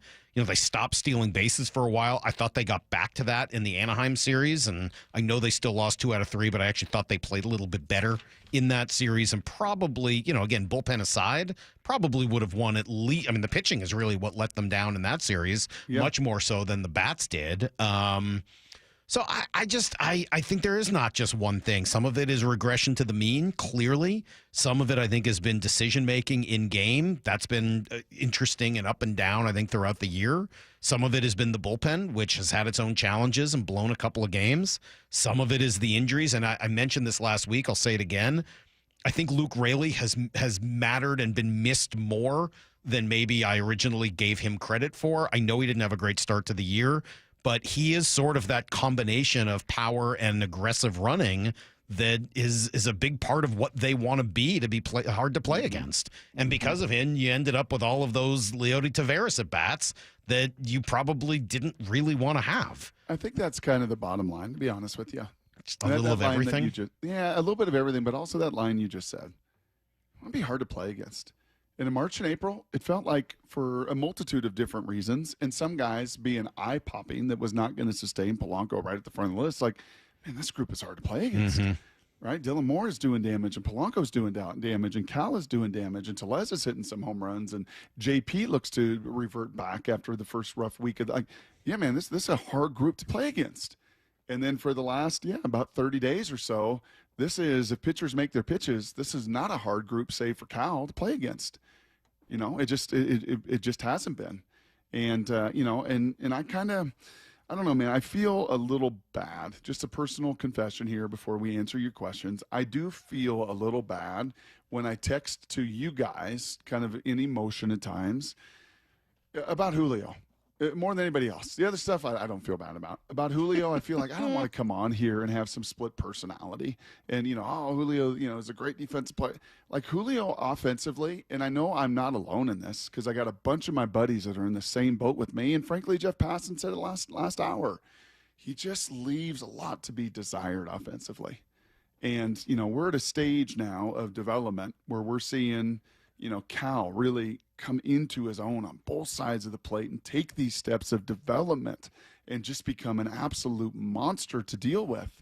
And I don't want Julio to be a Randy Arozarena at the plate. I don't want Julio to be what Lyle has comped him to, an Adam Jones with better defense. I want Julio to be more than that. And I do, unlike Jeff Passan, I probably do look through it, the optics of what, was put on his plate as a young player. Not that he's not performing to it. And let me run through these numbers. Julio in his 4 years has a WAR of 5.8, F-WAR 5.8, 5.8, 3.9, and he's trending to 5.5 this year. That's what he is. He's basically a 5 to 5.5 win player every single year. And what did you say the F-WAR per win is worth, Lyle, typically, market-wise? Yeah, in general, one win is worth about $8 million. About $8 million. So you want to go return on investment with Julio? 5.8 WAR on a rookie minimum deal? About as grand salami with rye bread and mustard as you could ever have. The following year, 5.8, making $6 million. Grand salami with mustard on rye bread. The following year, 3.9, even at $12 million, a triple. And then this year, 5.5 at $20 million, a double or triple. He's absolutely bang for the buck, as Passan said, outplaying that contract. It's just happened in a way that was not what we expected it to be. It looks different than we thought. We thought, again, before he was even called up, we thought it was going to be the bat that accounted for all of the WAR, and that the glove and the legs would kind of be along for the ride. And then we saw, they're a little better than we thought. Certainly the legs, he can run. But I don't think anybody expected him to be, in my mind, one of the best center fielders in baseball, and still just not hit the way we expect him to. Now, that being said, I'm still going to bet that there's a Julio hot streak coming. It hasn't happened yet, and we're now a couple of months into the season. We're waiting on it. Maybe it doesn't come this year, but it's come every other year where there is a month where he is just impossible to get out, right? And so I would imagine that something like that is going to happen, and that will change it and continue to add to the WAR he's already got. I mean, it's what did you say he's at right now? 3 point something? Right now it's 2.2. 2.2, excuse me. Yeah, so it's trending towards a 5.5. Yeah, 5.5, but without the hot streak. So what happens if and then you back up to 6, and now you're looking at an all-star level player, but maybe not the superstar who everything else is built around. But Cal right now looks like that. And so a combination of Julio and Cal should still be enough as your top two guys to have success. But when the guys you're bringing in from the outside have all consistently underperformed, and now you're putting a lot of at bats in Miles Mastroboni and Dylan Moore and Leo Rivas and Leody Taveras and they're getting exposed because they were able to go through a nice hot streak at the beginning. I don't know. I understand the idea of to whom much is given, much is expected, and because of that, you do look at the guys at the top of the roster and say, "Yep, you need more from Julio, you need more from Randy. Cal's obviously giving you everything you need." But I'm still looking at just sort of the entirety of the lineup, and Polanco now has crashed back to earth, and Tellez, and I mean that just hasn't been a good, and it never really looked like it was going to be a great first base situation. So, what is interesting? I find myself pretty frustrated, Brock. Yeah, you know what, an angle to this Julio that we haven't really talked about all that much. And when I ask Passan, it's like from the outside how we view Julio through our optics. I do lean back into something, and I've watched this with these premium quarterbacks through the years, going from high school to college to pro. I lean into conversations with Coach Carroll over those 14 years, Salk, where he talked about just the weight of expectations, the weight that those guys feel when they come into this league, right? And you're the face, and you're asked to do these things with no experience. And I just kind of wonder at times. And it was actually a very passing comment that Julio said that just still resonates in my big old cranium on a nightly basis when there's some struggle and there's some pitch processing and there's just some stuff there. Like, when he said to us for the first time this year, he said, "It's hard. This game is hard, man. It is hard." And it is. And there's no question it is. And I just kind of wonder if that contract was there, not for our judgment, not for the outside judgment, if that contract wasn't there over the last few years, right, for Julio, would it look and feel any differently from his perspective? Would he feel like he is having to carry more of that load? We'll never know. I don't know. And I don't question the work ethic or any of that stuff, but just the weight that comes with expectations. Right, and to pretend. I think the expectations would have been there either way. I appreciate the thought, but I'll try to answer your question. In this case, the expectations were so high with Julio, whether he signed the deal or not. I think that. You don't think it'd be different? No, I don't. I really don't. For him personally, I don't. Okay. In this case, I don't. I'm not. I don't know the answer, obviously, but my speculation is in this case, no. It wouldn't be all that comes big with a that difference. Expectations, man. I know. All that money, all the hangers on. I think there was going to be expectations for him. him anyway. I mean, he was so massively hyped and thought of and everything else after the first 6.2 WAR season in year one. By the way, he's on pace, according to Baseball Reference, right now 2.9. So he's on pace for more than a six WAR season, according to Baseball Reference. That's B WAR rather than F WAR. So obviously there's a little difference there. I'm a big fan of F WAR. All right. myself. Well, you can be a fan of whichever you'd like, but I mean, he does so many other things well that I just don't. I'm just not pointing at Julio. By the way, a bunch of people saying, well, Cal's older than Julio. Look how long it took him to figure it out. Cal's also a switch hitting catcher. It's going to take longer. He came through the college system. And the true greats generally get this thing figured out by 23, 24. Yes, they do. Usually. That's when they start putting up their monster numbers, where you start saying, okay, this guy's going to be like one of the best players in baseball. Not always. It could happen at 25, 26 over the next couple of years. But fourth year in the league, 24 years old. 40 guy? Yeah, that's sort of when I'm starting. Yeah, this is the year I think you'd start to expect it. All right, they're back at it tonight in Arizona. Huge start now for Logan Evans to try to avoid another series loss. We'll be watching. We'll be talking about it tomorrow morning. Right now, let's answer your questions. This is Brock and Salk's Answer the Question, Jerk. Keep asking questions. Come on, I'll answer them. Come on, I'm here. I'm going to answer your questions, dang it. Answer my question! The question, jerk! Well, don't just stand there. Answer the question, jerk! All right, we got a lot of questions here, Brock. Let me see if we can start to answer them. Jerks, what body of water is your favorite to fish for? River, lake, or ocean? Oh, ocean. I mean, return on investment. Halibut, salmon, return on investment. Fill that freezer with deliciousness. Fill the smoker with deliciousness. What do you get out of a river? Trout. A river, you can still get big old king salmon. Copper River, a lot of the rivers you can get salmon. Man, I had some Copper River last night. It was heavily discounted at QFC. Really? Yeah, it was like $45 a pound on sale for $15 a pound. Oh. I know. I was like, well, I'll take that. And? It was delicious. Pretty good? Yeah, it was really good. Yeah. I like a good I mean, you get sturgeon. You like sturgeon out of the river, out of the Columbia River? Not really. No. I like trout. I like me some steelhead. Uh-huh. Catfish? You like catfish? I do like catfish, yeah. Yeah. I mean, fried, lakes obviously. is third on that list, by the way. Lakes are gross.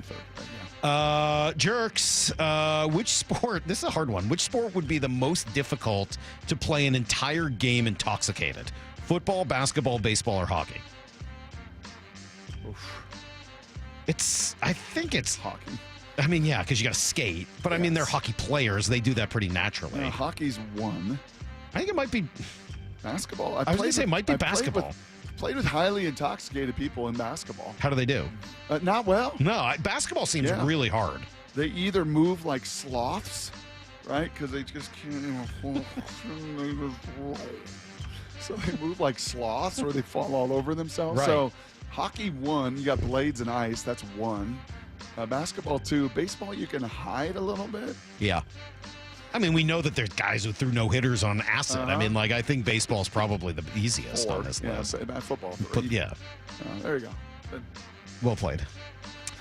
Jerks, what is your favorite way that Brock sabotages this show? Yeah. Is it when he asks a question to the text line right before answer the question, jerk? Or when he stops the guest from giving an interesting answer to ask an unrelated question? Or when he starts yelling at players in the background during a segment? Or when he asks Jim Gaffigan why he didn't take the Hot Pockets bit any further? Yeah. Those are all great possibilities. Yeah. I would definitely say my favorite is the asking the text line questions right before I answer the question, jerk. It's a common theme. 16 years. Players yelling at them, that's fine. That doesn't just. No, that's fine. Show. That That doesn't- adds a little flavor. Right. Yeah. Gaffigan comedians, I'm not good. It's Not good with but that's a comedians. rare moment. Yeah, yeah. The consistency of screwing up answer the question, your questions is Yep, truly that's my one. favorite. That's a gold medal. I think my favorite is when you bring up something awkward enough that Salk gets flustered. Ooh, yeah. That'll happen. Too. That'll happen. That wasn't an option. Brock, what lure were you using and how deep when you caught that fish? Yeah, I can't talk about the lure. That's a highly protected proprietary thing that Yep. Tom, first time I'd ever seen Tom and Joey use this thing, though. It was amazing. And usually, Salk, as you know, when you're fishing with downriggers, you got them on both sides of the boat. You're trolling, right? And you put, when you got, 3 or more licenses, then you can put the middle rod out, which I've never seen a fish caught. I mean, I told Tommy that. We've done that for years. Right. It's usually at a lesser depth, right? The downriggers you really control, that one's a little lesser depth. And when that hits, it's a big boy. It's a big boy coming up and saying, all right, I'm going to go eat. And that big boy ate his last meal. Yeah. Until he went in our tummy. Great. Tummy. I like the use of tummy. Yummy in my tummy. Gross. Said Sierra. Answer the question, jerk. Does Do you that like make to... him uncomfortable more? Right I don't there? like when you a little talk yummy like in a my baby. tummy? No, I don't like that. Do you eat the ends of a loaf of bread or toss them? Awesome. Like sandwich bread? Cut sandwich bread? Toss. Yeah. Baguette? I like the ends of a baguette. I I'll do get too. into the ends of the baguette. Yep. Lyle, you make Remember- a lot of PB and J's. Remember Egan coming in all disappointed in his beautiful bride that made him lunch? On the ends of the bread? And she used an end of the bread. Oh, no. No, when someone else makes your lunch and hands it to you, you don't complain. Yeah, you do. No, you I mean, don't. nobody would ever do that for me, but if they did, I would complain. Why I don't let anybody else do that? Why you don't eat the ends of the... Oh, yes, he does. At this stage You eat of the life, heel? Lyle's eating whatever. Yeah. Not preferably, like very rarely. Like if you run out of bread. Yeah, there's no You're on a tight other budget, option. Lyle. You're not throwing that out, Lyle. Wouldn't you rather At just this go stage of crackers life. at that point? Put the peanut butter and jelly on No, crackers? I wouldn't rather have crackers. I would. I'd rather go peanut butter and jelly on crackers than eat the Crackers? heel of the bread. Sure. Never done it. Or just take peanut butter and jelly on a spoon and put it in your mouth without the bread. Really? Never What? done that either. Why not? Yeah. What's wrong with that? I mean, you can do 2 spoons if you want to keep everything separate. Sticky to the roof of your mouth. Nah, it's fine. Yeah, too much Totally going fine. on there. No, it's You've never just fine. just eaten a spoonful of peanut butter? Yes, I've done that, but not with But you jelly. wouldn't put a No, I little haven't jelly done in it there with with jelly it? either, no. Okay, well, that's on you. And which one you dip first? I get the peanut butter in there first. It's more The solid. Peanut butter goes into the jelly. Peanut butter goes in your mouth, and then you probably put the jelly into the mouth while the peanut butter's already in there and mix it all up together. Sounds like a You're a lot. maniac. I'm not a maniac. By the way, this is only if you're out of bread. Sure. Better than eating the heel. Lyle's the maniac. He's the one eating the heel. No Again, heel, no heel. It's fine. I wouldn't prefer it. All right, I could probably use this question. Jurek, summer is here. What is the best river to float, and what do you float in? Tire tube, party barge, inflatable rubber ducky, etc. That one's for Lyle, apparently. Generally, all my river floating has been in Bend on the Deschutes, but we're not going this year. So, over the 4th, I was sort of looking for a local river to float. This Any is suggestions? pretty much what Chris and I did all last summer when we first met. Fall River, Fall River? Fall City. Yeah. There's you can either rent from them or you can buy tubes there, or and they have a shuttle that'll take you. Oh, nice. Fall City? Yeah. All right, I got tubes, so I can go do that. Didn't we have a whole bit about Maura always wanting to go in the water? Yeah, but Always she be was on the mostly water? paddleboarding on her dates. Maura was like, "Hey, you guys want to go on a date? I'll be wearing a swimsuit." Maura my went on like gosh. 5 first dates where she was wearing a swimsuit for all of them. Not. It was like 2, and one of them was Chris. I know, obviously it worked. We I'm went not. paddleboarding and tubing. I know. All I'm saying is when I go on a first date, if I were to ever do so, I wouldn't be, taking my shirt off. It was July. I know. I still would Take keep my notes, shirt on Lefko. a date. Hey, Lefko, take notes. Take notes.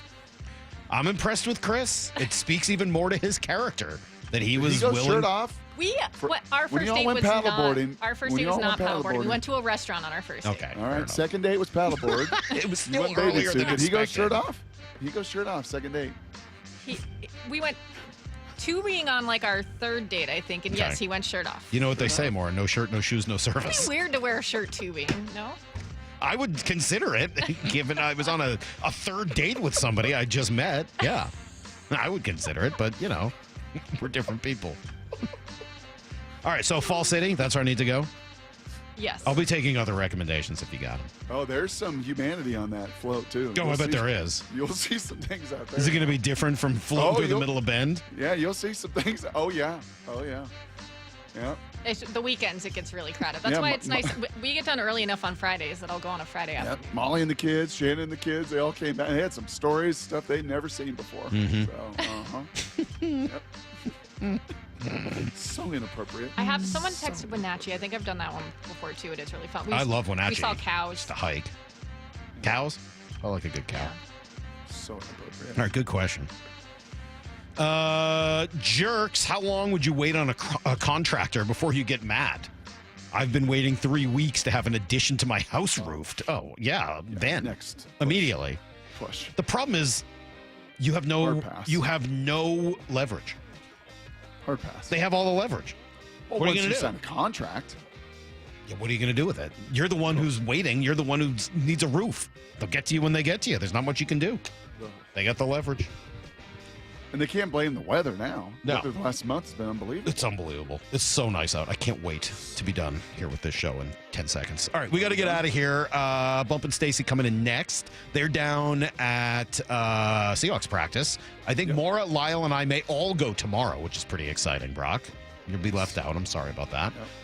We'll do some other fun stuff tomorrow as well. Hopefully the Mariners can get this thing turned around. We'll catch you guys at 6 a.m. Until then, the hay is in the barn. See you, everybody. Get to the chopper!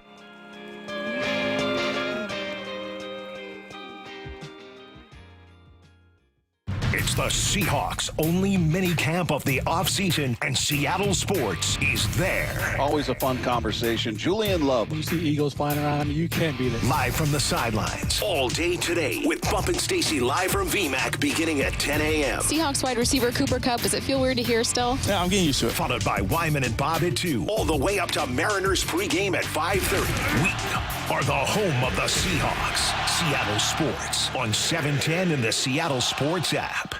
Are you worried about economic conditions, tariffs, and inflation? Are you tired of trying to time the stock market? Maybe it's time to take a little risk off the table given current market volatility. For stability, there's no better option than Legacy Group's Northwest Fund, a fixed return of 9%. Hi, I'm Scott Rirucka, CEO of Legacy Group Capital in Bellevue. We've been running local real estate investment funds for over 18 years with zero investor losses, averaging double-digit returns since inception, and we also accept IRAs. Over 1,000 local investors have invested over $250 million in our Legacy family of funds. Feeling uneasy? Don't gamble your hard-earned money or risk your retirement. Legacy Group's Northwest Fund, returning 9%, has limited openings for new investors right now. Call 425-635-4700 or visit LegacyG.com. That's LegacyG.com. This is not investment advice. Legacy investments available to accredited investors only. Details at LegacyG.com. Yeah, I have a ton of really memorable customers.